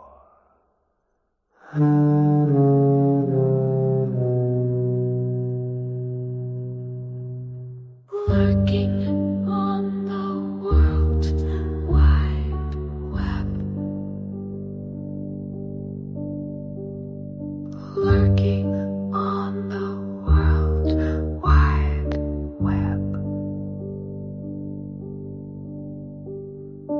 Lurking on the World Wide, waiting to open our kids' door. Where did all the nonsense go?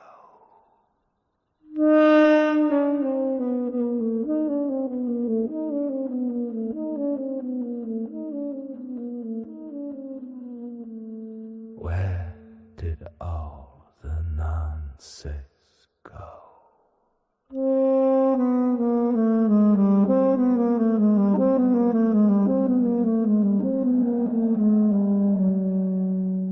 Where did all the nonsense go?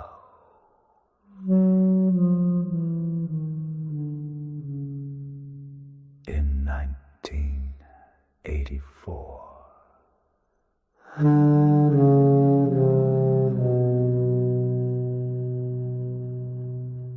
Lurking on the World Wide Web.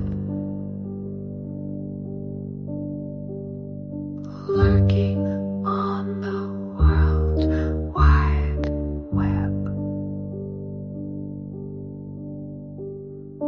Lurking on the World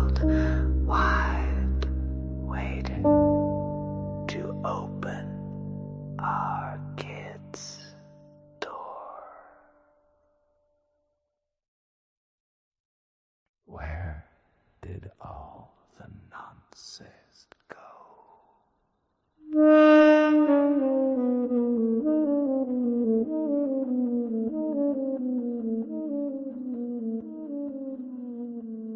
Where did all the nonsense go?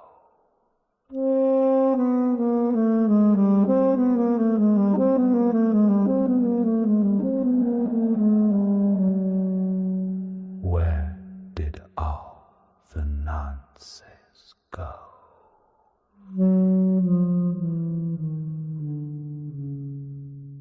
In 1984.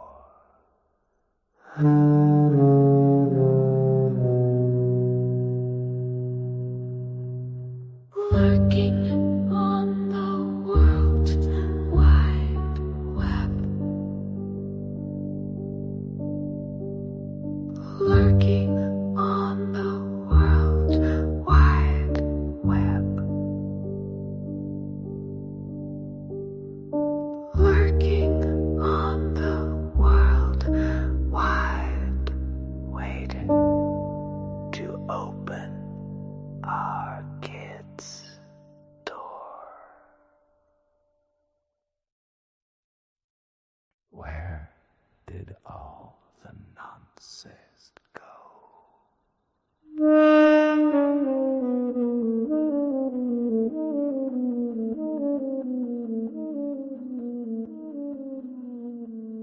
Where did all the nonsense go?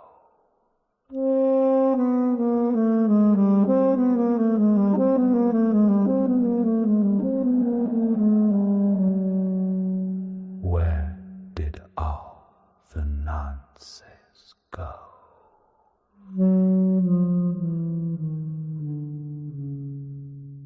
In 1984.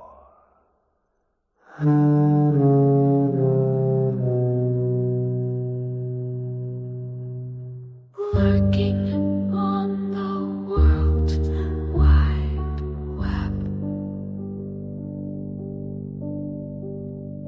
Lurking on the World Wide Web. Lurking on the World Wide, waiting to open our kids' door. Where did all the nonsense go?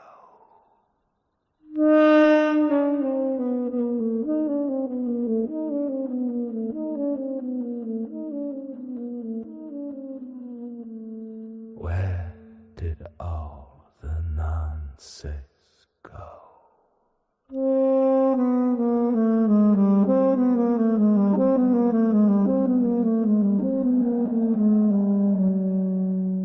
Where did all the nonsense go?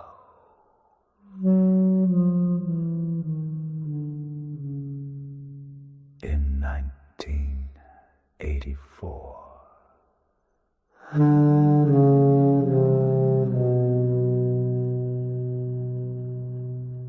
Lurking on the World Wide Web. Lurking on the World Wide Web. Lurking on the World Wide, waiting to open our kids' door. Where did all the nonsense go?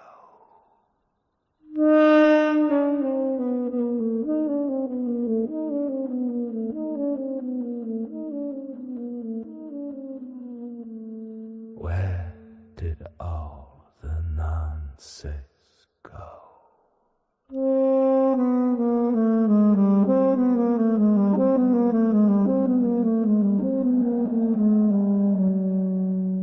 Where did all the nonsense go.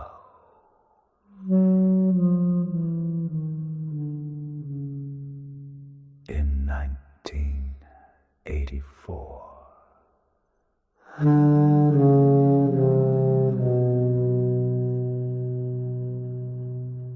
Lurking on the World Wide Web. Lurking on the World Wide Web.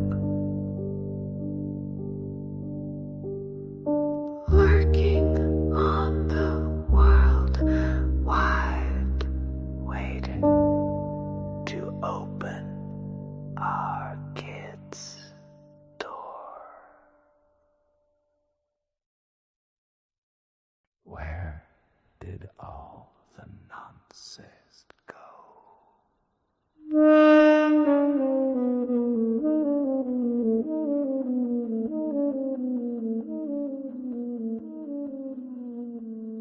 Where did all the nonsense go?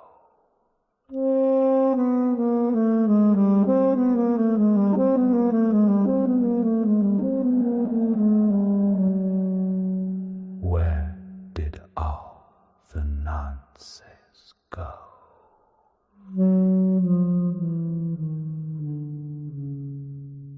In 1984.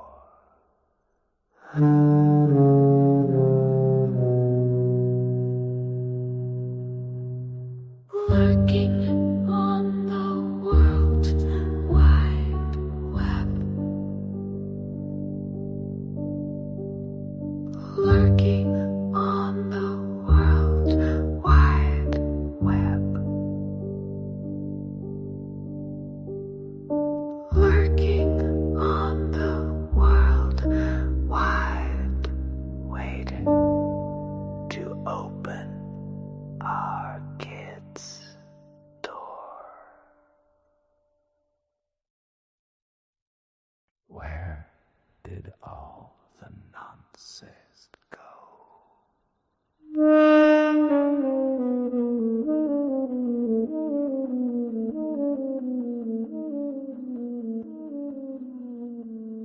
Where did all the nonsense go?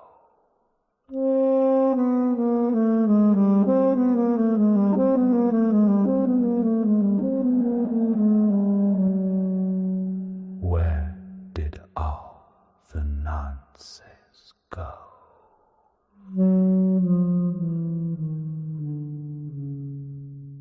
In 1984.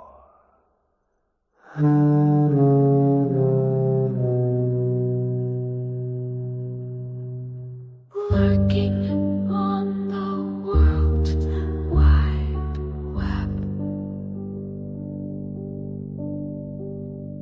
Lurking on the World Wide Web. Lurking on the World Wide, waiting to open our kids' door. Where did all the nonsense go?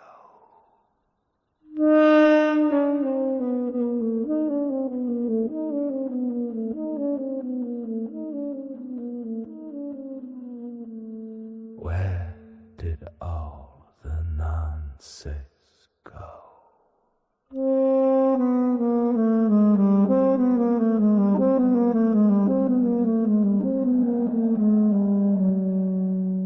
Where did all the nonsense go?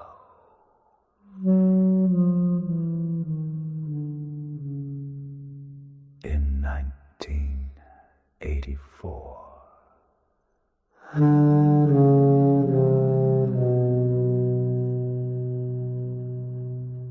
Lurking on the World Wide Web. Lurking on the World Wide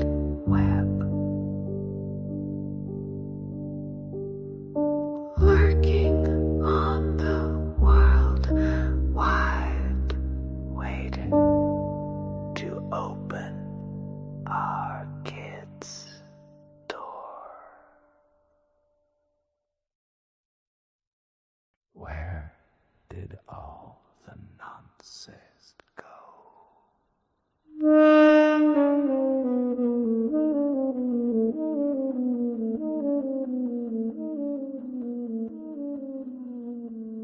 Where did all the nonsense go?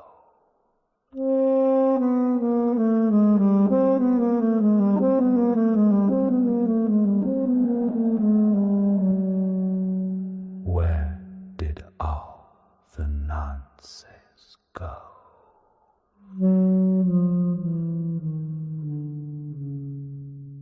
In 1984.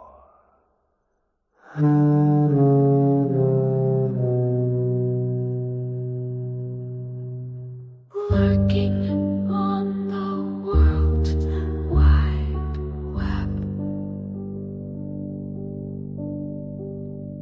Lurking on the World Wide Web. Lurking on the World Wide, waiting to open our kids' door. Where did all the nonsense go?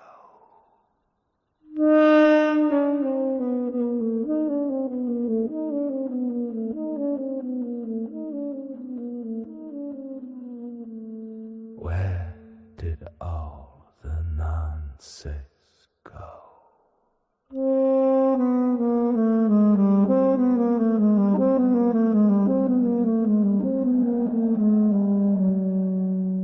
Where did all the nonsense go?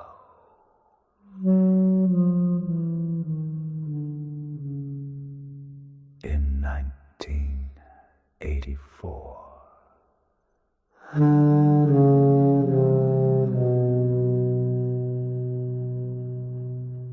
Lurking on the World Wide Web.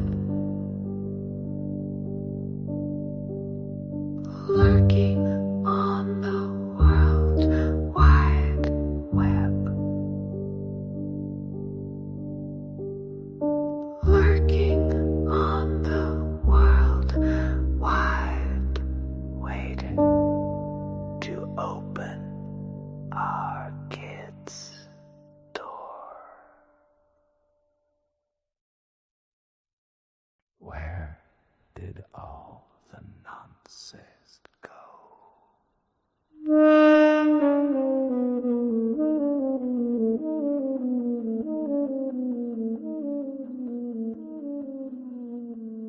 Where did all the nonsense go?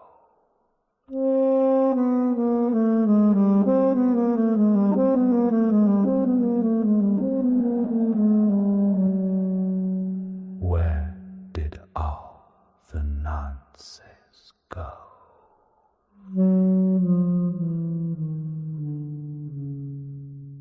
In 1984.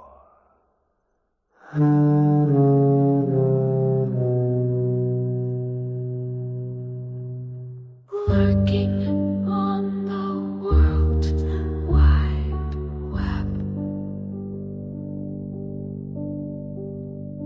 Lurking on the World Wide Web.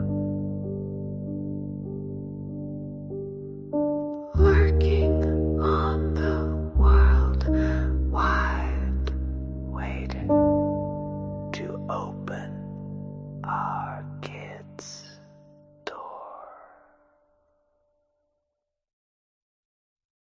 Where did all the nonsense go?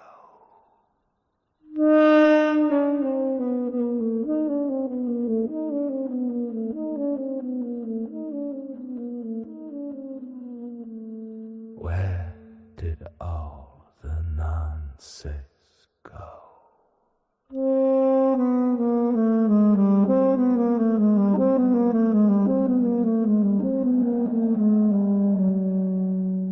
Where did all the nonsense go?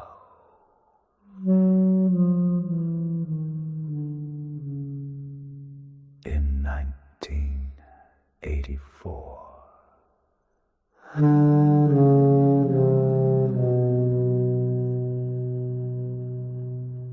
Lurking on the World Wide Web. Lurking on the World Wide Web. Lurking on the World Wide, waiting to open our kids' door. Where did all the nonsense go?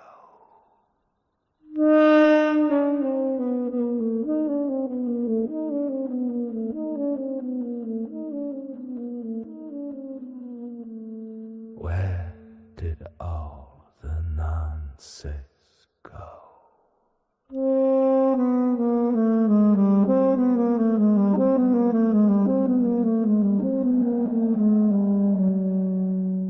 Where did all the nonsense go?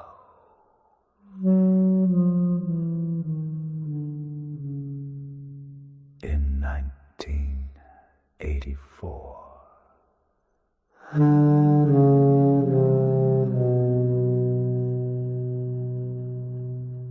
Lurking on the World Wide Web. Lurking on the World Wide Web. Lurking on the World Wide, waiting to open our kids' door. Where did all the nonsense go?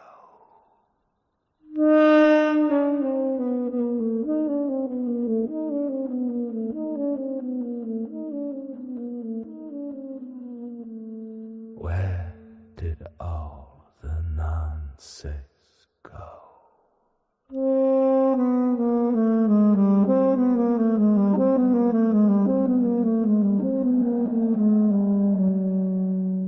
Where did all the nonsense go?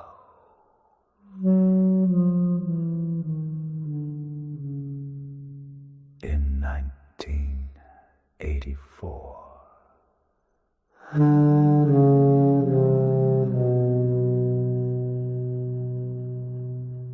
Lurking on the World Wide Web.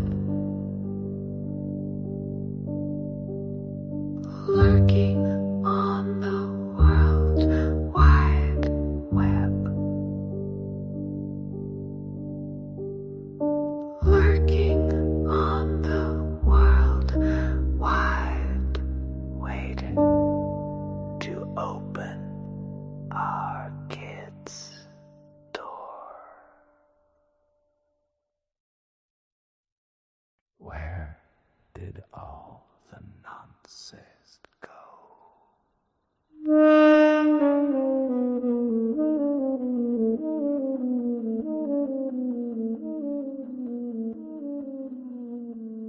Where did all the nonsense go?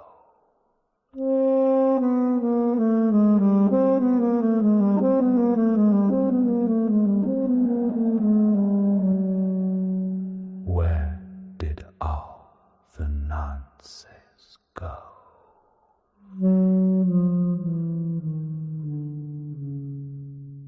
In 1984.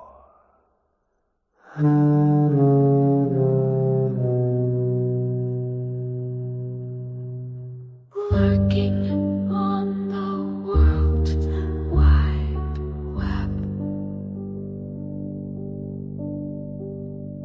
Lurking on the World Wide Web. Lurking on the World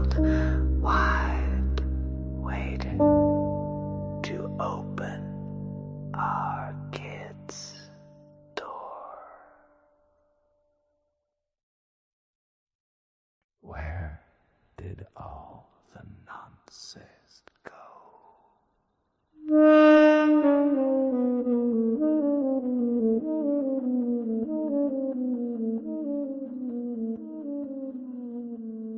Where did all the nonsense go?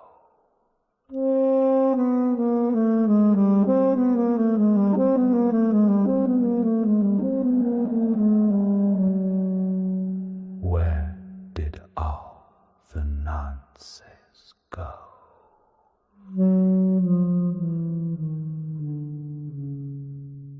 In 1984.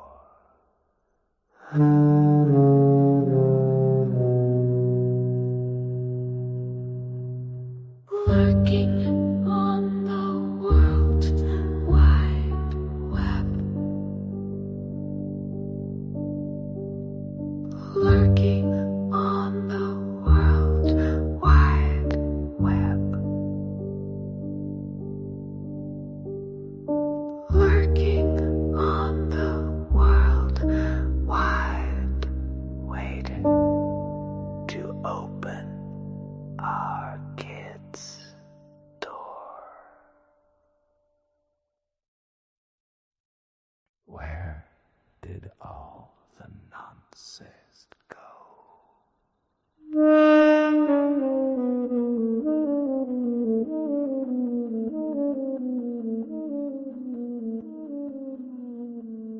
Where did all the nonsense go?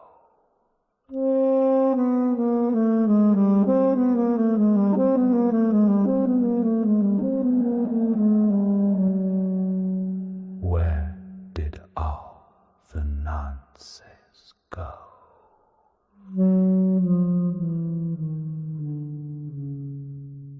In 1984.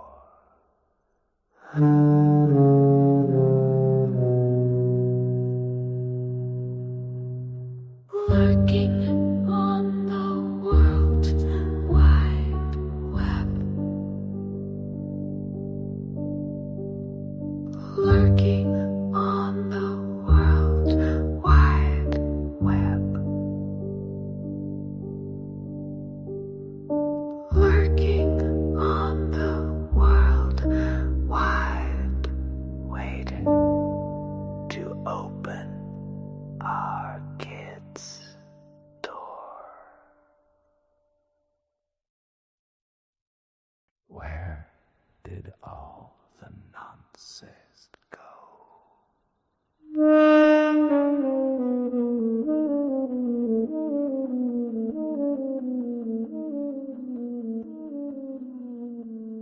Where did all the nonsense go?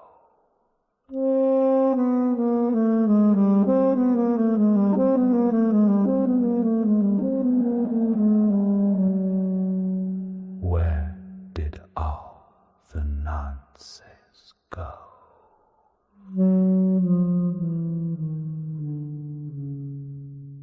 In 1984.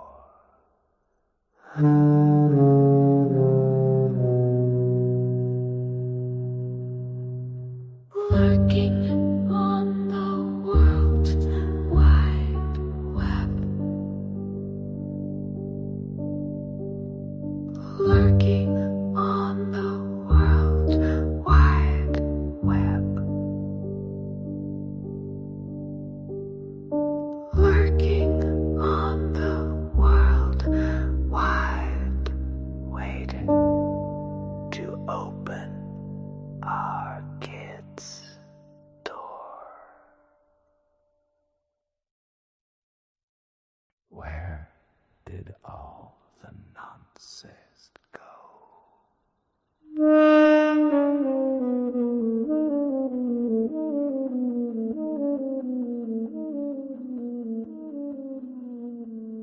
Where did all the nonsense go?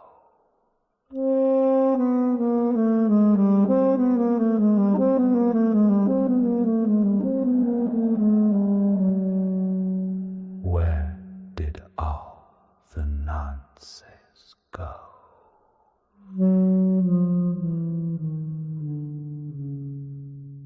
In 1984.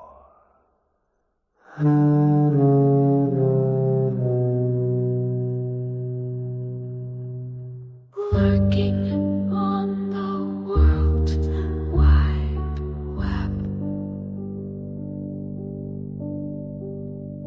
Lurking on the World Wide Web. Lurking on the World Wide, waiting to open our kids' door.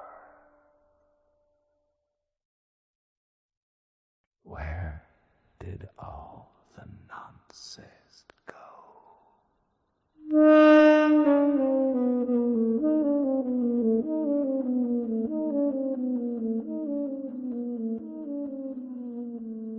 Where did all the nonsense go?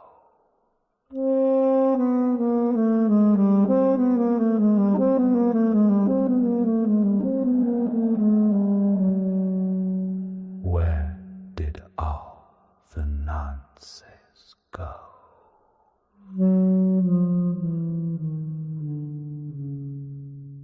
In 1984.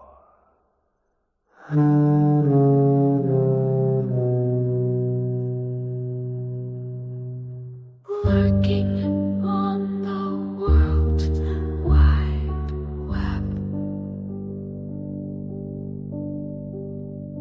Lurking on the World Wide Web. Lurking on the World Wide, waiting to open our kids' door. Where did all the nonsense go?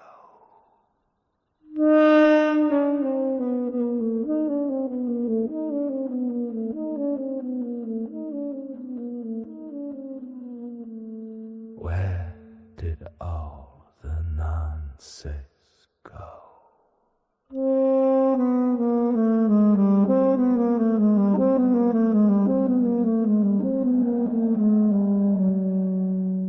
Where did all the nonsense go?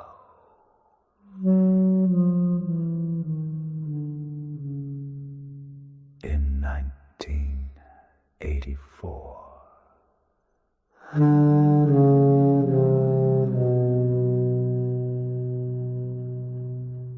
Lurking on the World Wide Web. Lurking on the World Wide Web. Lurking on the World Wide, waiting to open our kids' door. Where did all the nonsense go?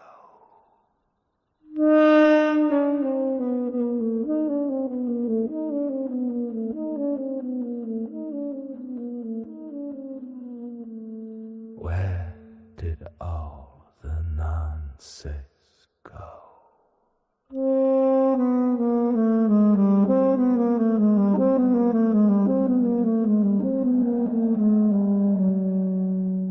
Where did all the nonsense go?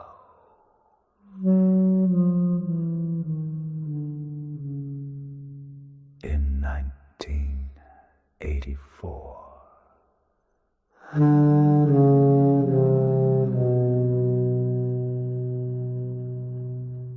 Lurking on the World Wide Web.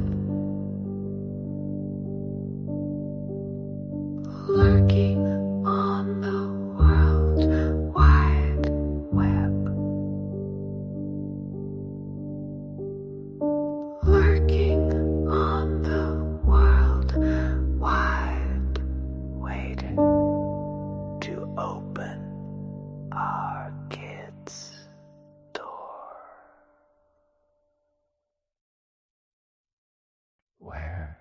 did all the nonsense go?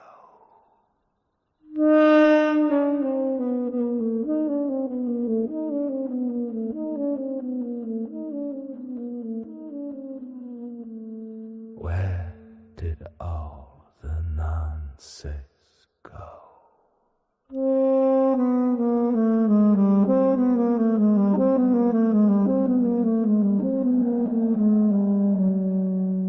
Where did all the nonsense go?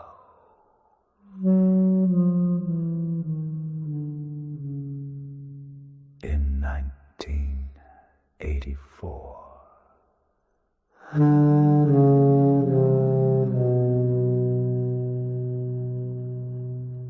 Lurking on the World Wide Web. Lurking on the World Wide Web. Lurking on the World Wide, waiting to open our kids' door. Where did all the nonsense go?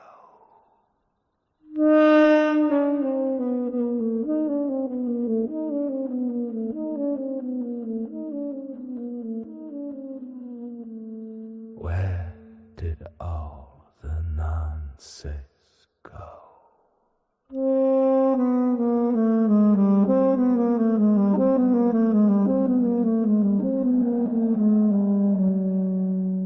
Where did all the nonsense go?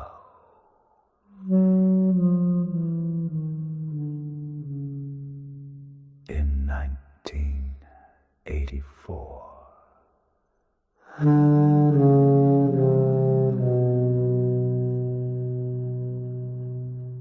Lurking on the World Wide Web. Lurking on the World Wide Web. Lurking on the World Wide, waiting to open our kids' door. Where did all the nonsense go?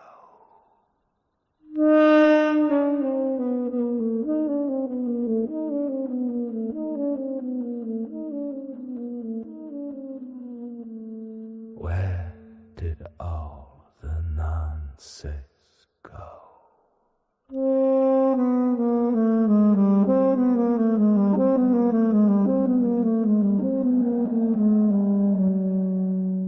Where did all the nonsense go?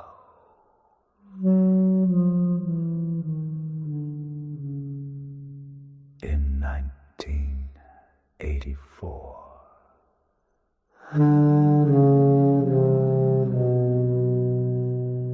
Holding their own people to torture them. Here we go. I don't understand. I don't know what you think you're proving, though. I'm so confused. I'm what you proving, think I'm you're doing. pouring the bullshit everybody's pushing. Yeah? But no one, I don't think anyone said that Hamas haven't done stuff to their own. And what Right, the fuck so- what does that show? You can't see whether that's Hamas So, or what. so That's the just people in black clothes. genocide is Easy. That's just a picture of some men in black clothes with a man with a bag over his head that I could make on AI in 5 minutes, less than 5 minutes. So I don't know. This is what I don't understand. What you've got to understand is, so to be a genocide is by a person, by one set of people have done it to their own people, right? Done it to their people, right? But when you've got Hamas of doing it to their own people, how can everybody say, "Oh, Israel's so bad," blah blah blah?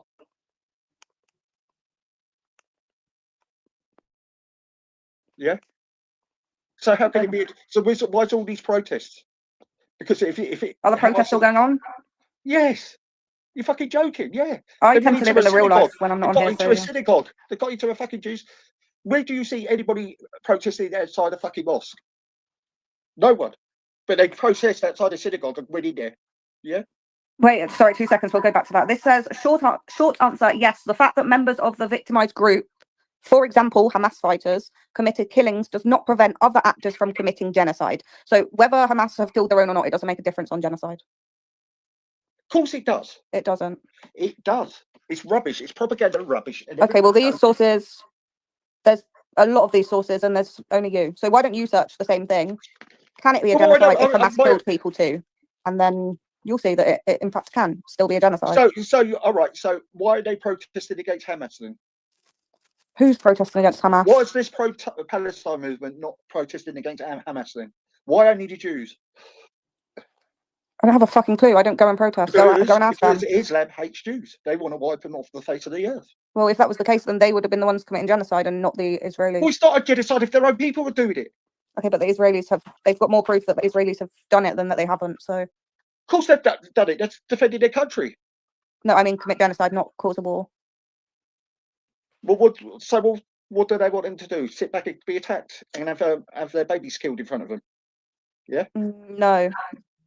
You just obviously deal with it in. But I don't know. I don't run a country. I don't know how you meant to deal with war. There's no other way to deal with these nutcases, is there? There probably is. Maybe getting food to people instead of stopping it from going through, and then trying to blame the Red Cross, who are literally a charity that do this stuff to help people. No, they want to wipe all Jews off the face of the earth. It says in the book.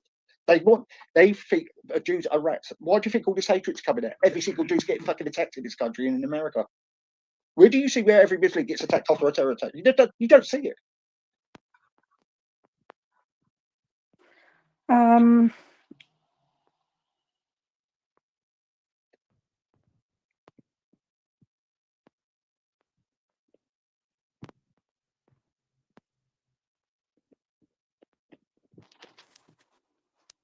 Can you hear me?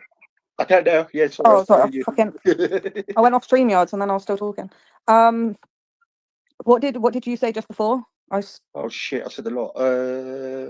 I said, where do you see people demonstrating outside mosques and attacking Muslims on the street after they've done terror attacks? Oh wait, no, sorry. You said you wanted that Muslims want Jews wiped off the face of the earth or something. Yeah, but in the Quran it doesn't say anything about that, so I don't know why all Muslims would want that. They do. They hate Jews. They don't want Jews. Why do you think this propaganda's been going down? Pardon?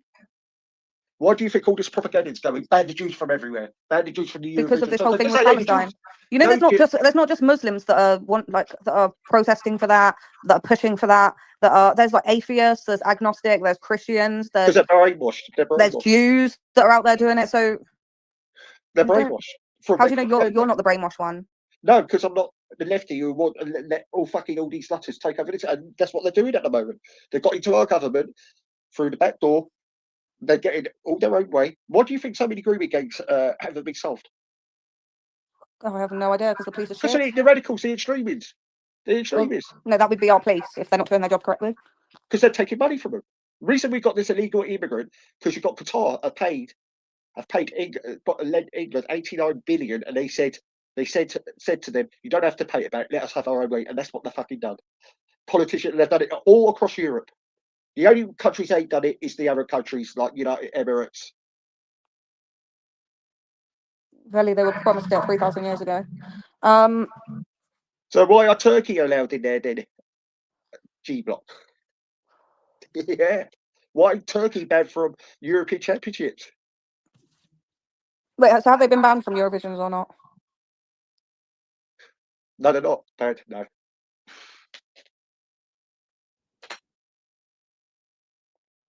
See. Exactly, Victoria. That's what most people think. But there's people on that side that think, oh, everyone wants to kill us because we're Muslims, and then there's people on this side that think, oh, everyone wants to kill us because we're not Muslims, and then that's where the issue comes. No, Victoria West. I'm all about radicals. So you've got to realise we're all about the radicals that are brainwashing people, right? They're brainwashing them in fucking universities. All the universities, all fucking brainwashed, jumped on the bandwagon. Free Palestine. Free from what? From the fucking Jews. Where's the history of Palestine? Where's their prime minister? Have they got a prime minister? No. They were actually there before the Jews, weren't they? No, Ethiopians were there. I don't know, Easy. I don't even look at this Palestine, Israel stuff anymore.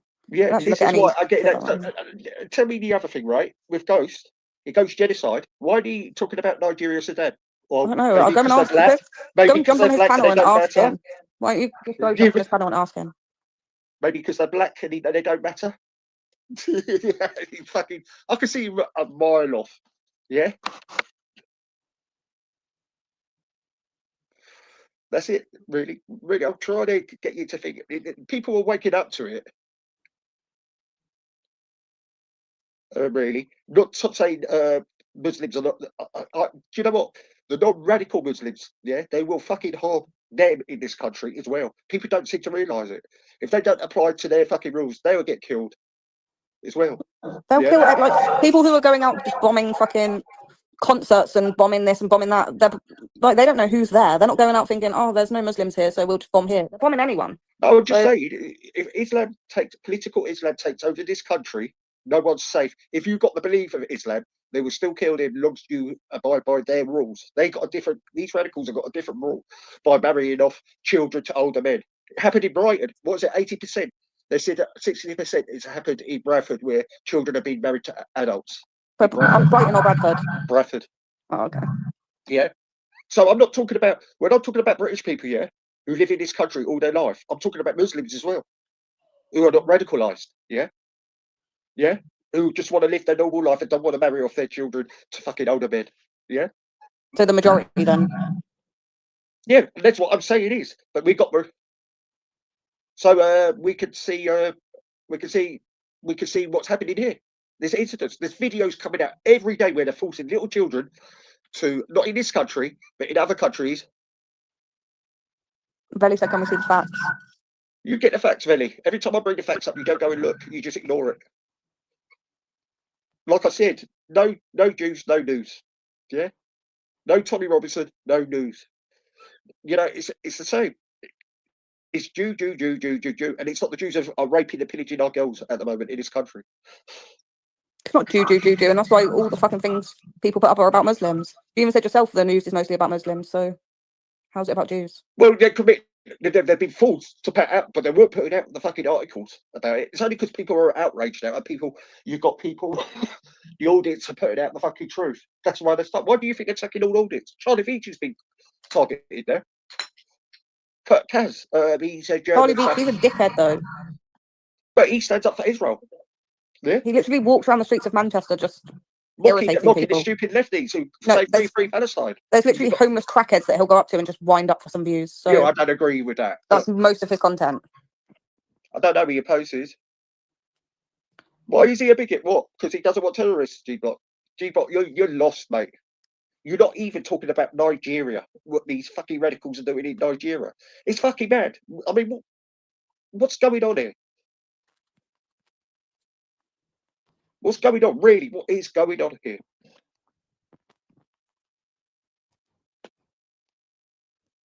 You know? What? So would you, well, and you call people crackheads on here? G-Block. Have you? How did you feel about the alt-right person on Ghostie's panel the other day, saying the vile things? No, what? Oh, so it doesn't matter because they're Africans then, G-Block. So you'd be racist to Africans then? Wait, isn't Charlie Veitch the one that beat up his wife or ex-girlfriend? No, he's taken her to court over it. It's lies. Propaganda, lefty lies. Got her to do it. When's he taking her to court? Next year. They're going to court over it. And okay, he can prove. He could prove it was the other way round. He walked out because he was getting hit by her. He walked away. So you're on about racism and that G-Block. So you're not bothered about black is black, and it doesn't matter if you're Caribbean or Nigerian. Don't you care about your fellow black people? Yeah. Have you gone so low in the far lefty way? Yeah. But he's not Nigerian though. Yeah, but he's black, isn't he? Right, yeah, but he's not Nigerian. Hang on. You can read, but don't ask me in England about Nigeria. Why do you ask me about Nigeria? Well, why are you so invested in Israel then? If you live in here, shit, mate, because you don't like Jews, do you? Let's face it. Let's be honest. You don't like Jews, and that's it. If it was anybody else, Charlie Veach used to be a lefty. Yeah. Then he beat his wife and turned into a righty. Nah, prove it. Wait till he gets convicted first. Yeah. Yeah, we'll see if she gets sued. Well, Jerry, well, you know, Diane Abbott. She the only reason she got up the ladder because Jerry Corbyn said to her, "If you sleep with me and you sleep with others, you get moved up the ladder." And that's the fucking truth. Is that not grooming?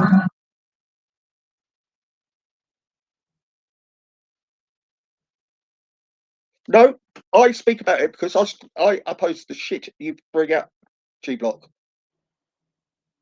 Yeah, let's face it, mate. I'm not being funny, mate, but I really will start getting brutal with you because you're a sellout. You go on about racism and how you want reparations, yeah, but you don't care about a group of black people in Nigeria, which Caribbeans were actually was the Nigerians have suffered from the slavery more. Caribbeans. I've got to get a cup of coffee, isn't it?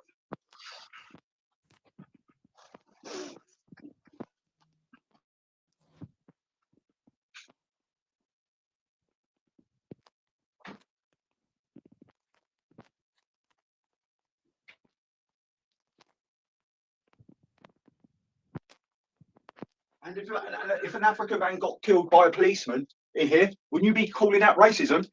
So Africans matter now, wouldn't they, Billy? Get out of it. Stop trolling.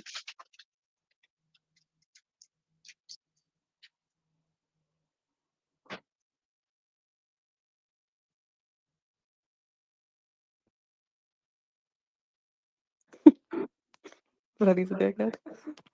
He said, "So you only asked me about Nigeria because I'm black. Is that racist?"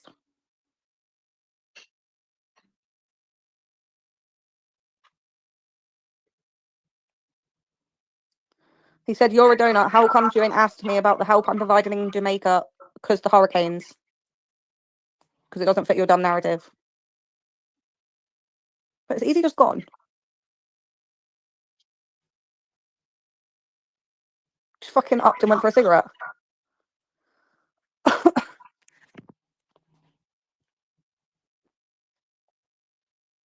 Okay, now, you're pushing him to the six here.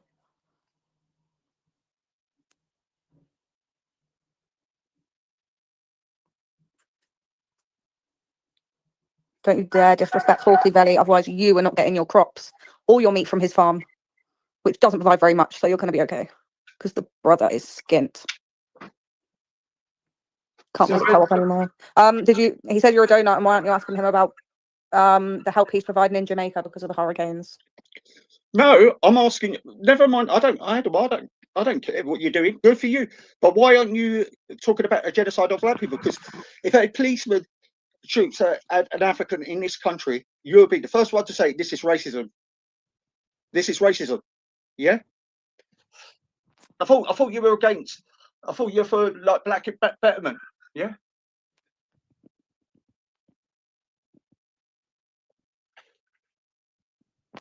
But Africans will matter if an African man gets shot by a policeman. Yeah. Wouldn't it? You'll all be out saying racism. This is racist.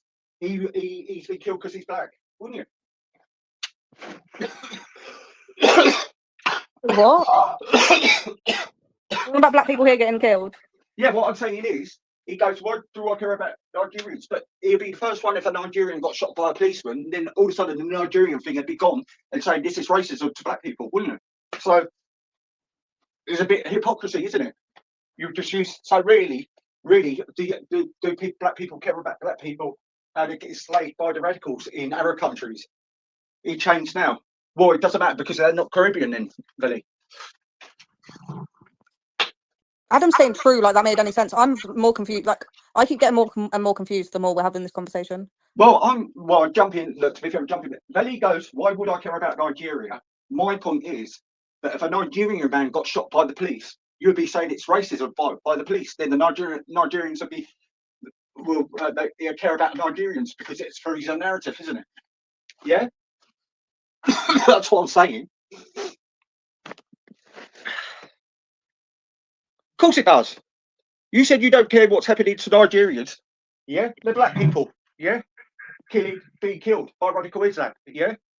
You said you don't care about Nigerians, but if a Nigerian man gets killed by the policeman, Wait, so where are the Muslims coming from that are killing them? well, they're black Muslims. So it's black on black crime. Black and black, yeah. But So how can Belly say it's racist if it's a black person killing another black person? Well, it's you can't say that. If a white police officer, if a white police officer is killing a black person, then yeah, that can be classed as racist depending on like the circumstances.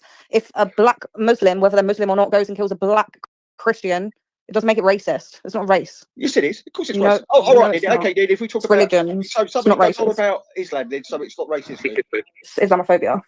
It's not racism. It's not race, is it? It's not such a word. It's to stop other people talking about it. Okay, but it's not racist. Okay, then if it's disrespectful, we'll just say that word. But no, it's not racist because it's not race.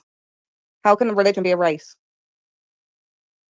If black people are killing black people, whether like whatever religion they are, they're still the same race. They're black. Well, Black Lives Matter, don't they? Easy, are you drinking? No. What does Black Lives Matter, don't they? What's that got to do with anything? Yeah, but he said, look, Black Lives Matter. He can't call it racist. He says Black Lives Matter, but he doesn't care at all about what's happening in Nigeria. What can he do about it? It's black on black crime. He can't say it's racist. Well, he can't actually go and do anything. It's not because they're getting killed for their colour. They're getting killed for their religion. Okay, so it's not racist then? Of course it is to Christians. It's not a race. It's a religion. My point. Thank you. You just confirmed it. So when Ghost goes on to tell you going against Muslims, it's racist. Then he goes, you're going against Muslims, it's racist. There you go. You just proved my point, then. Yeah. I've never heard Belly say it's racist. I think Ghost probably has, to be fair, but it's not a race. If I heard them say that, then I would tell them that myself. He trolls, he does it. It's racist. Yeah, it's racist. Yeah. Like I said, my proof is it's been made. My point's been made, didn't it? But why didn't you make that point yourself?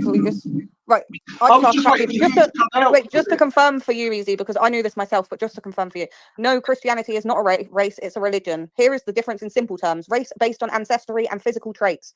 Example, black, white, Asian. Religion based on beliefs and faith. So how can you be racist to a religion if it's not a race? It doesn't make any sense. Yeah, but so why is Tommy Robinson getting classed as a racist? Because he's going against a religion. He's been called Islamophobic, hasn't he, for most of the time? So that's a made-up word, Islamophobia. So is every fucking word. What do you mean? Every word's made up. Islam's all different races in Islam. What's the one we use for Jews? What's the one whenever you say, what's that one? Anti-Semite. There we go. That's a made-up word too. So what's your point? Well, no, it isn't, because they're going about there's a thing called the Jewish pressure where a lot of Jews have been killed, and people were saying that it was actually used beforehand for more people than just the Jews. The Jews just took over it. No, they never. Okay, why don't you research it then? Right now, show us. It's all no. We all show know us what the meaning of the word was before the Jews. It's going. They're saying that the Holocaust didn't happen. That's that's about. Are you mad? Google what is anti-Semitism without the Jews. I don't have to Google it. I know what it is. But you don't, because you're incorrect. I'm not. Right, here we go. Oh God, what's that come up?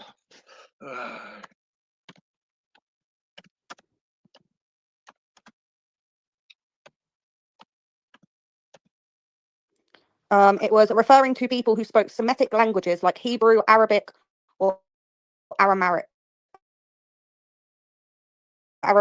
So it wasn't just the Jews; it was the Asians. It was everyone actually. Refer it to about the Holocaust. It's all everybody knows it. No, it doesn't. Semitic. It doesn't. It doesn't just refer to Jews. They just took over it. Right. He's having oh fucking hell. This is fucking loads. Right. Wikipedia is anti-Semitism or Jew hatred is hostility to prejudice towards discrimination against Jews. A person who Herbert is called an anti-Semite, wherever anti-Semitism is a form of racism. Depends on the school of thought. And that is what happened to them in Nazi Germany. Okay, what's a Semite? Why are you asking me a Semite? We were talking about anti-Semitism. I'm just going to run that, yeah? So Semite. Anti-Semitism, Semite, yeah. What is it? I've just told you. Semite. I just told you. I just said so it's all Jew hate. Why are you moving the goalposts? Yeah, but what is a Semite? Semite could be anyone. It's a group of languages. Right. But the reason they go against the Jews, they brought in that law is against people speak out against the numbers of the Holocaust. When people say Hitler was right and things like that, when you had millions of people killed, where it's millions, and that's what the radicals are adapting with the old. Yeah, but you're doing that about the Jews now. You're saying he's right when he had loads of people killed. Sorry? You're saying that Israel's right now when they've had loads of people killed too. Because they're fighting against radicals. They've been told they're committing genocide by many countries, many people. The Palestine flag is a symbol of the new Hitler Nazi regime. The what flag? The Palestine flag represents the new Nazi Germany. See, this is the sort of shit that ends up getting you arrested, and this is why I don't know why you. Why? So much. Was it true? So now you're saying that the Palestine flag basically represents the Nazis and what they done back then. Yeah, because but yeah, the Jews were the one that were killing those people in Palestine. Because they've sided Hitler.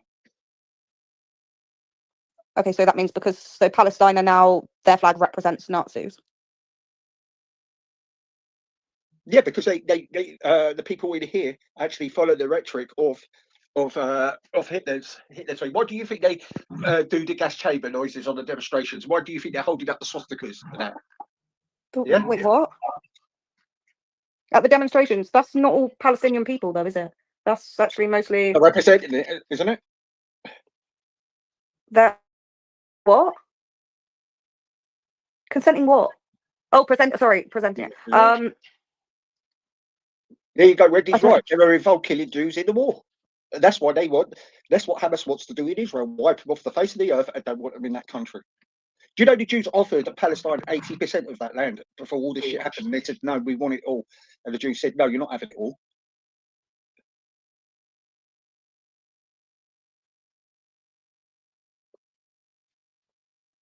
Yep, exactly. Abby, you don't have to be a practice Jew to be a Jew. But I'm not saying I'm a Jew. I'm just saying some of the families was. But my surname's Ashkenazi Jew, which Alex told me you wouldn't be a proper Jew if you came to Israel with that name. He actually said that to me. I could accept it, be accepted there, and you would be accepted to marriage into a Jewish family.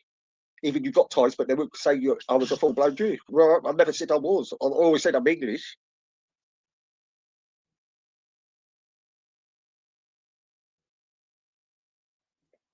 Forky, you can fucking debate yourself, mate. Actually, Veli, you've got more obsession with the Jews than I have, to be fair.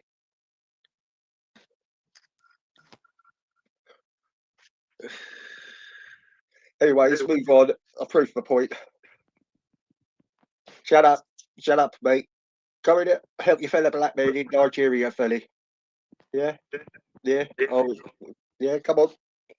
Stop being racist to the Nigerians. Yeah? I thought Black Lives Matter. Yeah? See, politics is all fucked up. You youngsters have been so fucking brainwashed with so much bullshit. It's unbelievable. Well, I'll tell you, it's actually you lot that are the problem that can't integrate with. We can integrate. You said we don't want to integrate. Because you're so used to just being like these just white, annoying people that go around stealing from every other country that you still want it to be like that. And it can't be like that forever. Can't be a thief all your life. Excuse me, did I thief anything? I'm not talking about you. I'm talking about the country. So why are they here then if we're such bad people? Why shouldn't they be? We've got everything now because we stole from all their countries. Can we do a quiz if this Izzy was listening? Oh, that quiz, yeah, I'll get Luke to do that actually. Propaganda from both sides, Victoria. No propaganda from either. Where's the propaganda coming out for the Jews? They're not doing nothing. Who's doing this big song and dance? The upper class lefties who live with their mummy daddies think they could go jump on something because it's popular. They spread their hatred, go to synagogues, spread their hatred. And Tommy Robinson supporters who go for a wife beater, drink, hold up a flag, scream about a god, and then go to the pub Who's the wife and beater? spread hate. The majority of the people at Tommy Robinson, probably. Really? Why is it that domestic abuse goes up during football, Easy? in this country. In this country, why does domestic violence go up percentage-wise by a massive majority during football period? It's because the men that go to the football can't handle their drink and go back and beat their wives. That's why. Well, why is the majority then think it's okay for people to think it's okay for marry their cousins or part of their young daughters off to older men? Why do people think that's okay? So no, you'll have to ask them. The reason I asked you that question is because you deal with the football people. Have I married my cousin? The football people I know have never beaten their wives. Are you fucking crazy? How would you know that though? I've got football mates for years and years and years. Okay, but how do you know they haven't beat their wives? Huh? How do you know they haven't beat their wives? Who said what English people don't beat their fucking wives? Of course they fucking do. Yeah, but I'm talking about the football figures going up because they can't handle their drink. Propaganda from the fucking... The domestic violence. Look at how's that? We literally had adverts on TV during the whole of fucking football period about domestic violence lines and who you can call because the rates go up very much during that period. I know it's very wrong, but are they raping little kids? So I don't know. I don't know what they do in their day-to-day life. Are you really doing a comparison? I would imagine that people who rape little kids probably wouldn't care about beating their wives either. I don't know if that would work for us, vice versa. Don't know what they get up to. I'd say if you're going to beat a woman, you probably are disgusting anyway. We do that with the grooming gangs where they've been let out, their families welcomed back in for all the fucking disgusting crimes they've been doing. Just like when the Israeli paedophiles run away from America, they get welcomed back into Israel. What's your point? Prove it. That is proof. There's one recently, actually. He's part of the Israeli... he does stuff with their internet, not internet, like their online stuff. He's part of their government. He ran from America to Israel very recently. So... we discuss it. Yeah. Exactly. But it doesn't. The simple fact is, when you're defending radical Islam, you're getting every day up and down this country. British girls are getting raped, humiliated, and being called slags, white bitches, and then reading the Quran while they're raping them. They're putting in a letter on their fucking bodies. Yeah. But reading the Quran while they're raping them. Quiet about it. So you've got to say, "Oh, do wife beaters," but then. Is that your argument where all the incidents, what's happening now, still going on across the country, not just up north, from Southampton up to Glasgow? Yeah? Yeah, it's happening everywhere with white people as well. There's some idiots beat up their fucking wives over fucking football. We've got to keep not some though. It's not some though, is it? It's a high majority. Like it's a high majority. That's why it goes up very much so during football period. All right, there's a high majority. We'll say we'll treble that, Amy, because this is what is happening. So we've got to shut up because somebody gets violent over it. We've got to shut up about the children getting raped and pillaged from radical Muslim men, having their tongues nailed to the table. Yeah. No one said you can't speak up over. So what is it? Yeah. So what is it? Yeah. So you'll say to me, we've got to shut up about it because that happens during football. No, that's not what I said. You just like to talk about one side, so I come back at you with the other side. Because it's happening. We don't. Yeah, so it's what I said. That's happening too. On a high scale. What I said, yeah, it's happening on a high scale. What I said too. You first said it was propaganda, and you couldn't say that anymore. Yes, but I'm talking about racist grape. Yes, racist grape towards Christians, not believers. Yeah, it's not towards Christians. Not every white person's a Christian. Whatever, non-Muslim then. Yeah. There's also Muslims that have been attacked by them. So again, it's literally anyone. But you can't get away with the reports where they're being raped. They're being raped. They're reading the Quran while they're raping them. They're pissing on them. I've never heard of anyone reading the Quran while they're doing anything to them. The reports have got to come out. Court cases reports have been out. I don't really delve into it, to be honest. Well, you shouldn't come out with it when you've got hideous crimes like this. So Tommy Robinson's a bigot. You got Ghost. You've got Ghost that is fucking obsessed with him, but he will blow all away what his community's doing. Yeah.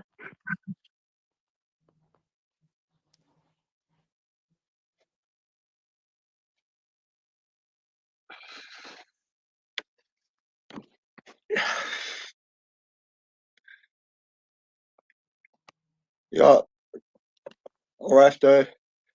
So you did say where you're seeing this man in a kebab shop. What's that about? He said I've said on here that I was shagging a man from a kebab shop a few weeks ago. I haven't even been with anyone for ages. And I was on here all of the time a few weeks ago. So that makes no sense. And I've said many times that I'm into barbers, so I don't go into the Quran, but as you're going to put the Quran says 4.34. he's okay. Put the whole verse if you're going to do that, because saying one little line from a verse is fucking crazy. I can do that to the Bible right now if we want to do that.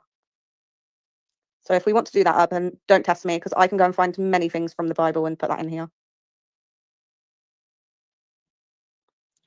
Urban, I can't stand anyway. He comes on. Do you watch any of the videos that I post, Easy? I haven't, to be fair. There's this one. No, there's a few actually that he's done with, but the most recent one is there's this brown guy. He's called, I can't remember what he's called, but he's so funny, and he just takes the piss out of everyone. It's not just like certain people. Yeah. He goes to like, there was one where there was this blind man. He wasn't taking the piss, but he kind of was. He was helping him, but also just making jokes. He's one of them type of people. The blind guy was also involved, by the way. He wasn't making jokes. You have to watch it. But anyways, he's just a piss taker. Like, he says stuff. And then this one video I posted was him going to a, I don't know if it was a Tommy event or it was just England flags, just one of them sort of events. And all he said, he just went up there and he said something, and then he was like, "Make England brown again." And then the police just dragged him out. And Urban's like, "So that's funny then. You need to watch the video." But yeah, it's fucking funny. He's going and he's winding a few people up. He's not doing anything harmful. If you watch his videos, he's very much just a wind up in every single one. It's not like this one situation. And Urban will just come with, "Well, can you explain this?" No, go and watch his fucking videos and you'll see what he's like. Yeah. But what I'm saying is, like, we're going to get back to the thing. It's not always leads do these things. I'm on about these sick radicals, yeah. How they treat their own women. They keep saying about women getting beaten up after football, but most households would treat their women second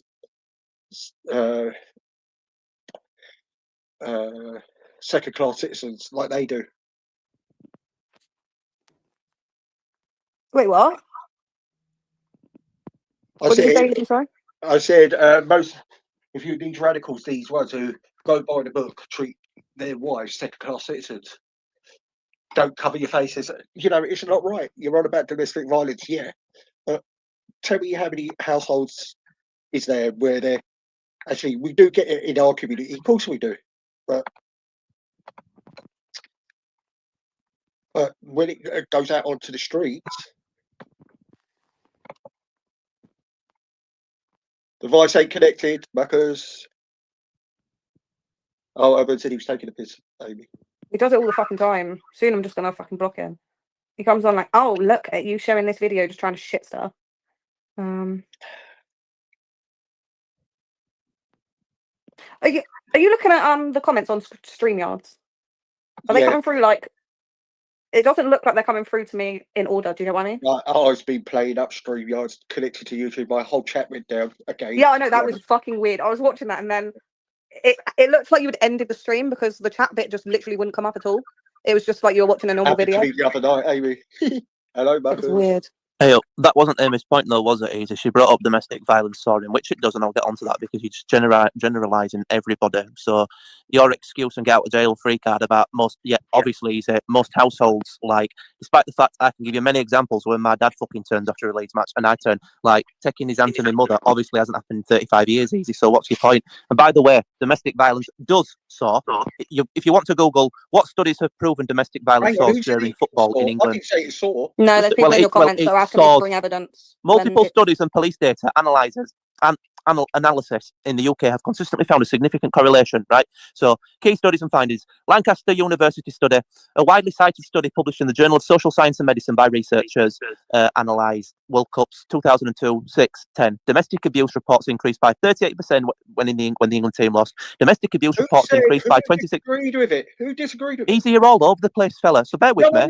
The people in your comments were saying that they wanted a link. So here's what studies, right? London School of Economics, 47%. National Centre for Domestic Violence, that was another. Now, here's your get out of jail free card, but it's not really. It's all connected. Contributing factors. Research indicates that football doesn't directly cause domestic abuse, but rather the environment and culture surrounding major tournaments. Alcohol consumption, heightened emotions, time spent together, sexist attitudes. And then, just bear with me, because if you Google the first one, does domestic violence soar during England teams? There is endless news articles. Now, a lot of these are like fucking rag wipe your ass on a newspaper kind of articles, but there's some stand out, like thenextchapter.org, domestic abuse surges during England tournaments, Women's Aid launches No More Years of Hurts campaign, highlighting that, you get it, Somerset domestic abuse, National Police Chiefs Council. Amy didn't bring that up. Amy is trying to highlight how you and a few more, on no offence, our working class level can't comprehend confirmation bias. You seem to not want to like that sickness. What you're talking about, paedophilia, is in every race, every culture, every creed, and it has been in Catholic churches. It's in schools. You've had police officers battering and murdering women easy, white ones, and the problem you've got with white working classes of a certain intellect is they just want to focus. They just want to simply focus and pick out and cherry pick certain things. Easy, you have been weaponized on here a long time ago, and because of your severe mental health and people, which is why you were given a Tommy Robinson link like a dickhead, taking the piss out of you. Oh, easy could be e-begging. Let's take the piss out of him and give him a Tommy Robinson link to pin about and then when you click it, it'll go to an article about e-begging. That's how we can take the piss out of Easy, you fucking blithering idiot. White slags. You want us to brush that all over, do we? Hey? Get out of here. And you want to bring up domestic abuse after football when you've got girls having their tongues fucking nailed to the fucking table, having the letter red fucking burnt on their fucking arm, on their arms to say you belong to fucking to them. Hey? You telling me you're comparing that? You fucking dickhead. Wait, they're having a letter M tattooed on them. They have one girl. They got a burner and put the letter M on her back to say that they were her. She was there. She can't go nowhere else. She was the property of these grooming gangs. You telling me we know about people may get convicted of being violence towards their wives if they do go to court about it, but 40 fucking years and fucking over 2 million fucking girls haven't had fucking any justice of these mild racist acts, calling them white slags, pissing on them, fucking having to sleep with 100 men. Fucking, you're comparing that. We got to shut up because of an article of that, and you're comparing it to the fucking disgusting acts by these bastards. There's many disgusting acts by many people. This is the issue. You don't like to call them all out. You only like to call a part of them out. What about the Sikh girls recently that are now being racially abused because of by white people? By white people. Me. Who called it out? Me. Done 2 shows on it. Me. Scumbags. But none of you lot, you all want to brush it all over the fucking idiot, muck as it is, want to brush it all fucking over. What about the fucking victims are not getting no fucking justice over the racism? People are not getting sent down for the racism, only for the great, but not for the racism. What about that? What about the poor girls who have to live with that all their lives when they come out of prison and they're allowed back in, the family's allowed back in to the house and they've got to watch her walk down the fucking street? What about the victims, muckers? Yeah? You fucking insult. Why do you kick him off and then rant? Eh? I didn't kick him off. He went off his Oh, okay. I thought you kicked him off. What about it, eh? I'll tell you what, muckers. Try and live in their shoes. Where one woman doesn't have no justice at all. And her perpetrators are still walking around the streets as you see them in the supermarket. How about one girl is still being exploited since she was 13? No, Marcus said you did kick him off. Eh? Marcus said you did kick him off. Oh, he's lying. I didn't kick him off. Come back on, you idiot. Come back on. Come on. You want to come and spill your shit on it? It doesn't work. I told you. I'm on the ball with this. Get back on him, muckers. Stop lying. Stop lying and come back on. I was standing up away from the computer. How the fuck could I?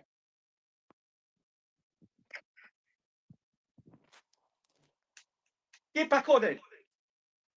I want to give you a fucking earful. You fucking lefty fucking treacherous twat. People like you are ruining this country because you're fucking covering up. What about racism? What about the fucking victims, you fucking twat?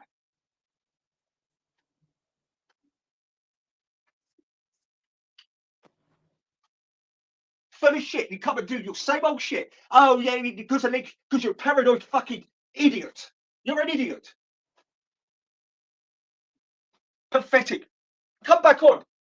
You ran off because I was going to give you 2 barrels loads, you lying bastard. Maybe Moon should come on. She seems to be trying to make digs, but she hasn't jumped on once. Why is that, Moon? It's the only panel you seem to be able to get on nowadays. Why are you not jumped on? Too busy playing games for children, or not sure? Why are you running off? There you go. You didn't get kicked off because you ain't coming back on, are you? Oh, yeah. He's clearly winding you up if you didn't kick him off. He's a lying little twat. You fucking imbecile. Don't fucking come and talk about shit when we got fucking victims who've not been fucking getting any justice at all. And you come up with that fucking shit. You fucking arsehole. Sometimes I like you, but fucking other times I could punch you in the face. Fucking hell. You sick bastard. Yeah, that stupid fucking northern voice of yours. Yeah. You don't put a link in the Tommy Robinson thing. Oh, Marcus, no, I didn't put my profile in. I put the video in by accident. Oh, no. You're grifting for Tommy Robinson. That stupid fucking northern voice of yours. And you want to troll about serious things about girls being racially great. You fucking wanker. Anyway, let's move on. Fucking hell. I told you, don't come in with me. I told you, you got fucking mauled. I told you. Don't try and fucking whitewash my fucking thing, what I'm talking about, over your stupid trolling. Yeah, going after fucking people, switching, and that stupid fucking Yorkshire voice of yours. I know when you're going to start, because you're so fucking predictable. It's the way he says it. Easy. Call me Rick. My name's fucking Rick. That name ain't been used for fucking years. What hasn't easy? Loads of people call you Easy. Yeah, but don't call me it. My name's Rick now. Yeah? But fucking Easy. That silly thing like, I've got to be... I mean, who are you?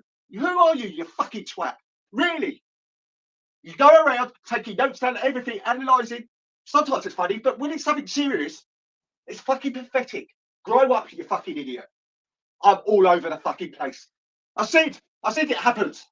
Called out the six. But you want to go and fucking defend that fucking radical across the fucking way? Our ghost is all right there, but no, fuck off. There's the problem in this country. People like you shutting down people who want to speak up about great girls off this fucking country, racially for fucking raped.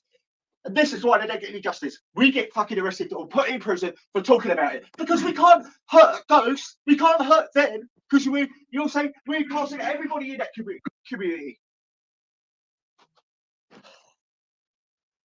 Oh, God. This is all I need. What? Shines. Oh, yeah. Hi, Shines. Hello, you terrorists. How are you? You're following Jupiter, causing me a terrorist, like serious allegations. Oh, shut up. I'm joking, you fucking idiot. Stop Yeah, being man, so behave fucking... yourself. I thought Yeah, you was a terrorist, though, Shines. Well, I must be the nicest of the ice cream of the terrorists. No, you're just the undercover one. You're the one they send out into okay. the open to, like, find out where to go and do the deed. Marcus, No. come back on or fuck off. Yeah? Do you know what? Stop fucking crying when I'm fucking telling you. Why are you sounding like a frog again? Yeah, because he's hiding under a plane. He's ready to do the deed right now. Was Marcus on there? Yeah, what? Your mic's shit, Shines. All right. Let me just try and sort it. Okay, 1 minute. God, are you having trouble getting your wind out or something? Fuck me.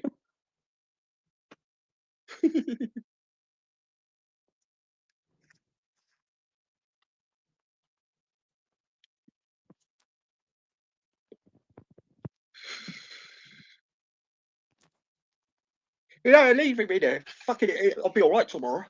But anyway, is that better? Yes, 1 minute, Shines. Yes, what? Fucking hell, you're growing. Just with that easy. Eh? You're quick on that block button usually.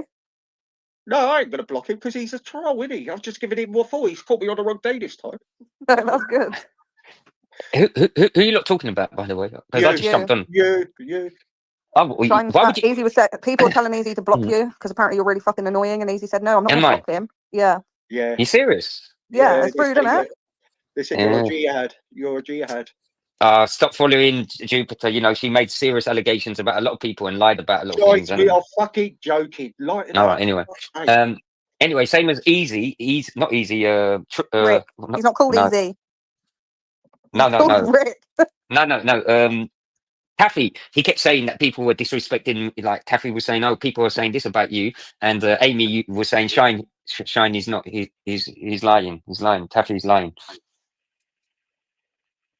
Wait, who's lying about what? Taffy used to say things on the chat because I don't look at the chat. He's saying people are saying about you that you're this. And Amy went, Shine. He's not saying that, Shines. I remember that. So how can we help you?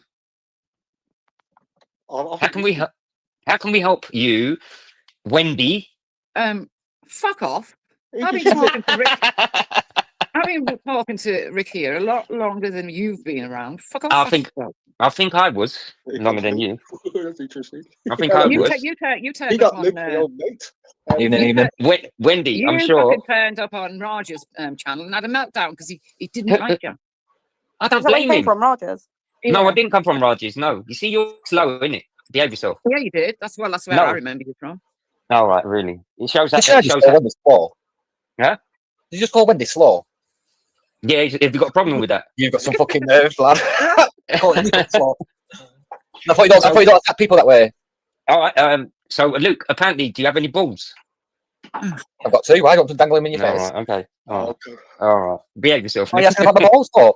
So what are you saying? If I called Wendy slow, I gave you an example. And I I'm said, saying if people say you were slow, you'd be like, wait, people attacking disabilities. Listen, I don't attack disabilities. Wendy does, you do. And so have you. You just called her slow. No. Yeah, just call Listen, listen. Everyone knows I don't attack disabilities. You just I don't attack attack disabilities, people. you call her slow. So you want to argue with me? Let's have an argument. Come on, Luke. Then, yeah. Let's make a hell show of this night. Oh, just accept that you should have called her slow. Come on, that's what you want.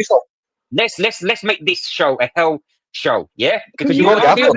No, listen, I'm going to make sure. No, listen, Luke, behave yourself, yeah? Stop, like trying to back up. Listen, are you going to behave yourself? Yes or no? I'm going to give you one chance. You just call me a cracker. Are you going to behave Go yourself? suck your mother, Rebecca. Are you talking about Triller? I'm talking about your mother. Go suck her. Tell me to do anything, you silly bastard.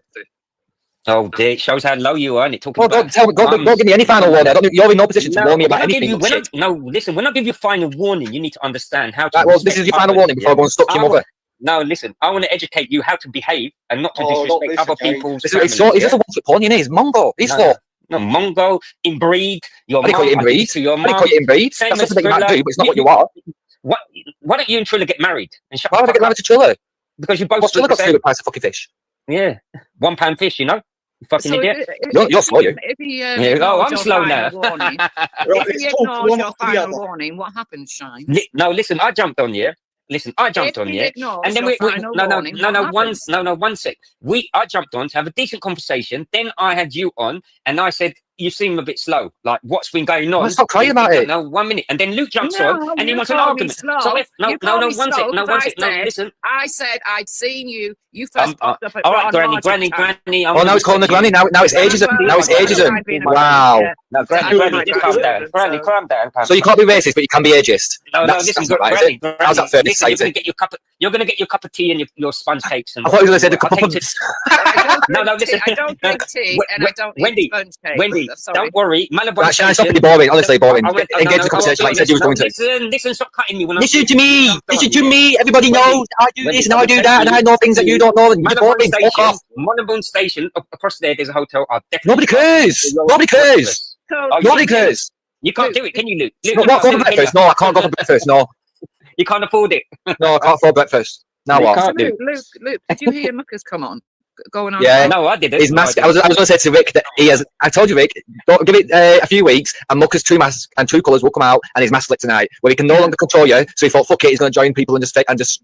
Well, he attacked you the way that he went. He went fucking wild for no reason. He was fuming, second-hand outrage out of nowhere. But I told you for a long time, he's been waiting to blow up on you. He's just tried to manipulate you. But now that people like myself is around here, he's thought, well, there's no fucking point anymore. So I did give him a warning. Don't try. What happened anyway? What happened? Mick speaking. Stop talking over. Yeah, Mick speaking. Be quiet. Right, I told you before, don't try and whitewash what I'm going on about. Yeah, I gave him 2 barrels. I'm not backing down. I heard it. Well done, yeah. Anyway, Luke, you said enough shit since you jumped on here. You fucked up the situation, yeah? It's not all about you, Luke, yeah? Well, I've ruined your mood sometimes. And by the way, it wasn't Jupiter's not the OG of calling you a terrorist sympathiser. That was me. I made it very clear for a long time now that you're a terrorist sympathiser. It shows how dumb you are. Defamation, my ass. I'll see you in court, shall I? I'll see you in court, shall I? Because I've still got all the recording fucking downloaded on my laptop. He's in full live stream. No, listen, you talk I'm justified in calling you a terrorist defender. No, listen, you talk shit, and everyone knows. Sue me. Sue me. Yeah. I don't need to sue you. Why do I need to sue you? You can't, because you'd lose. You would lose. No, you live in Preston, who's got a fucking shithole of the people around there is fucking a child abuse. So shut the fuck up, Preston. You know we've got a massive population of Muslims. Yeah, what happened to the pub? Population. What happened to the pub in Preston? Which one? There's about 100. Yeah, what happened to the pub? You know, one of the most, not most famous, but Which one? Name it. Which one? Name it. You're so dumb, you don't even know. You're a about mongo, you. Yeah, He's shut so up. fucking. He makes things up as he goes along and then expects you to understand what he's talking about like a drip. What about that famous bakery in your area, Wendy? Remember that bakery? Yeah. Oh, yeah, you talk I know shit. about that bakery. You lot talking shit. You fucking you lot spastic talk shut up. shit. You lot talk shit anyway. You're a terrorist Talk offender about and what? No, listen. You and Jupiter love. You should go on a love date. You know what I mean? A love date? What's a love date? Like both of you go on a loving. I can tell you've never been on a date. Full stop. Did you call it love date? Yeah, well, to love date.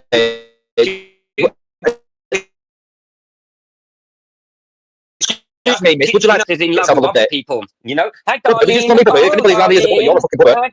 you know, with Luke, he likes any black doors anyway. Luke's Luke, innit? Like I always says. Now he's talking gay again. He always goes to gay shit. Yeah, He's definitely you blackface. always have to do He always that. talks about men and gay shit, doesn't he? He's weird. I think that's the Turk in him. That's definitely the Turk in him. There's no thinking about it. Luke, am I Turkish? Am I Turkish? One sec, Luke. Yeah, you I'm are. gonna embarrass you. Go on. Am I You're Turkish? baking. No, Luke, am Don't I embarrass actually yourself, Turkish? lad. No. Am I actually Turkish? Yes, you are. You fucking idiots. That's how low fucking idiots you are. I play people online. Oh, that's What where do you're I from. say? Oh, that's where you're from. Listen, That's where you're from. No, Where you no, from? no, no. Where you No, from? you're gonna listen to me. Where Are you you gonna from? listen? Are you gonna listen? Are you Tell us gonna where you from, then. listen? Are you gonna Where you listen? Are from? you gonna listen to me? Are you gonna listen? Are you gonna listen? Everyone You're from knows where Turkey. your balls are. Everyone knows where your balls are from. Yeah. And everyone knows where sperm is formed, and it's in your balls, not in the backbone like your prophet said it was. No, listen. You talk about profits and whatever. It's not to me. It is. Stop lying. You're Turkish and you're Muslim. Stop lying about your life. I don't get it. You've got nothing. You live a shitty life. Shines, remember when you was on my panel and your camera came on? With all due respect, Shines, you look disabled. I'm going to go there. You look disabled. That explains your fucking backward mentality. You was live streaming from a fucking bathroom where you just had a shit. Your fucking towels on your ceiling were fucking yellow. Look. All right, listen. All right, look. I'm going to say it. How much money you want to put on the floor, and I will double it. On the Why would I put money on the floor? Put it in my pocket or a bank. Why would you put it on the floor? What's this? I'm in Batch Party Boy or something. Like, are you trying to bid for me or something? Give me No, you said said Batch Party. What are you talking about? nobody. No, you say Money on the floor. Money in the bank, Shines. No, how much cash have you got on you? I think I've got about £6 in change on me. Yeah, I'll just put my wallet anyway. My wallet anyway. That's it. Most people have My a wallet anyway. I'm not a sellout. Fucking anyway. You're Turkish and a No, terrorist. am I? Oh, Yeah. Turkey. Apparently Turkey. Who fights the terrorists? Which the West? Yeah, once. Oh, you mean the same Turkey you said to all the Muslims to go to Europe and have not one but 5 children, and you are the future of Europe. That same Turkey, yeah. Erdogan. Yeah, don't get twisted, Shines. We know what we're talking about. Yeah, Islamists yesterday. Oh, you lot just talk shit. You lot talk shit. Wait, why are you getting so triggered about Turkey if you're not Turkish? No, I'm just saying. Nah. What country in the world is holding back the terrorists? Who is fighting the terrorists? Israel. Israel. I can show you videos if you want. I'll show you videos. Yeah, I'll show you videos, but you'll probably cry say genocide. So what do you want? Do you want to see them or not? All right. Is it all about Israel? No, you asked which country's fighting terrorists. Said Israel. All right. Well, they say Israel. I bless Israel. I'm on their feet, Israel. You know, you live in the UK. No, one sec. You got 5 million refugees in Turkey, which they hold 5 million refugees and they don't let them go out. Turkey looks after them. They don't let them go out. Also, the slaves, are they? They don't let them go out. So the slaves. If they let them out, they'll be in the UK. They come and go as they please, you fool. You lot are too dumb, you know that. That's why everyone could go to Turkey to get to Syria when ISIS was there, to join ISIS. Just let them through. Turkey facilitated in Shimeen and Begum being stateless. If you don't know. Why are you singing? Are you confident in your argument? You've got to sing over people. By now. Wow, you're failing. 5 years and years ago. Why are you getting so triggered, Shines? Turkey's in the middle of the world. It's like Turkey is a shithole, yes it is. And everybody knows that it facilitated fucking ISIS. That's why the UK moved it to Turkey. It used to be called Get rid of the Brits from Turkey, from Greece. Get rid of them from Cyprus. Get rid of them from Spain. Get rid of them from Morocco. From Spain. Get rid of them from Spain. Where's Spain? Spain. Or Spain. Like Yankel. No, it's not me. No, they're calling out. Right, we're moving on now, Shines. You are dominating. You're trying to take over the panel. Stop. Stop. You're not taking over the panel, Shines. Stop. Are you going to behave? He just told you to. He just told you to, Shines. Not me. I told Luke to behave. Yeah, but you don't have the authority around here. I'm telling you now. I'm telling you to suck your mother, and when you finish, lick your hand. You just heard Rick say my name. Stop turning it into a chip shop. See? Yeah, stop it. Well, tell Luke to behave. He jumped on, he fucked up the show, and he's going to end up fucking up the show. So No, you jumped on. Have a go. Easy. I know exactly. Yeah, what that's why I jumped up. I sensed it. He felt comfortable, didn't he, Wendy? All right, let's move on. Let's He move took his on. moment. Granny and Preston, let's move on. Come on. All right, terrorist. All right, terrorist. Preston, is that the worst insult you can fire at Preston? Yeah, nothing wrong with Preston. God, we call me a spudball next or something. Right. Anyway, Right, let's let move Eddie on. have a Let's move on. say. Thank you, sides. Mute up. No interrupting, otherwise I will kick off. Right, go on, Eddie. What was you saying? No, I was just, well, it was actually to do with Muckers when he came on. I'm glad you didn't let him get away with what he was saying, because I'm sick of people disregarding what happened to the young girls in this country. Yep. And as time goes on, it's becoming more like acceptable to disregard them. Do you know what I mean? Yeah. And to bring up other things, like the two Sikh girls that were unfortunately raped. But that doesn't mean, well, because that happened, we've got to forget about the other thousands. Who's saying to forget it? Triller.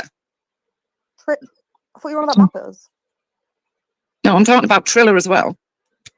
When did Triller say to forget? On Ghost. Oh, the arguments on there over two Sikh girls who were, very unfortunately raped. Yeah.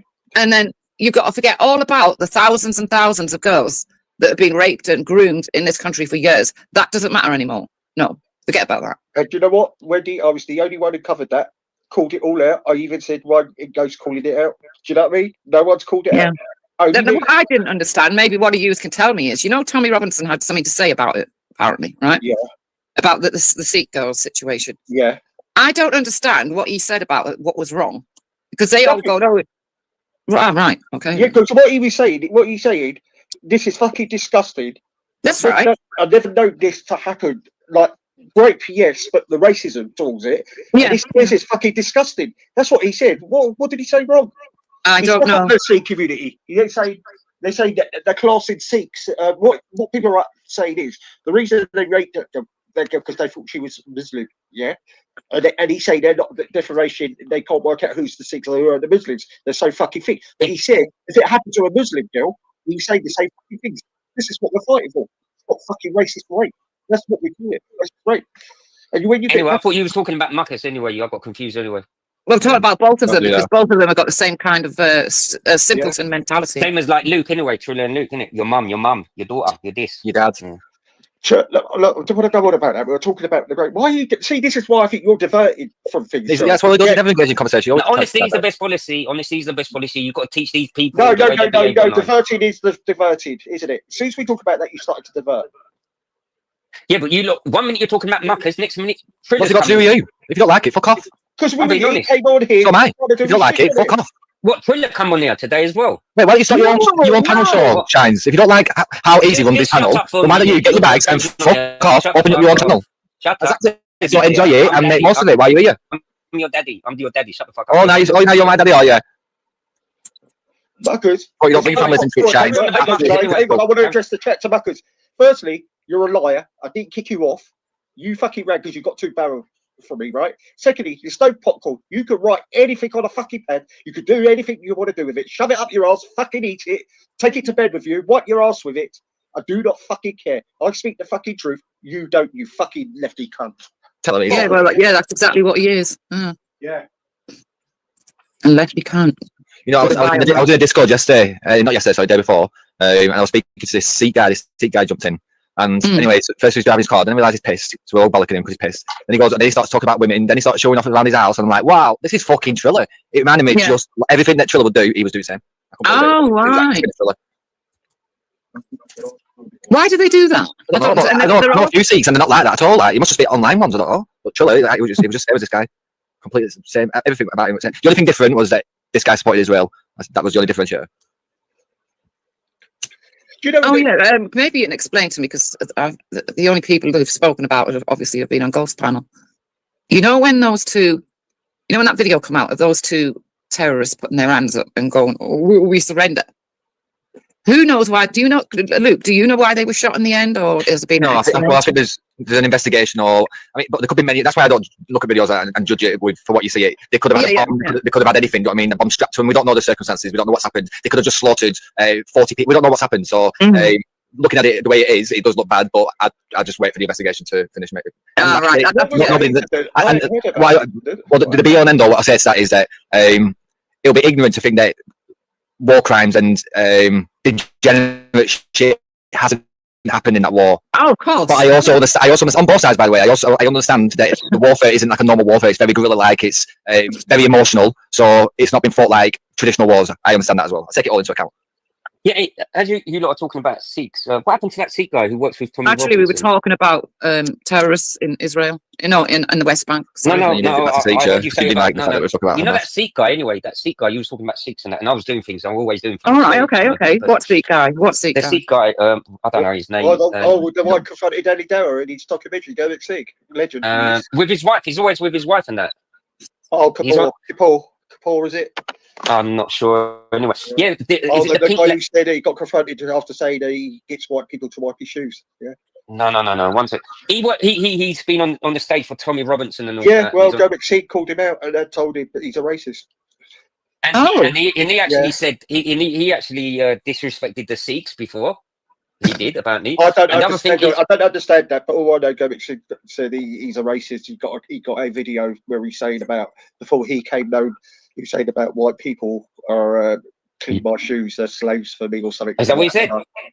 Yeah, and anyway, Kermit outed him. He's a good bloke, Kermit. Sorry. Well, you had is it the Pink Ladies or whatever this group attacking him for putting up a kid's thing up or something. It's been on YouTube. It's been on YouTube. Tommy Robinson's kid up. Yes. Not Tommy Robinson. Because he had a watch. Yeah. Anyway. Yeah, there was something running around. Shut up, Marcus. Come on the panel. Don't fucking bottle it and say you got kicked off, you mug. Yeah, I told you not to do it, didn't I? I told you. Do not try to... I ain't got much time, to be honest. It's not speaking to you, it's speaking to Muckers. It's not all about Listen, Luke, I know you're going to miss me, so behave yourself, Luke. You really are an egotistical nonce. I didn't say that. I don't know. I said no. So when I jump on, you always jump on. I was going to say no, but I don't know why I said nonce. I didn't mean. I actually meant to say no bed. Well, to be honest, you need something in your mouth, Luke. Yeah, you need something else in yours. Racism towards everyone, not just whites. Everybody, and I think there's a different sector of Sikhs, isn't there, or something? I don't understand it. All I know, Govic called him out and said he's a fucking wrong one, basically. Yeah, it was about his racism more than anything. You're not talking about the ball. I'm talking. Oh yes, the signal's going. Yeah, Shanja. I don't know much about it. I don't understand it. Luke, you like saying my name. I don't know why, but come on. I know Christmas is coming. You're not going to get your Christmas bonus this year. Come on. Abu. Have you got your Christmas tree up there, Shines? That'll be a no. I know then. That'll be a 9. Yeah. You know what? I spent 75 quid on a fibre optic one, right? 7 foot, and they ain't fucking sent the lead with it. Fucking... No, fibre optic. No, I don't like them. They're too prickly. And you can't really hang stuff up on them. You can't bend them like you can normal ones. Why do you spend that amount of money on a silly fucking tree? Rick? Because last Christmas I ended up in hospital. It was a shit. All right. Yeah. I get it. Have you got a tree up, Wendy? Pardon? Have you got a tree up? Nope. Humbug. No, I don't know. Well, I go around my son's for Christmas, so there's no point really. Get a little desktop one. No, I don't want one. Fucking thing. Get one from B&M that's like 3 foot and it lights up itself, Wendy. Oh, right, okay, yeah. I know you're in a bit of budget or whatever. Yeah, plug and go on and just keep it, replace your lamp for Christmas season. And I think no, you won't, Shines. There'll be a fucking bomb in it. Shine, when they don't take a Christmas tree off, Shines, it'll fucking have a bomb or something in it. No. The point was that I didn't want a big Christmas tree. I didn't know you could get like 3 foot ones. Yeah. As long as you've got a big garden, it'd be the biggest tree. I'll buy it for you. She doesn't want a big tree. She doesn't want anything too outrageous. She just don't want it for Tesco's. That's all. The fucking idiots. Tesco's? What the hell are you going to go to Tesco's for a Christmas tree? They didn't call it Christmas trees, have they? They called it. You said someone said that, and they never have. It's so small. It's never been called a Christmas tree. Yes, it has. No, it hasn't. If you actually look into it properly, it's never been called a Christmas tree. They still have all the banners like around it that says Christmas and Merry Christmas and stuff like that, but the actual tree has been called. Yeah, I used to work at Argos and like they'll call it Alpine and whatever. And yeah, like Everlast, because that's what Everlast, the tree is. Yeah, but what's the reason why this has all happened anyway? What? They call it Alpine or they call it That's what the tree is. That's what the tree is. Well, so whenever you see things like when people say like, "Oh, they took Easter off Easter eggs," they haven't. Just go and buy an Easter egg, you'll see it. It's got Easter on it. Yeah, but look, I said this on here before. I said, what the hell's going on about Tesco? They're calling it something else Christmas. Like, I want to make a statement. I want to make a statement. I'll shut this down with this following statement, right? So one of the most heavily populated areas in England for Muslims is Blackburn. Would you all agree? Blackburn. Yeah. So it's Muslims. 1 minute, Shines. I'm not finished. Let me finish. Don't get triggered yet. Are you answering my question? Yeah. No, you will. You be quiet, No, and you let me finish before you get triggered. Easy. Can you just ask him to be quiet while I finish, please? It's very rude. Could you please? Because he's turning and he's making a different story up. I just want to know. What am I going to say, Shines? What am I going to say? All right, you finish the story for me. Go on, Shines. Finish the story for me. What am I going to say? What I've noticed, why are people like saying? Right, Easy. Can you just finish off for 1 minute? Let him finish off what he's got to say. Thank you. This is getting frustrating. All right. So we'll start again. Shines, if you can mute up, please, because you're clearly going to get triggered. All right, look. Right, so guys, so one of the most populated areas in Britain for Muslims is Blackburn. Would you agree? Yeah. Yeah. Be quiet, please. Thank you. Christmas trees. Be quiet. So the other day, be quiet, please. So the other day, I spent. Can you please be quiet? Easy, I'm begging you. Can you please mute him? Thank you. So the other night, I was in Blackburn. I spent the night over there, and in the middle of Blackburn town centre is a massive, beautiful cathedral. It's absolutely glorious to look at it. And then on every hour, there was bells ringing, and it weren't just from the one main cathedral in the town centre. Like it was like in unison with other churches, and it was all playing at the same time. So I was walking out thinking that, yeah, to look at Blackburn, especially if you go into like the estates and that, you might think, fucking hell, it's changed this. But the fact that I don't hear bells ringing in Preston, apart from on a Sunday if you're in town centre, like it reminded me of being in the middle of Amsterdam, and it kind of a bit of hope to me that was like, regardless of like population change or demographic change, like that's always going to be at the core. Yeah, of course. Yeah. You see, you weren't going to say what he thought you were going to say. Exactly. So he needs to wind his neck in a little terrace. Did you hear that, Shines? So was that bad, Shines? Really? I mean, it was beautiful to witness, though. It was. It is, yeah, with that kind of thing. No, listen, he didn't answer me. Yeah, he didn't answer me. And the other thing is, you muted me up. You keep muting me up, and now you put me in the back, and everyone knows where I'm going to go. Bye-bye. Enjoy your night. I love to keep me in the bag. You bitch. Oh, he's gone. At least we can have a conversation now. Do you know what I mean? Marcus, that's what you're rambling about. Stop spamming the chat with your stupidness. Yeah, you're not getting. Who's spamming that? Oh wait, he's there. Okay, I was like, where the fuck is he? Because I told you off. Drive up. We muckers. Told you Master Slid. He tried his arm to try and control your channel, Rick, for fucking ages. And he realised recently that he can't do that, so now he's gone full. Actually, there's a lot of people that come on here and just say, "Yeah, Rick, you're right. You're right. Yeah, you're right." Just ignore them, Rick. He's not right sometimes. No, I agree with that. But Muckers, for a long time, Muckers was more focused on like, don't talk about all this politics stuff. Fuck Jupiter, blah blah blah. Let's talk about football and that. The second that he shows an opinion or urges an opinion that he disagrees with, he'll come on and he'll fucking go him along with other people. So he's not here to protect him. He's not here to look after him. He's not here with his best interest. He said to him at one point, he used quite a few derogatory terms towards Easy tonight. So he's clearly no friend of him. So I don't like sense of him. But Amy, he's trying to control a lot of people. I'm always, no matter whoever tells me I'm wrong, I always say I'm right. If I find out I'm wrong, I'll say I'm wrong. But that's fine. But I don't think people should be enabling you in certain times, especially when people can see that you are on a mental downfall. Not like, I'm not saying you're going into whatever's happened before, but there are like signs with you that you're going down the sort of route that probably isn't great for you. It's so people should stop enabling that. No, I think people are just thinking I haven't moved on. That's all, Amy. I think listen, just like drama. Yeah, but the drama used to be like personal towards people and stuff like that. I definitely recognise a shift from. You might still get triggered. You might still like get angry. I do the exact same. I get fucking well emotional. But it's more towards like ideology and politics and stuff like that now, which I think is justified.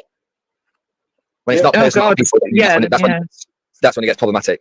I think you can still have that same level of energy, but if it's aimed at like politics and stuff, then you can justify it. There's people. Did you hear Becca and JLJ and Jupiter on Becca's yesterday? Yeah, well, I jumped on. I couldn't hear too much of it, so I jumped on and fucking give it to my phone. Honest to God, I've never heard anyone go on the way he was going on because she said she didn't like him. And when she said you atted me at the chat, he was like, I did not at you. I did not at Jupiter. I put Jupes. I was like, wow. So you atted like wow. I was going mad that he didn't at her, but he did at her. But it was proper lefty, wasn't it, Luke? It was proper lefty way. At the end, like when I jumped on and I gave him what for, at the end he was like, you know what, this is just disgusting. I just can't be around this person. I just can't. And he jumped off. Do you know what? It's really funny. I've got a guy called India comes in here. Every time he comes in the chat, JOJ. India, guy? But yeah, is it a guy? It's called India. No, that's a girl, Shuli. I thought it was a girl. That's a girl, Shuli. It's a different India, but he goes in the chat, he's Society X. And every time JOJ tries to mouth off in there and he turns up. He fucks off. You can't handle it, but it's fucking weird. He hasn't been back since. Yeah, it's just like. Well, I'm pretty sure that he can't handle it. Yesterday, again, so he played the video, do you know, where he says that I said all Palestinian children are savages. So go on, continue playing the video, play it all in its entirety. So he did. And it showed me saying that kids who pick up AK-47s and got fucking bombs strapped to him, little savage little bastards. I said, there you go, checkmate, now fucking mind your kid. I said, because if any kid, regardless of fucking where they've come from, came towards me with an AK-47 and a fucking bomb strapped to him, I'd boot the bastard, regardless of who they are. My life before theirs. I don't care if it's a kid or not. I had a really good chat with Becca the other morning, a really good chat, and I was explaining. With who? Becca. I had a really good chat with her. Becca, yeah. Yeah, I had a really good chat with her, and I was explaining what my feelings were. People got me wrong. Just loads of things. Becca. Yeah, and Becca sort of understood what I was saying, yeah. It's just like I try to explain to Amy, it's not I'm against Muslims, I'm against the radicals. And I always mention radicals, yeah. And the only reason I go at Ghost is because Ghost really fucking supports it, really. That's how I see it. Well, yeah, he knows what to say to push the buttons, doesn't he? I mean, yeah. He definitely knows what to say. But yeah, I like to call Becca Teflon Becca because nothing sticks to it, like, you know. Yeah. It's a funny girl. It's just, yeah. I mean, look. But I was hearing you and Amy, and so is that finished now in over there in the Middle East? Is it finished now? Israel. It's never going to finish. No, is it? the ceasefire is still technically ongoing. It's been breached multiple times. Yeah. There's still one, I believe it's one dead remaining hostage to hand over. The last body to be handed over was a Thai worker that the Thai family, I believe, didn't even know was dead, but it wasn't an Israeli. Okay. I'll tell you, there was a shocking video I saw what Hamas done to their own people. It was an autistic kid. They tied him up and started whipping him. Yeah, that was Hamas, and this is what I'm like arguing about. Soon this peace ceasefire happened, they started turning on their own people. Over 300 people were murdered by them because they thought they were siding with Trump. Do you know what I mean? It's just. Well, I expect the real innocent people of that place just want peace and to get back to normal life. Yeah. But Hamas when you have a terrorist group ruling over you, you know. Yeah, exactly. Yeah, like I said, if Israel falls, we all fall. Israel's not going to fall. But if they gave in to it, they were all in trouble. Yeah, that's how I see it. It's a pack of cards stumbling down to you. What Israel doing, I will say, they're doing the right thing. They're doing the right thing for the reason what we're seeing in this country and across Europe at the moment. Yeah. Yeah. Well, what do you think? Because I haven't spoken to you about it. What do you think to Danny Tomo's D-Day 2, Operation Overlord 2? Well, he's getting a lot. I've got two minds for this. I think he's risking his life a little bit. I think he's been bloody stupid, to be honest. If he was going to do it, right, do not make a group, make it ultra fucking private, and get the word out that way, and then meet people in person. Don't put it on the internet. Wait, what's he doing? You know. Yeah. What's he doing when? Going over to France and finding the boats that are like hidden the sand dunes, and they find the boats and they make them so they can't be used. Yeah. I wouldn't be overly not on board with that. Yeah, that's what he's been doing, but they've already been like arrested once. Yeah. The only thing I will say, Wendy, I think this has been done before, isn't it? I mean, GB News went over and fucking exposed it, haven't they? And yeah, really... but they didn't do what the Raise the Colour guy is doing, and Danny Tomo and some others. Yeah. That is going onto the beach, finding the boats and making the boats unusable, right? They didn't do that, and that's what they've been doing. So they've already made 3 boats. You know what that's going to lead to straight away. They'll be classed as a terrorist organisation. Well, you see, this is what. Like when they were coming back the other day, they got detained in France. Yeah. And then they got arrested, and they were held for a free video on YouTube and made it really public. That's what will happen, Luke. But they should have done it. Yeah, they should have done it ultra secretly. When they've done it, then put everything up on the internet. There's no way around, especially in the times that we are now, and with Palestine action being classified. I think that it's. Yeah. I think it leaves them no choice. Like they have to, like any form of reasons, like we've witnessed recently, is terrorism, isn't it? The trouble is, though, because things have got this. Now, and you're hearing so many cases of sexual attacks on the street every day now. People are getting angry and desperate. Yeah, they are. I get it. I get the outrage. Like I said, just There's ways around things. Going to be put inside for about 5 years. Do you know what I mean? To his family or This anyone. is what I mean about what the data is public. Word of mouth still works. Yeah. You know, you get the word spread without. Yeah. Because what they want is they want hundreds of English and British men, just men, Yeah. to go over to France onto the Dunkirk beach and other beaches, and do that to all the boats. We're talking about another country here. We're talking about France. Yeah. Surely all they can be done for though is criminal damage, and doesn't Well, you'd have thought so. boats have to push that. But not with this government, it won't be, will it? I mean, we know what's happening in France at the moment, don't we? Yeah, they want them out too. But they've proven that there's no such thing as gangs. There's no gangs over there. It's what they call NGOs or something. Yeah. Yeah, but there's a lot. What I say is a bit dangerous over there is at the moment they have got some problems in France. It would surprise me. It end up as a civil war in France because churches are getting burned down, and it's really. I mean, they've got some guts doing it. I'm not going to lie, because I wouldn't put them. You know, they really go. But it's desperate message, isn't it? People are feeling desperate. Unfortunately, something like this is going to happen, isn't it? They're just it's a sad state of affairs when you've got to have men doing that because the government, for some reason, don't want to stop them from coming here. Well, shall I tell you what's happened? It was leaked out. So what happened is this country, and like other countries, is Qatar loaned money out to countries like us. So I think it was May. She borrowed 68 billion off Qatar, right? And they turned around and said to her, "Don't have to pay it back. Let us have a bit of control of the country." And that's what's happened. And that's what a lot of countries have done. They've borrowed money from Qatar, and this is why we've got political Islam going very strong at the moment, because the government has sold us down. They borrowed money from them. They give it back to them for they've got to take money, pocket it themselves, and that's what's happened. That's the truth. That's what's happening. This is why it's happened. Yeah, but they should have asked the British public first, and they didn't, and that's why so many people are getting bloody angry now, and they're going to have to deal with that sooner or later. Yeah, and that's what's happened.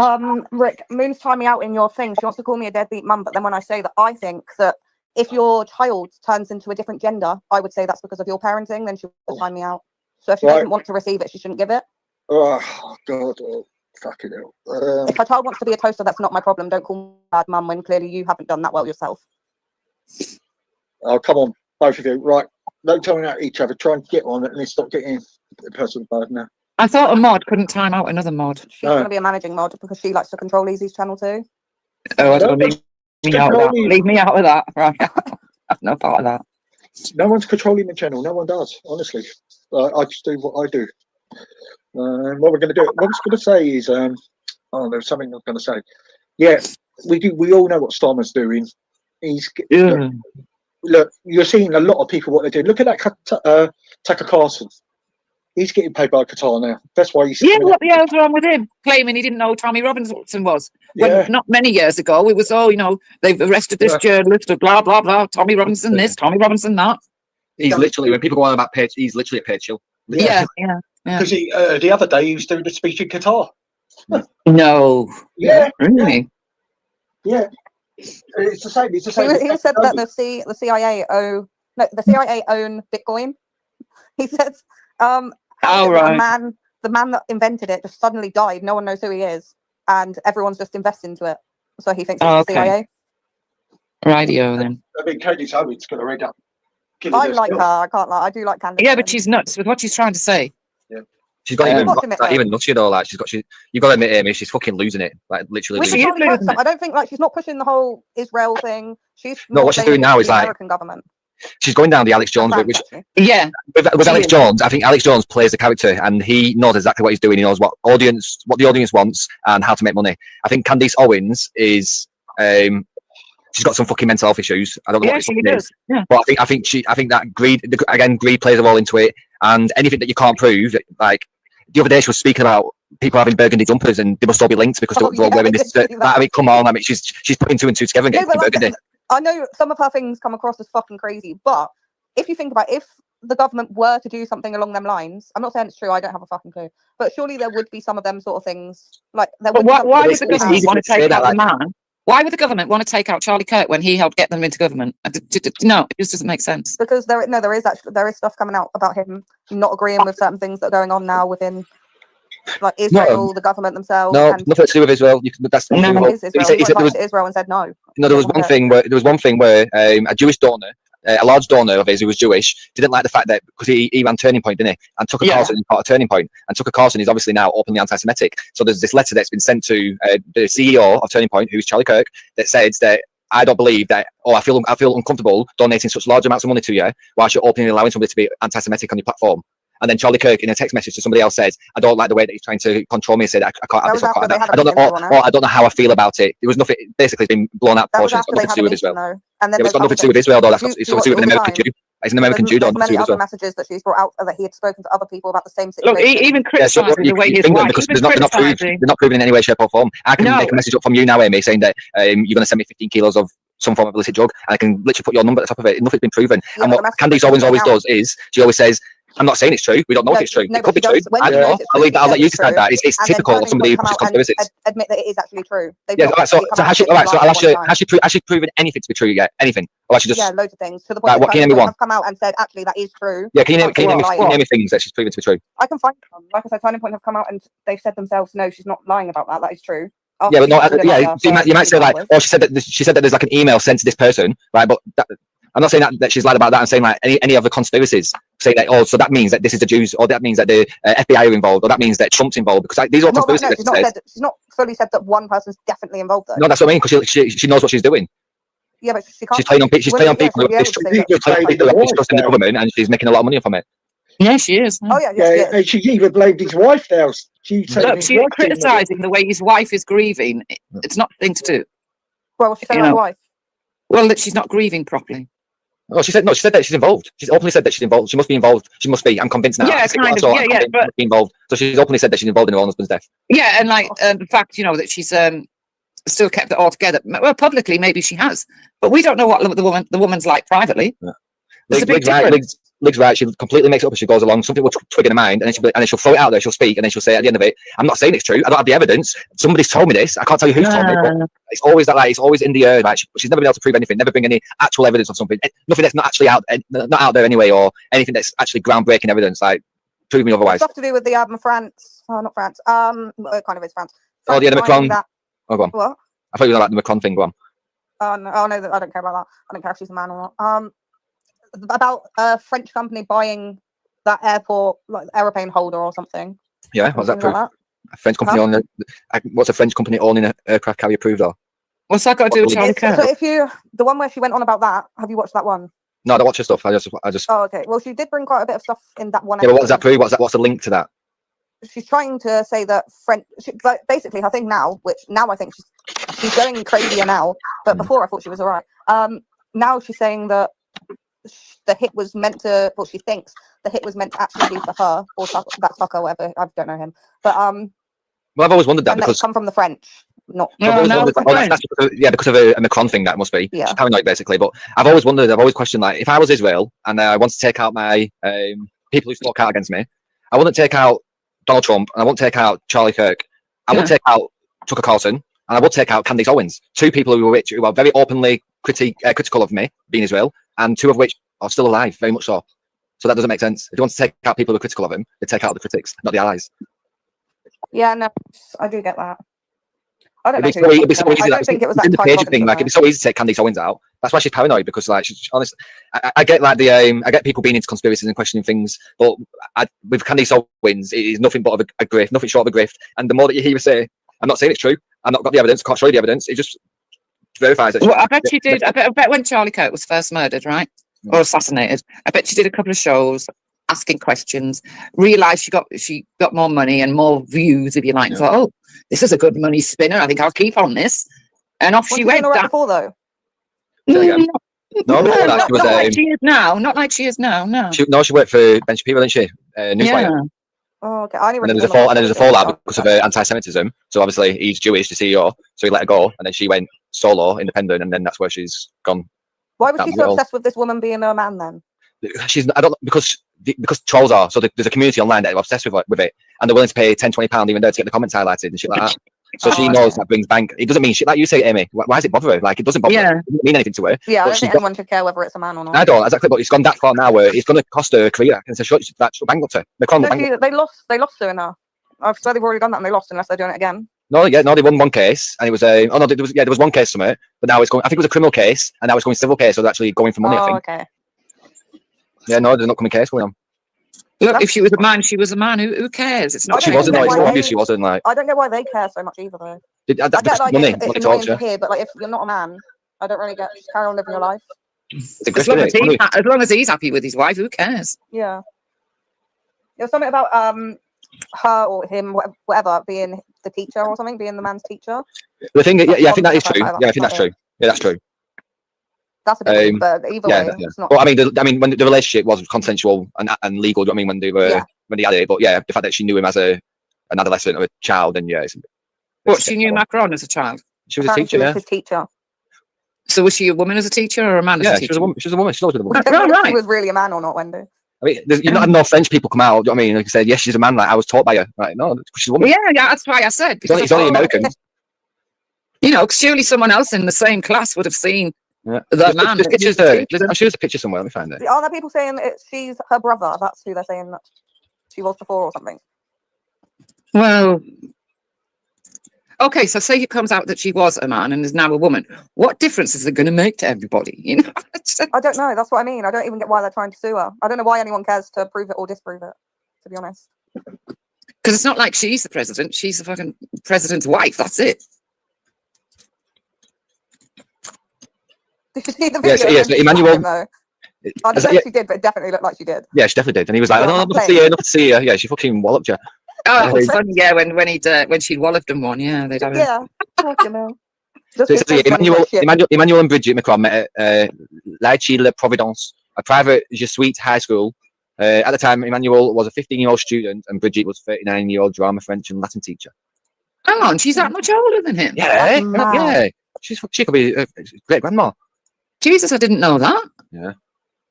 That's why it's so easy to make conspiracies about it all. I mean, because there is some things that are like, okay, why have you done that? Oh, that's a bit weird. And then from that, you can say, oh, she's a man. You can take a picture of her where she's got a bit of a bump. Yeah, I know what you mean. Like where it's creased or something. Oh my God, she's got a knob. I mean, she's flat chested as it is. So I'm not good with maths. How many years older is she then? 24. I'm terrible with maths. Yeah, 24. Yeah, 24. You're right. God. 23, 24, 23. I mean, wait. What were your years? Depends on birthday, don't know. How old were they? 15-year-old student. And she was. Hang on, did they start 39? She was. Oh, so 25. Yes, 24. No, 24. Oh, yeah, 24. 24. They didn't start something when he was a student, did they?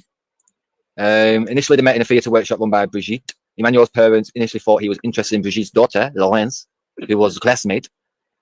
Collaboration as the pair grew close while working together to adapt an Eduardo Di Filippo play, an art of comedy for a school production. Parental concerns, a concern from the bond forming between the two. Emmanuel's parents sent him to Paris to finish his final year of high school at the prestige. Yeah, so there definitely was. So there was that much concern that she be attracted to school. a little kid? Because she's a yeah. Must be. I don't like that. The fact that she was attracted to a little. Nonsense, you know. It's actually to get. Oh, I know. I'm just because I've just learned this. I just don't like the fact she was attracted. No, I mean, it's to... mad in general that there's so many women. Like, I don't know how the men there is. works, but I don't understand how women's brains even work like that. Knowing a woman's brain, and I don't understand why they all seem to go into like schools and nursery. They seem to do it that way. It's fucking weird. Women. Oh, right. So, that still doesn't mean. Now you understand. Now you can add a few little bits even there. Now I know the whole story, Luke. It would be quite easy to go down the conspiracy, route. But like her being a nonce, is that not enough? That's what I mean. I don't like her now because of that. No. A bit sketchy. I mean, if they were both 20 years older, then you might be able to like understand it with like the times that we was in and stuff like that. But no, it's still with her. Like they're not that old, or she is, but he's not. So like, she is, but he's not. No, yeah, you knew better at that age. In those times, you said he was 15, she was fucking 39. I couldn't believe what I was hearing. Yeah, go on. Big that, isn't it? Wasn't double. Yeah, she nonce. Bridget McCons. Fuck's sake. Like I said, you think that'd be fucking enough, wouldn't it? No. Yeah. The French people like that not getting into any sort of powers mad, to be honest. Yeah. Well, they like say like they probably didn't have a relationship. They said there was concerns. Did it say when it was official in a relationship? Yeah, they ain't. Yeah, but she shouldn't have been anywhere near a 15-year-old boy at the age of 39. So what age? The confidence. Yeah, but she was his teacher. They're not saying that they definitely know they got together at that age. No one knows if they did anything at that age. No, well, that's even if they said they didn't. You know what I mean? Like, Yeah, no, it's weird. The fact that they're even together later on after being teacher and student. I don't think I can ever go back to any of my teachers and see them as right. So she was. more. Well, she was married. Like I said, her and Emmanuel married in October of 2007. At which point he was 29 and she was 54. Fucking hell! It's still a big gap, isn't it? Still a big gap. I mean, yeah, it's legal, but like you say, if they met at 15, there was they formed a bond. The bond was concerning to his parents that he moved school, they changed school to get away from her, and then they continued the relationship by sending letters and stuff. God, how romantic! Va sending letters to a fucking 15-year-old child, nonsense. Yeah, no, that's. And then a few years later, they got married. She left her husband or something. It's probably waiting until. Yeah. Like you need to wait out a certain period after that sort of shit. How can they have with such a big? I'm not being funny. A big. What on earth can they have in fucking common? Do you know what I mean? There's rumours that he is homosexual. Oh, okay. Maybe it's as the relationship was already formed, it's an easy relationship, isn't it? It's a good cover. Oh, all right then. Supposedly he visits the Olsona, Vavavon. Maybe she's a man then. Maybe that is the reason. Well, that plays into it because there's reports of him being fruity. She's got to be a man, but no, I just think she's his trophy wife. If you can call it that, you know what I mean? Yeah, but then surely you would just get an actual trophy wife. Well, yeah. Well, 50-year-old.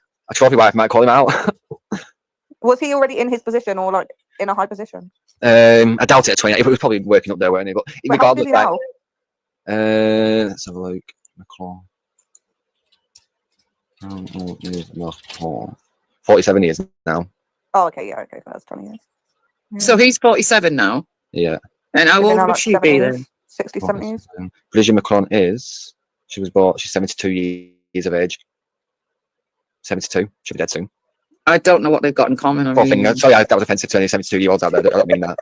I actually don't mean that.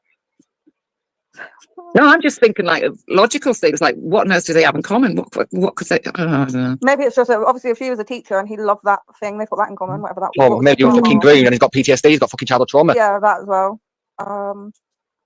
He doesn't know any different. Maybe she likes money and he has money. Maybe she's got a good, you know what? Maybe she's got a good, you know what? Even at 72. Sorry, Wendy, I shouldn't be speaking like this around you. I'm getting very too excited. But then, Amy, we've got to look at it this way as well. Plenty of men do it, don't they? Oh, yeah, I would say, but the men tend to mature later, don't they? No, what I mean is the men, when they're older, you get a man who's, say, I don't know, 60, running around with a girl of like 20.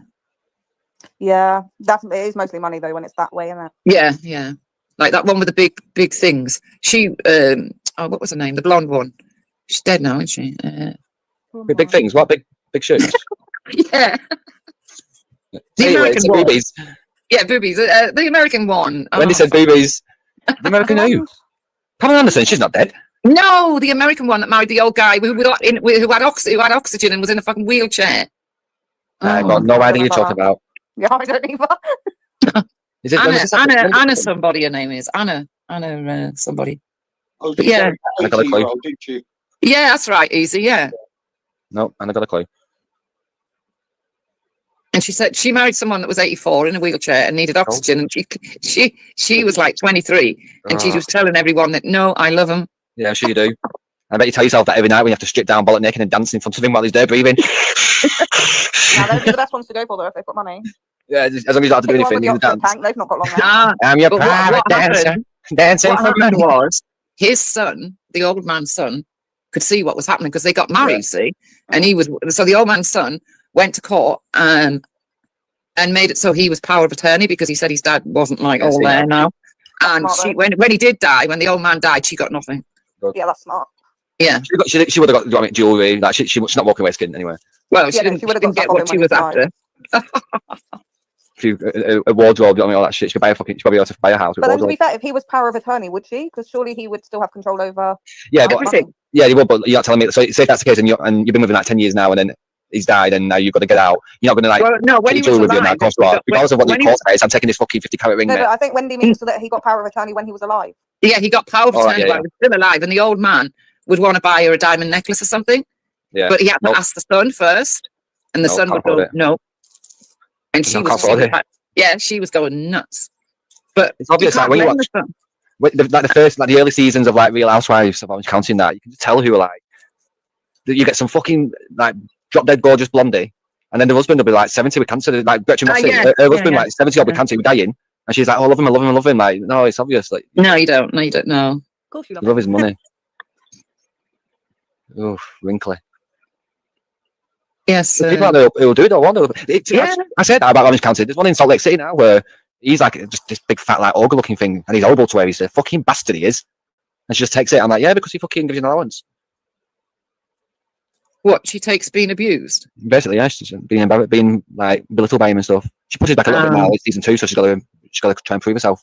But no, we know he fucking rules around there. And like I said, she just pays an allowance every month, and then she has to make a decision what she wants to do: walk away, not be about the allowance, or I'd save up loads and then I'd leave. Yeah, get loads of jewelry. That's what I mean. Girls, get them men to buy jewelry. If anything, fucking swallow the cunt. Get what you can and plan your escape and go. Yeah, all pearl fucking necklaces. Get them down your stomach. Get them in your belly. You can shit them out next day when you're long gone. I feel sorry for these women who are in abusive relationships, and there is no way out for them. Anna Nicole Smith. That was her. That's it. Anna Nicole. Yeah. Yeah, City said City Walk. So, oh, you're City Walk. I let you wait for 5 hours. He said she was a Playboy. Yeah. Yeah. Can you imagine what they had to get? Oh, what they had to do. Oh, God. With him. You Hefner. And they had to pretend that they liked it and that. Wow. Minging that place. I bet it fucking stunk, that place. I don't know how it went on so long.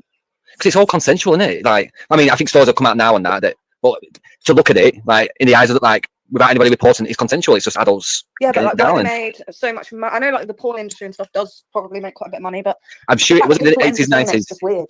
It was 80s, 90s. If you look back at films and that, even like horror movies from like the 80s, early 90s, you point a film out where there's not a scene where like a girl just like takes a bra off and there's a teenage lad there with his mouth open, like, oh my God, boobies, because it was a massive like money maker. Like, yeah, there was just a period of like late 80s to mid 90s where boobies were just everything and made money. Well, yeah, I've watched many movies at that time, and that kind of scene's come up, and I've thought multiple times. Why is that relevant? It's because the producers, they said no, we need it because that's what will bring the teenage. So I watched a documentary on Freddy Krueger, and all the producers made this documentary. It's about 3 hours long. It goes through all the movies, and there's one scene where that happens, and he says the reason why we do it is because like it was the in thing at the time, and the screenwriters or the directors or whatever were saying we can bring a new audience, like teenage boys who would never watch it, who would hear about it, and then in the schoolyard say, oh, we need to go watch a new Freddy Krueger. Some girl gets her tits out, so then all the boys will go and watch it in the cinemas. So like it was a marketing plot basically. All right. Boobies sell. Well, now they've got the internet, haven't they? Yeah, but look now, it still sells now. If you like, it's one of the reasons why I don't want to watch fucking Game of Thrones because of what sex scenes. I watched the first episode, right? Brother and sister start shagging, and then a little boy walks in. What you do look, what you do is you start watching it. When something like that comes on, you go make a cup of tea or a cup of coffee. That's what I used to do. I mean, I might watch it one day, but it's too like I say, it's just overly sexual. But it's because it sells. It brings people in it. That's what people talk about, like the sexy scenes in it. It's too much. Well, I think that the sex scenes in it, to be honest, spoil it. It would have been better. I don't want to watch it. It's awkward. Yeah. Right, hurry up, fucking hell! Go on, orgasm. Get it over and done with. Sorry, Wendy. Apart from the one where he first slept with his sister, I can't watch it because I'd gone out to make a coffee. I come back. I thought, nah, that can't be right. And I like rewound it. Oh, Jesus Christ, I watched it twice. and then once it finished, like they took the little brother or something off fucking out window. Yeah, then they kicked the little kid off the window, and he ends up in the chair. I turned it off. Started watching fucking Sabrina Teenage Witch. I think I've watched that one time, and I like a few episodes, and it's so weird. What, Game of Thrones? Yeah. I think it's one of those where like, if it wasn't too like this is how over-sexualized it is. South Park have taken the piss out of it. So the theme tune, which I believe it's this because I watched South Park, but they say that the theme tune is wieners, flopping wieners, dangling wieners, massive wieners. It's just always about because there's not like an episode that goes by where some man's got his dick out. Oh, there is. There's a few, but if it's not a sex scene, our 8 seasons, there's a few. But if it's not a sex scene, it's a scene. The scenes I used to hate was where they were chopping people's heads off. Oh, I can watch that. I don't mind that. Yeah, I might like look away a bit. No, so chopping heads off, I don't mind, which it sounds weird to me. Anything like stabbing, so if it's like a needle going into skin, anything going into skin like that way, like I can't watch it. I can't watch stab scenes or anything. But a clean decapitation, I think I'll be able to manage that. Season 1 was the best because Sean Bean was into season 1. Then they went and killed her off, and I don't understand why. And it's something that I probably would, because I like Lord of the Rings and stuff like that, so I would get into it, but Like I said, that first episode, that sex scene with fucking inbred and that put me off. Oh, I enjoyed it. Yeah, I was a bit disappointed at the end when him in the chair ended up as being fucking, you know. Oh, thanks, man. I'm not watching now. Huh? Oh, sorry. I'm joking. I'm joking. No, I will watch it one day. I'll watch them all together. And all out now, aren't they? So like, you don't have to wait for episodes. There's nothing worse than waiting for an episode to come out. I won't watch a series if it doesn't come out together. Altogether, I think that I'll watch you when you come out all together. No, I'm not watching it. No way. The only thing I do, like Housewives, I watch that weekly. But if it's like something that I want to, like you say, like a series on Netflix or something, then no, I need to watch it all in its entirety. Oh, and that other one you mentioned, that Lord of the Rings, you know, when they're climbing up I think it's a volcano. Yeah. I remember I was watching it with my sons, and I said, for fuck's sake, will somebody shove fucking Frodo over the top? They did. Yeah, I like Lord of the Rings. Do you know what I've been listening to? Like, there's a semi-geek side to me that you're going to hear about now. So I got an advert popped up on my Facebook about Harry Potter audiobook, and I like a good audiobook, but it's a full cast edition. So I was like, oh, what's this? And basically, it's like an audiobook. It's like watching a movie. It's like listening to a movie with your eyes closed. So like, there's like noises in the background and stuff, and if it's raining, you can hear rain and that, and all the voices are, all the characters are acted by or voiced by the actors, or some actors. Well, they're all famous actors, but like the Hermione is voiced by the new Hermione who's going to be in like the TV series. So they're all like well-known actors and stuff. But it's like I got through like the full. I never get full of like a full audio, but me, I got full through. I can't speak fucking songs. I got full. I got through the full audio book of Harry Potter and the Philosopher's Stone. It's the first one that's out. The second one's not out yet. But it was really good. I really enjoyed it. You might get into actual reading some point then. I don't mind reading. Like, to me, because I'm like fucking undiagnosed ADHD and that. Like I could be really, really interested in it. That's why I pick up the book and read it, and then I'd go and do something, I'd go to the toilet or something, and maybe have some food. I'd lose that interest slightly, and I won't pick it back up again. Yeah. But the times I do, like, I'm an urge to read a book. Like just a minute ago when you couldn't get your words out, that's because your brain's going quicker. Yeah. Than sending the messages for you to speak. It's already ahead of you, Luke. Yeah, I always think my lips are slower than my brain. Yeah, it's already ahead of you, kind of thing. Yeah, that's all that is. Yeah. Yeah, I don't mind a good book. My favourite book of all time, I think, probably one that I read in school, Mice and Men. Oh yeah, it's a good book, that is, yeah. Oh, I fucking sobbed my eyes out of that. When they shot dog. Not when they killed Lenny, when they shot dog. Yeah, they shoot the dog. I fucking tears I was in the classroom. But now, you know, with I'm very careful now because with this AI shit, right? Because they've got AI that you can just put like 7 words in it and it fucking produce a full novel. No, thank you. I ain't interested in buying any. No. You need that with anything. That's why I don't know why governments haven't done it yet. Like, but there needs to be some regulation when it comes to AI. Like, I don't support massive regulation on anything, but when it comes to AI, I believe that any form of AI content on social media needs to be watermarked or some form of stamp on there that tells people, old people especially, that this is not real, this is AI, this is made, this is not real. It needs some form of stamp on there. That can be easily done. We could pass that regulation in Parliament, and then all people are required to do so. Social media sites, video uploading sites are required to apply that filter or whatever it is that they need to do that. And then we can also ensure that it's not to be, or only a certain % is allowed to be used in arts and stuff like that. Because the second that you hear a song that's made by AI, you can tell it's been made by AI. It's some cheesy Westlife / fucking Peter Andre bullshit. I can't stand it. It's horrible. You need that human connection to it.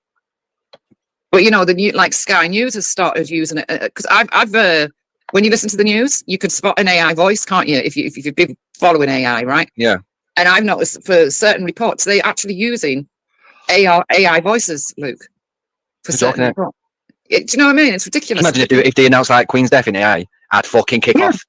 Yeah. I'd fucking kick off. I'd be straight round to servers.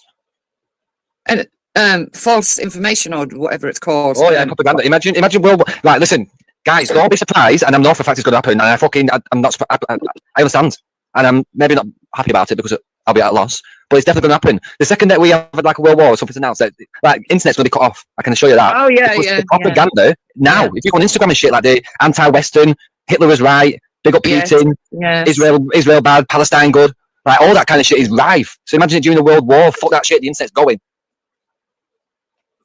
Well, it went down the other day, didn't it? What did?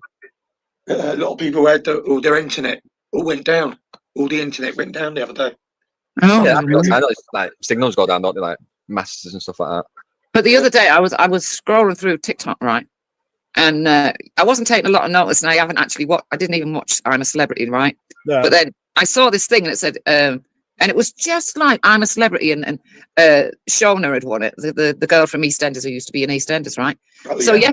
yesterday, my daughter rings me, and I know she'd been watching it, right? And I said, "Oh, I see that thing from EastEnders when I'm a Celebrity." She went, "Mother, it's not on till tonight, and it's live." I went, "Well, I saw it last night." She goes, "No, you didn't." I goes, "Did? I wouldn't have it. But I did." Family arguments, yeah. And she went, "Mother, I don't know where you've seen it, but it's not because it's on live tonight." So I purposely watched the end episode of it last night, and that ginger kid won it, the influencer. He's called Angry Ginge or something. Yeah. So that must have been AI the night before, look, and I got even caught up with that. Now imagine Keir Starmer saying, "I announced we have been invaded. Everybody got bought." Anything like that. Imagine Keir Starmer saying, "I need everybody to the streets. We need to kick out these people, that people." This can happen, though. Videos like that can go viral within minutes. I've seen videos, AI videos of the we're interrupting this program, and it all looks like the BBC. King Charles has passed, passed away. Long live King William. And I'm thinking, the fucking AI shit, because that would never catch me out. The Pope will announce the resurrection of Jesus next or something, and they'll get people in Chile, in little Chilean villages where they don't have internet, they just have radio, and they've just heard it, and they're like, "Oh my God, the Messiah is back!" And then they start walking to Israel, and then 40 years later they realise that he'd never come back or something. It's going to cause all this shit. Yeah, but then you have Elon Musk who like says openly, AI is dangerous. Then he makes his own AI. Yeah, so because I'd rather be in control of it than it in control of me. I'd rather be the one with the red button. But he's, he said it's very dangerous. He doesn't particularly like it. No. He'll utilise it for what it's worth, but let's not abuse it. Yes. Yeah. It's just like magic powers, or like Spider-Man when he's got. You know what I mean? With great power comes great responsibility. Yes. And it's the same with like it's got great powers. It's got great the achievements, and the what it can do is unmatched, unseen. It's infinite at this point. So let's not abuse it. Let's make sure we use it responsibly. And everyone has an AI. Well, not everyone. What I mean is, it's like Amazon. Yeah. What's that fucking thing called in Amazon? Don't say I got one. Alexa. Yeah. Is it? Yeah, it is. Yeah, they've got like that. And I just think, no, I don't want to ask you. Fuck off. I find it myself. I'm like against it. Do you know what I mean? Because it dumbs your mind down. See, I don't know. See, again, if you abuse it, then it will. So if you've gone from Googling, where Googling requires you to type in like a question, click on a few websites, have a read of it, and decipher which website's the right one for you, and determine, based an opinion on that kind of process. If you've gone from that to now relying on ChatGPT for everything and not fact checking it, or relying on some form of AI platform to answer every single question and give me a recipe for this, or build me a holiday schedule for this, or an itinerary for a day, it can do anything. But if you rely on it to do that, then you are going to lose brain cells. You're going to lose a lot of skills that we've learned throughout our life. And I wonder how many of the kids, Luke, actually cheat with their homework. I would have done 100%. Well, I would have done as well if it was out and out. Yeah, definitely. Yeah. Homework, I would be like, fucking Plexa, what's 12 times 9? Thank you. Plexa, what's 17 times 12? Yeah. I weren't really asking you, Alexa, and I said Plexa, so fucking mind your neck in. Sick of her. She just coming down the door. I ask her to play rain noises at night time. She plays rain noises, so I fall asleep. I ask her what weather's like in the morning to decipher whether I'm riding to work or getting busky. Or, do you not drive? No, when Lois said to me if I ever spent time behind bars in jail, it's because of a driving offence. Oh, what, because of your rage? Yeah, I'd rather just not put myself in that position. No. Oh, you want to see me on bike? I'm like, fucking move over, cunt. You get bike rage. Well, I do, but listen, because I'll tell you why I do. Because I'm so courteous on my bike. Like, I don't take the piss at all. I stick to like the curb, even though I know I can do like I can do whatever I want. Basically, I'm fucking priority. But I don't take the piss. I stick to the curb and that. There's times where I'll go on the path if it's going to inconvenience somebody coming towards me like jazz. But it's when people take the piss. I'm like, say like I got right away. And like, they should pull in a little bit, and they don't. I'll be like, right, I'm going to budge over a little bit. And if you knock me off a bike, come watch me ring it fucking injury lawyers for you. And see how much the insurance goes up. Don't take the piss out of me when I'm being courteous. But I will do stuff like that. So if I had a car, I've always had this vision of having say me and you have just got pulled into Asda, and there's one car parking spot left, and I've just gone in to get it, and you try and get in it, and then I can't get into it, and then you can't get into it. I'll just run my fucking car into you and say, right, we're not going anywhere, are we? Nobody's getting it. No, I think it's best you don't drive then. Yeah, I agree. Stick to the bike.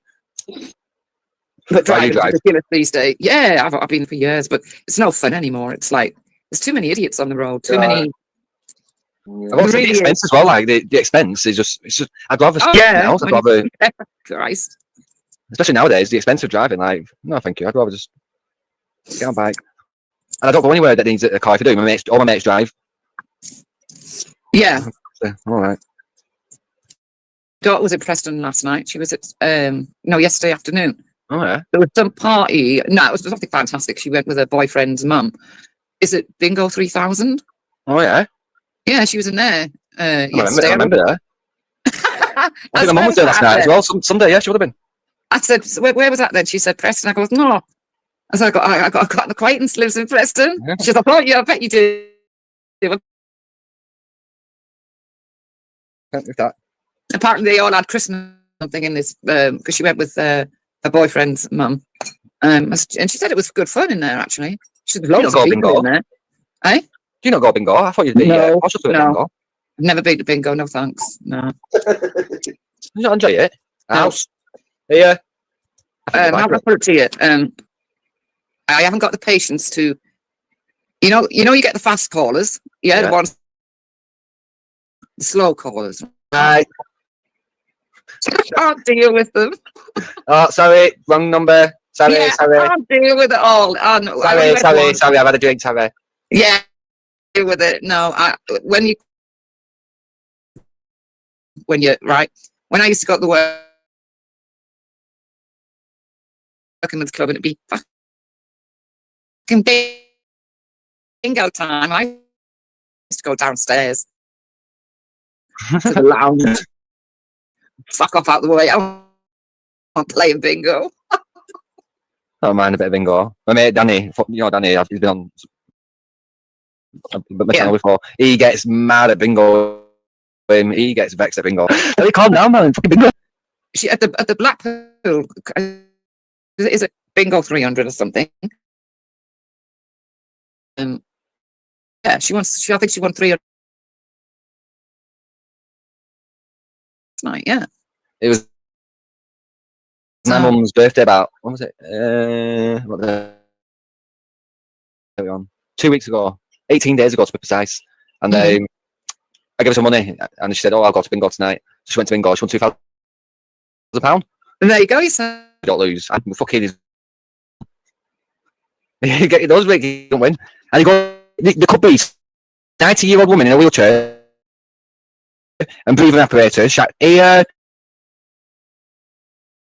And got fucking slag. Fucking slag.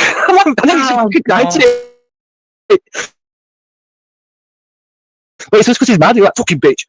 I'm like, Danny. I won £3,000. My mate's Nana won it, and he did it anyway, like a syndicate. I've shoots from like 170. I've got two figures in my head, like 170 grand or 250 grand. It was me anyway, and she won it. No one. Yeah, see, this one was a big. If it was on with a busy one, it would have been that much. I was thinking, I was a little bit gutted. It was only £3 grand, but then I walked out and said, "That's for money's money." Yeah. Oh, fucking £3 grand. Yeah. I've never played the lottery. I've never bought a lottery ticket. I've done it the odd time one day, like, and it's not something that like triggers in my brain to do it. The odd time where, say, if I'm in town or something, I walk past a shop, I go into a shop to get something, and the machine's there. And it's very rarely I'll be like, I'll do a lucky dip or something. But and same with that scratch card, I'll do the odd scratch card, like very randomly, rarely. But I always think they do lottery on like fucking every like it's twice a week, and if twice a week or something. They do all that stuff, mum and dad. But no, I've never been into lottery. No, I live in the. I always think I live in the wrong postcode to ever fucking win that. So I've never wasted my money. Do you know what? Do you know what Worthing in West Sussex is the most lottery winners? Yeah. Oh. I know two from Bognor. One pissed it up the wall because he didn't want it anymore because he got paranoid. He won $2.5 million and he just wasted it all. He works for Pizza Hut. He just didn't want it. I don't think he was all in the head, to be fair, but he won it. He won something like 2.5 mil. But. I won that bit. I know. So my mate, his dad's won £10,000 on scratch card from shop, and then his next door neighbour, my other mate's dad, he went to the shop the following day, got the same scratch card and won £10,000 on that one. So two next door neighbours won £10,000 each on the same scratch cards. Yeah. In space of a day. That woman in America, she won 86 billion. They had a big one. Then they had a big rollover of something of 100 billion, and she won that. In America, this is because they have massive ones, don't they?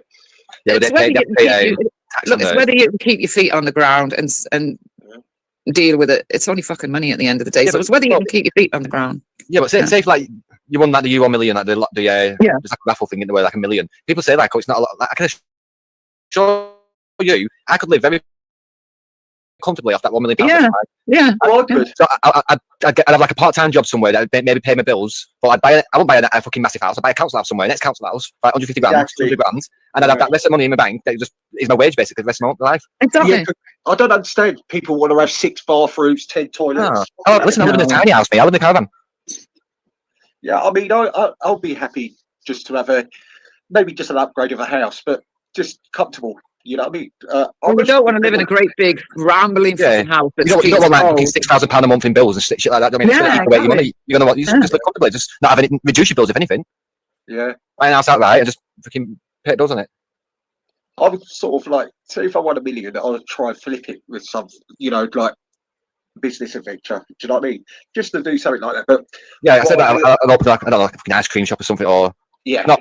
I won't work in it. Maybe a little local thing in the estate where I'd employ like people from the state. They can run it. Yeah, I wouldn't tell anyone. I would tell my family, but I wouldn't tell no one I want it at all. I'd be so paranoid. No. I say that, I'm a big mouth, mate. No, I don't think I'll be able to talk it. I'd have the attitude like, no, I'm not going to tell people. But then every time I meet somebody, like not meet somebody, but bump into somebody I know, I'm like, I don't know. Can you remember when those stories used to always be cropping up in the newspapers of a syndicate, right, that had won it, and then one person had not paid for his ticket that week, and that week they won it, and they wouldn't give him his share. I used to sit and have bloody debates with my family over whether he should have got his share or not. Do you know what I mean? Yeah, he should. Yeah, exactly. I don't know how form of murder or manslaughter. Something else.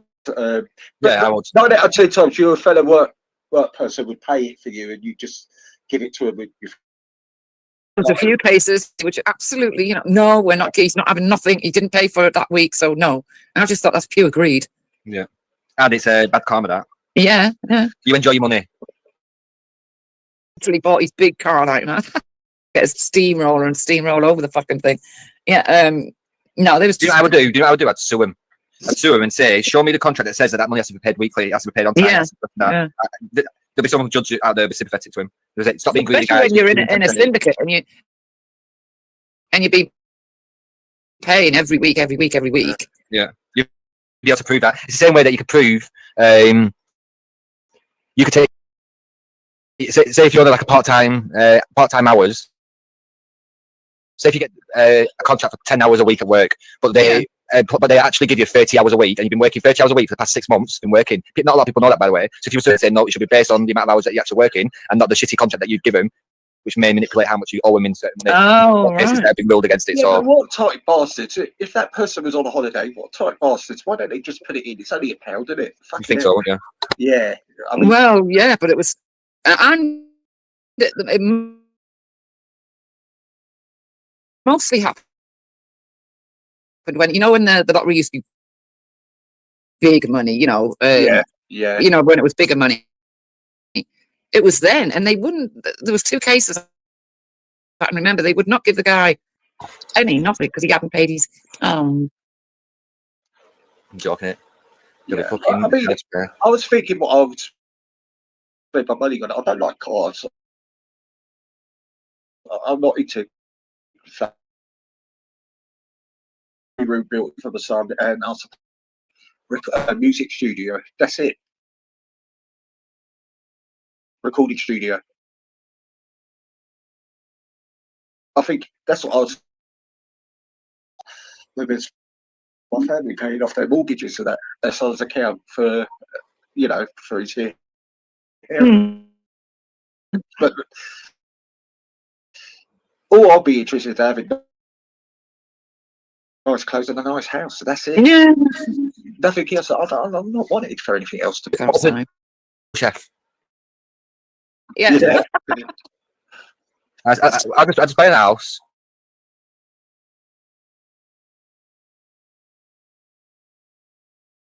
Pay it off.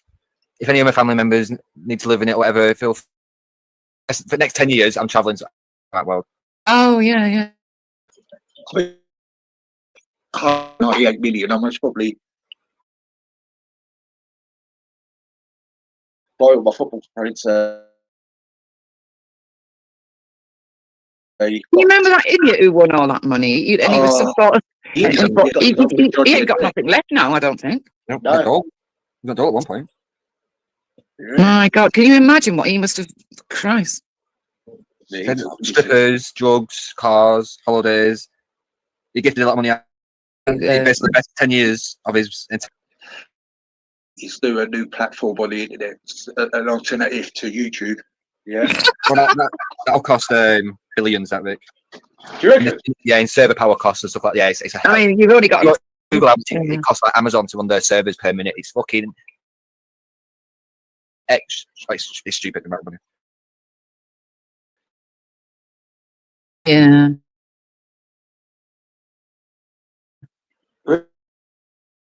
Really? Yeah. I didn't think it'd be that much. You could start a website. Security costs, all that kind of stuff. No, like to get to the level where YouTube is,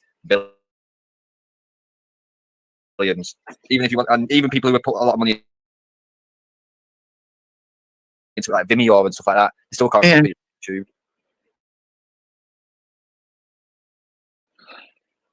Fucking Google needs to be taken down. No, they're fucking.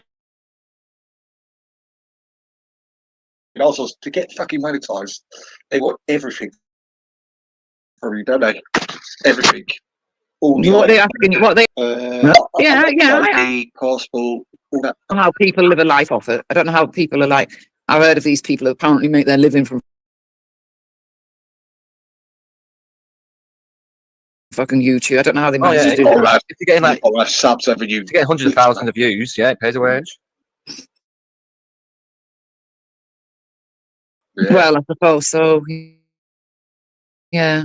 I mean, people in our community, I doubt it, right? YouTube is and if you do something they don't like, they can get rid of it by just pressing the button. Well, they've done it, haven't they? Everything's gone. Yeah. Well, why they've taken it. They do say the power of the person, basically. If the person's got likable character, if YouTube was to get rid of somebody, and you really got to be consistent with your content as well, haven't you? Yeah. If you want to get like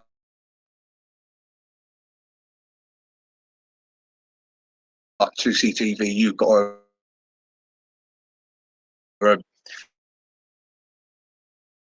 Absolutely. Say one thing and then you watch it, and it's like you're not even gone anywhere near it, and that's what he's doing. Like, sometimes now you go live with some apparent news. I don't even bother. I think that'd be too. No, I won't watch it. So no, it's clickbait. Well, you know, he worked for a big in the news outlet. I don't know, but he started off being honest, and now I don't know whether he's as honest as he makes out now. To be honest, not many.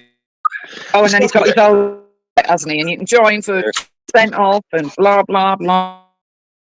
I agree on that clickbait stuff, definitely. I don't know why Richard Eben hasn't monetised himself, because he puts out. Oh God! Look, him. Oh, so him, that fucking Paul Thorpe. I can't stand that Paul Thorpe. Honestly, you know why people listen to him. I do not know. He ran away to fucking Spain. He's not the sort, you know. I don't watch this. The only reason I don't like it, the only thing I don't like about it, he supports Fulham. That's it. What he does is he sits in the safety of Spain, telling all of us that we're cowards because we won't stand up to this, that, and the other. Well, we haven't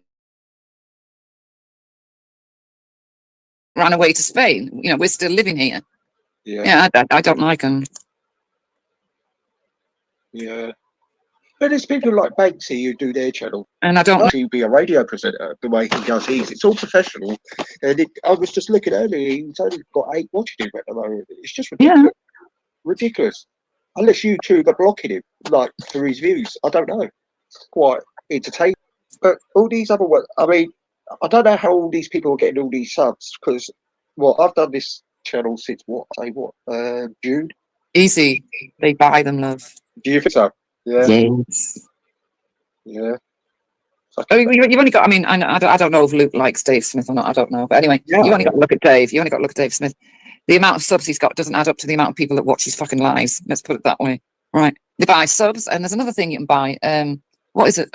What's it? You buy views and likes. That's it. And the views. That's it, love. Yeah. Subs, views, yeah, and the like things. I think. Christ. Yeah, but they really got to be careful with that, because if YouTube do get onto it, they will take his channel down. Yeah, but no, you won't take your channel down, but you won't get monetized. No, I wouldn't waste money anyway. And they may take the views, like the subs off you and stuff. Yeah. It happened to Sean, remember? And then he applied to get monetized, and they rejected him because he bought subs. Oh, he annoys me, that little bastard does, honestly. What's he done now? Well, he'll say things like, "Oh, you want to have a dig at the Irish, do you? Right, because I've got Irish blood, Wendy, I'll tell you some Irish history." Now, all I said was, what was the guy called who went and signed the treaty for the Free Irish State? Shifhead. No, it wasn't. No, it was Michael Collins, right? I asked him that question 9 times. Oh, yeah. He could not answer it. As I thought you knew everything about Irish history. Well, I do, because he's a bit of fucking everything, and he's a right mongrel. Fucking he's got Irish blood. He's everything. Scottish blood, Welsh blood. King of Scotland, Prince of Ireland, Mongol of fucking Wales. What else want to be? And he's such a lie. He lies all the fucking time. So he is what is. I think it's habitual liar. No, what is it? There's habitual, and then there's compulsive.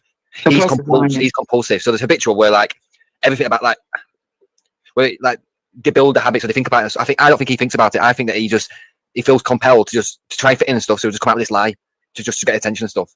So everything that comes out of that guy's mouth is literally a fucking lie. Everything. Who? Sean. Everything about himself.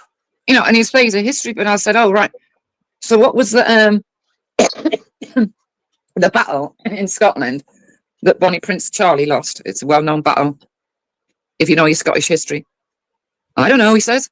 Oh, I'm meant to know. I said, well, you were just saying you know your Scottish history. And you don't know it. I go there. Yeah, I said, I do know it. It was called the Battle of Culloden. Oh, was it? Oh, quick, you can hear him, right? Yeah. Oh, yeah, it was. Yeah. I thought, oh, fuck off, Sean. Oh, yeah, I know what you mean. Yeah, so I thought you was on about a different place. Yeah, I know what you mean. That little bastard's been trying to take my channel down. I keep on, he keeps on striking, and I keep appealing, and keep winning every time. He's constantly doing it. Yeah, what was striking on? Just any videos. He tried to do the thing about nudity thing. Said about nudity. One that appealed. There was another one that's happened. He striked, and I just appealed it. Just pressed the repeal, automatic repeal, and they just reversed it. All because I've had 7 on it here. Oh, I caught them out a good one. I haven't put it out yet, but the other day I was on Ghosts and it was on there, Sean. And he come out with this great big fucking newspaper article about someone that had been locked up for being racist on the internet, right? Mm. But what he left out the story was he hadn't only been racist; he'd also had pictures of young kids, right? Yeah. So I went, I don't know what you're talking about. I don't know why you're fucking going on about it. I don't really fucking care. I don't care anyway, Sean. Yeah, but 7 was on easy and he said the P word, didn't he? I thought, well, what's that got to do with what you've just... Yeah, but I've got a recording on my laptop. I can play it now. Where Sean's calling a black girl an N-word. Would that be one of the Brummy sisters? The Brummy sisters, yeah. I've got that recorded. He calls her an N-word twice. I think he did. It's like Ghosts going about Tommy Robinson's line about that terror attack, 10 people killed in a car rapid. It fucking happened. And he said he's lying. Tommy Robinson's lying, but it has happened. Yeah, but is it Islamic though? That's what I think the point is that. Well, because they become so fucking stupid, Luke, now, I'm looking at what I do now is I just think, well, I don't care if they declare it as, something like that is fucking terrorising, isn't it? I won't feel guilty for thinking the first thing that will come to my head, if you tell me that there's just been a mass car ramming and 10 people have been molested, the first thing that's coming into my head is Islamic extremism. Yeah. Don't blame me, blame Islamic extremism. Yeah. Yeah. I won't. And I will never be made feel guilty about that. Actually, now, Luke, after what happened in America, that car ramming of that far lefty doing what he done in America, he drove into a fucking load of people near a shop.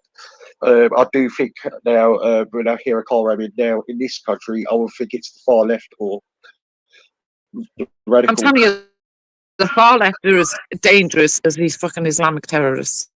I'm telling you, they are. Definitely, yeah. Look what they're trying to do. Up lies about her. Yeah, they're evil pigs, they are. That Lorinda Kaya, she's trying to make fucking the poor girl. Yes, they're fucking lunatics though. There's no talking to them, is there? You can't have a decent conversation. You can't discuss nothing. They don't even want to change your opinion. Just want to deny you for it. Yeah, I mean, look at you. I've got to say, I call them far left, not lefties, far left. The left. I mean, look at you, Luke. You gave Velly time and time and time again. Yeah. And in the end, you knew. I heard the night you said, "I'm not doing this anymore, Velly. We're just going round in fucking circles. There's no talking to you." Yeah, I remember because I said, right, Velly, I said, right, fair enough. I said, just catching a bit. And then after that, he was like, "See, he's running. I was like, there you go. You've got into this mindset of like, you're not bothered about engaging conversation. You don't want to hear the other side. You just want to. I win. Like, you've lost the plot. There's no conversation. There's no debate. I sort of went off on the in the chat earlier, actually. On Luke? No, on Belly. He's just staring at the moment. That's all he's doing, and he knows he's doing it. Yeah, I can't control it, but I just play up to it now because I mentioned Nigeria. He goes, "Why do I want to bother about Nigeria?" And I said, "I thought Black Lives Matter." I said, "If a Nigerian gets killed by a policeman here, you're going to shout racism, aren't you?" So, well, they do. They did when that Mark guy got shot in 2011. And they did when that guy got shot in the car because he was trying to ram raid the fucking police. Yeah. That Mark Duggan is connected to the Nunes family. He's a nephew of the Nunes family. You know, the big family in Manchester. I don't know, no, but you know, everything's down to racism with them, not. Yeah. I was in one of these meetings today. That's why I came for muckers. I'm like, just don't come over here blackwashing me. Yeah, but you got to put muckers in his place, easy, or he'd just try and control your panel. Yeah, because I just got to a conclusion where we're in a desperate state in this country. And yeah, we are. With silly comments, and I just think to myself, for fuck's sake, you know what I mean? What about, we're talking about this subject. We'll talk about that subject tomorrow. Do you know what I mean? Yeah. Yeah. It's just, I just don't get the fucking youngsters today. I just don't get it. Oh, I don't, youngsters, what are you on about? Valley's your age. He's a bit who's younger? How old's Velly? Velly? 40s, isn't he? Yeah, I'd say 41, 42. He's about. I like muckers and Ghost sounds like a 10-year-old. I really him, that bastard, I tell you. I really despise him. I do. Yeah, but you're Zionist. You're Zionist, killer. It makes me laugh when he insists that their prophet is fucking Jesus.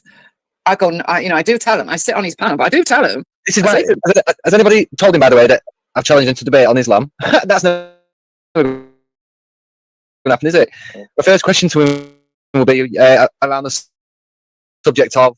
So, according to the Quran, there's only two people that are born sinless, that are born pure. Right. Who do you think those people are? I don't know. If you were to ask me that at first, I'd have thought Muhammad, like, 'cause he's a perfect man. Right. You know what I mean? Okay, yeah, perfect man of all time. The other person, I don't know how I would have been stumped on that one, but no. Yeah. The two people on Instagram who are born without sin is Jesus and Mary. So that tells me, that tells everybody, and it should tell Muslims that Jesus is the greater prophet. Jesus was born without sin. Muhammad was a sinner. So who is the true prophet? That would be the first thing it says that in the Quran. Yes. Oh, yeah, I didn't know that. So I heard Wendy watched me debate him on your channel. Yeah, I don't mind just sitting there. The trouble is, Wendy, with him, I'm not going to debate him because he's already said he's encouraged JOJ to get me arrested. Yeah. Well, you're not going to say anything that will get you arrested. What are you on about? Yeah, but what I've got to do with him, if he wants to oppose my opinion, because I just make an opinion on him. Yeah, I'm not crying out for a debate. And how I see it with him, until he shows his face. Yeah. Oh, right. It shows his face, or just coming on here. I'm fair on here. Why has he got to do it I'm not going to have any demands. It's nothing to do with your channel, yeah. I think to myself, well, if you want to debate, you just come on in. You expect. But what's he want to debate you about, though? I mean, he doesn't know fuck all, does he? So, he's called me a nonce and a racist. He's been calling me lately. Well, you couldn't debate him on Islam because he won't do that anyway. Because you're not allowed to say nothing about Islam. Yeah. Well, you're not, are you? You know. It's, Yeah. but I don't know what the debate would be about. Not unless it's going to be about your racism. It's like they said to me, "What do you think of Seven?" And what he said, I goes, "What did he say?" I knew what he'd said. Well, he used the P word. I went, right. Well, don't you think that's racist? I went, no, 7's 7, and that's just a little word. How about him talking about that alt-right person he had on there? The anti-Semitic stuff was saying the other night on his channel. He had this American on there. And he was no, he weren't American. He was oh fucking hell. He was from Denmark, love. He didn't believe the Holocaust. He didn't believe the Holocaust happened. Yeah. It got that bad because there was only me and the others were all agreed because they loved him. When they realised what he was about, they thought it was great. I left. I wasn't prepared to deal with him. No. Hey, do you know what? I don't know if Venny was on his panel at the time. What would he done if he turned on Venny? Because he would have turned on Venny. Yeah, of course he would. Yeah. So I think Ghost is a fucking racist. I think he doesn't like blacks. He doesn't like anyone. He's race. He's kind, and it's out of order. And I do believe a Dookie is undercover radical. I reckon he's worse than Ghost, to be fair. I don't. Well, all I know is that apparently he used to hang out with that nutty Omar. That tells me quite a bit. Yeah. Yeah. Yeah. So I just found it. So there's a hadith somewhere that says that the devil, Satan, touched every single life born from Adam, right, apart from Jesus and Mary. Again, that's goes why Allah, God. First, ask it. So, who's coming back? Is Muhammad coming back, or is Jesus Christ coming back? According to religion, it'd have to say Jesus Christ coming back, and then I'd ask him, well, why isn't Muhammad coming back? Why did Allah choose Jesus as the final messenger to come back, and not Muhammad? If Muhammad was the greater prophet, because he wasn't the greater prophet, Jesus was, because Jesus is Lord, and that's why Jesus is coming back. Checkmate. Yeah. There's so many checkmates coming up against. That's why he will never have this conversation with me. Look who he tried to have a conversation with Alex. All he called Alex is a baby killer. Is that your Jewish mate? Yeah. Yeah, he would do. Yeah, he would do. Yeah. Yeah. No, because he wouldn't agree with him, and he started calling him a baby killer. That's why I won't have conversations. I've had so many conversations with the idiot. He's a liar, and there's no point talking to people like him anymore. But I will make comments on him. Anything he does. Why does he hide his streams? Fucking hell. Yeah, literally everyone gets put on. Yeah. On private. I don't know, because there's nothing really fantastical goes on there. But he, I don't think he knows a lot about Islam because he won't discuss it. That's what I mean. He doesn't know a lot. That's what you control him so much. Say, where's Muhammad's mother? According to Hadith. According to Quran, I think it might be called according to Quran. Where's Muhammad's mother? She's in hell. Where's Muhammad's father? She's in hell. Where's Jesus' mother? She's in heaven. Where's Jesus' father? He's in heaven. Do I need to say any more? No. According to Islamic belief, Muhammad's parents are both in hell. And where's Muhammad? Muhammad's mother is not mentioned at all by name. Mother Mary is in the Quran. Maryam. See, I don't know much about the Quran at all. I've never even. Well, all I know about the Quran is it's full of our prophets and our like Moses and people like that. I'll give you a quick recap, Wendy. This is what happened. So before Muhammad invented Islam, there was two main religions: Judaism, Christianity. The Old Testament and the New Testament.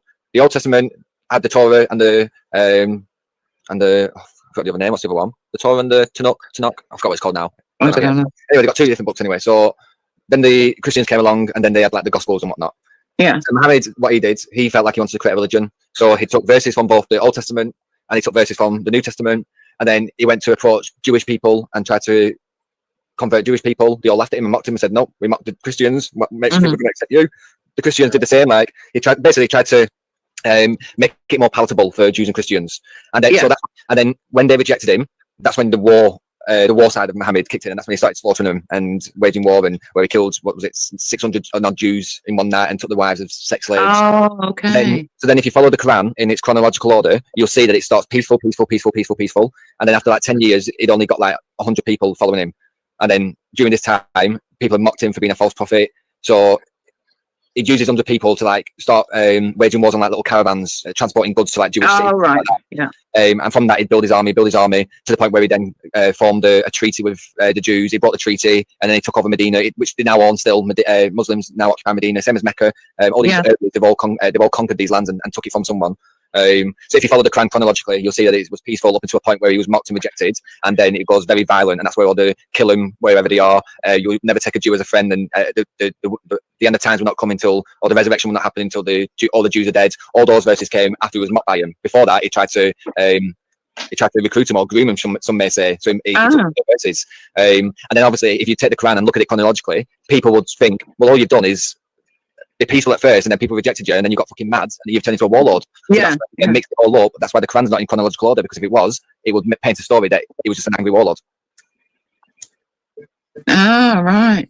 Because Ghost insists that Jesus was just a prophet and not the Messiah. Well, I'm not having that. Yeah, well, that's how they're trying to downplay it. But there's so many things within the scripture that he stole, because Muhammad didn't understand what he was reading basically and what he was stealing. There's a lot of things that he's took from other scriptures that confirm that Jesus is the mighty prophet within the Quran that we can use, and they have to agree with it. They can't deny it because it's within scripture. Just ask him where Muhammad's mum and dad are, and why they're not mentioned in the Quran, and why Jesus' parents are. Is the Quran, Luke? Because it sounds like you have read it. Is it a good read, or is it a boring read? So, basically, like I say, it's the good thing about Western Muslims is that they can recite it, so they're taught to recite it. So they Ishmael, all that kind of jazz. Yeah. The majority don't understand what they're saying in English. Okay. Just reciting it. Because if they was to recite it in a language that they understood, you'd get a hell of a lot more. Well, first you might get a hell of a lot more extremists, but you'd also get a hell of a lot more people being like, "Wait, I don't believe that." Which you're not allowed to question in Islam. You're told not to. In Christianity, Jesus actively told people to question what he's saying. You know what I mean? Just don't just take what I say. Like, always question things and find the truth. That's where the word faith came from. Muhammad was the opposite. Don't question what I say. Take what I say as it is. And basically, Muhammad was do as I say and not as I do. So he said about the wives, like men can have 4 wives. Muhammad, I think it was 11 wives in total. He had 11. It was just, and whatever happened during his conquest. So say I call it me when the religion of convenience, because for a long time in Islam, you wasn't allowed to pray unless you was pure and clean. So you had to wash yourself with water. And he said that water was completely pure, even though it's not, it causes diseases, but that's another inaccuracy that he did. But anyway, so you had to clean before you pray. So then when they started going on these war conquests in the end, and then there was going across deserts and there was no water to clean and stuff, so they can't pray, and they have to pray 5 times a day. And they turn around to Muhammad and say, well, what do we do, Muhammad? And then he would pretend to speak to Jibril, which is Gabriel, angel Gabriel. Gabriel would go up to God. Gabriel would then come back down and whisper to Muhammad, "Oh, the sand and the earth is pure. So if you wash your hands with the dirt of the soil, that will make you pure, and then you can go and pray." So that's what they do. So it's convenient. So that could have stopped like that. They might have had to turn around because they're so focused on praying. But it was like, no, I need to find a way out of this. The dirt, the sand, that is clean. Wash it with wash your hands in that. So, I get it. Do you know how many times there was supposed to pray at first? So the first 5 times a day, don't they? Yeah. It was meant to be 50 times a day. 50. So, so the story is that Jibril was a messenger. Gabriel, he's a messenger. Right. So he came down and he said to Muhammad that Allah, God, has spoken, and he has told you and your followers that you now need to pray 50 times a day. And Muhammad said, "Oh no, that's too much, that. How can we achieve 50 times a day?" So then Gabriel got back on his flying horse, flew up to God and said, "You know what, God, it's a bit too much, that." He said, "Is there anything you can do? Can you shorten it a little bit?" So the back and forth, a bit of bartering, like a man can barter with God. Like God's not foreseen, and knows exactly what's going on, and would have given you the exact order. If he wanted you to pray 5 times a day, they told you to pray 5 times a day. But supposedly Muhammad bartered him down to 5 times a day. That is a miracle. Yeah, of course he did. Yeah, exactly. The amount of honestly stories that are within like hadiths. So why don't they like talking about the Crusades? Because the Crusades kicked the fuck out of them, basically. Right. The Crusades aren't all good. Like the Crusades did do, but looking back now and the way that we judge things now, then we can say that the Crusades did do some bad things. Yeah, but the ultimate goal was to liberate Christians against Islamic oppression. And let's not forget that places like Spain and that was completely taken over by Islam and was renamed Al-Andalusia, or was it Andalusia, one of them? And that was the reason why the Crusades were formed, to liberate Christian Europe. So let's not get it twisted. You got your asses kicked because you started to conquest. I remember after 9/11. Old George Bush, he wanted to call it a crusade, going after the people that had done it. And he was told that he couldn't because it would upset certain people, if you know what I mean. Yeah. So he didn't call it a crusade. He wanted to, but he wasn't allowed to. Yeah. So he called it the war on terror instead. Yeah, I get why people cry. Yeah, Muhammad did meditate. So there's a time where there's that story where supposedly he was meditating in a desert somewhere. This is where Jordan M got this from, where he said that he got sexually assaulted by a jinn. No, Muhammad was in the desert supposedly, and he said that there was some like jinns in black cloaks came up to him and they basically raped him. And people say that I don't know if that was jinns. Like maybe that was just consensual sex. But yeah, that is a hadith that Muhammad was in the sand in the desert somewhere and engaged in sexual activities with jinns and ghosts. And you're right with meditation, but his best meditation, so his best visions that Muhammad got was when he was wearing Aisha's clothes, his wife's. It's funny, isn't it? And he was wearing his wife's clothes. Yeah, he's got his most strongest visions when he was wearing Aisha's robes. Yeah, it's a very confusing religion, isn't it? It's like Muhammad was, in my opinion, a very confused man. Yeah, it's very confusing. They're not allowed to drink, smoke, or everything's what was it? Haram? What? Haram. Yeah. Haram. Yeah. But most of them drink and smoke. So I know Moroccan, and he speaks Arabic, so he can read the Quran, and he tells me that within the Quran it doesn't specifically outlaw alcohol. It says along the lines that you shouldn't pray whilst intoxicated. He says, but there's nothing that specifically outlaws it. And I always say like the people don't judge you or anything. It was like I'll tell them to fuck off, and it's between me and God. Like I'll do what I want. Well, yeah. What you find when there's the Muslims that can like speak Arabic, it's like a lot of like the Middle East, like Saudi Arabia, places like that. You find that they're actually pretty tolerant, pretty decent, because they can actually read the Quran and they can pick and choose, and basically they're not indoctrinated. Like I see a lot of Western Muslims, or a lot of Sunni Muslims, in my opinion, where they just go to the mosque, they bow, they recite the Quran, they don't understand it, they don't really question it. Like that's where I think things get a bit sketchy and a bit dangerous, where you don't allow criticism or anything. Where in like the Middle East, like, I think like they'd be happy to sit down and have a conversation with you and try and say, no, this is what this says, this is what, even if you might think that they're wrong and they're incorrect. I don't feel they get vexed about it, don't get angry about it, because they can justify their argument by picking up the Quran, pointing it out and saying this says this is that. A lot of Muslims in this country can't do that. You have to go to the imam and ask them, what do I say? What do I say? I never thought of that. That's a good point. That they recite it, but they don't really understand it. Yes. And there's a reason for that. Is to keep them indoctrinated, because especially in the West, like I say, I'm a Western chauvinist. That means that anybody who comes to the West, it's going to water down your ideology in the end, Mum. Like, because the liberties that we offer, the freedom that we offer, how good it is. I agree on that, love. Yeah, I do agree. That's going to overpower. So if I was, I don't know, a cult leader, for example, and I wanted to keep people indoctrinated, then I would probably get them to learn or recite the religion or the ideology in a way that they can't understand it fully, and they have to come to me to be able to understand what. To be told the meaning of it and all the rest of it. Yeah, I can keep certain things out. That I can assure you, the amount of Muslims that didn't have a clue that Aisha was 9 years old up until the age of like the internet recently, you wouldn't have a clue. They didn't have a clue about it, because a lot of Western Muslims, if they find out that Aisha was 9 years old, they're gonna fucking question it, aren't they? They're like, well, I get it was different times, but it was a prophet. Should they not have known better? So to avoid having these questions, let's not teach them that stuff. Let's just teach them the things basically that they got from the Old Testament and the New Testament. That's why people say it's a religion of peace. Yeah, there's some peaceful places in there, but they come from the two religions prior. Anything that Muhammad did or added to it was all very intolerant and was based on hatred. And so Muhammad was nothing like Jesus then. Absolutely, the complete opposite. Right. The complete opposite. Jesus would never marry his. No, good God. Jesus would never marry his daughter-in-law, would he? No. Muhammad did.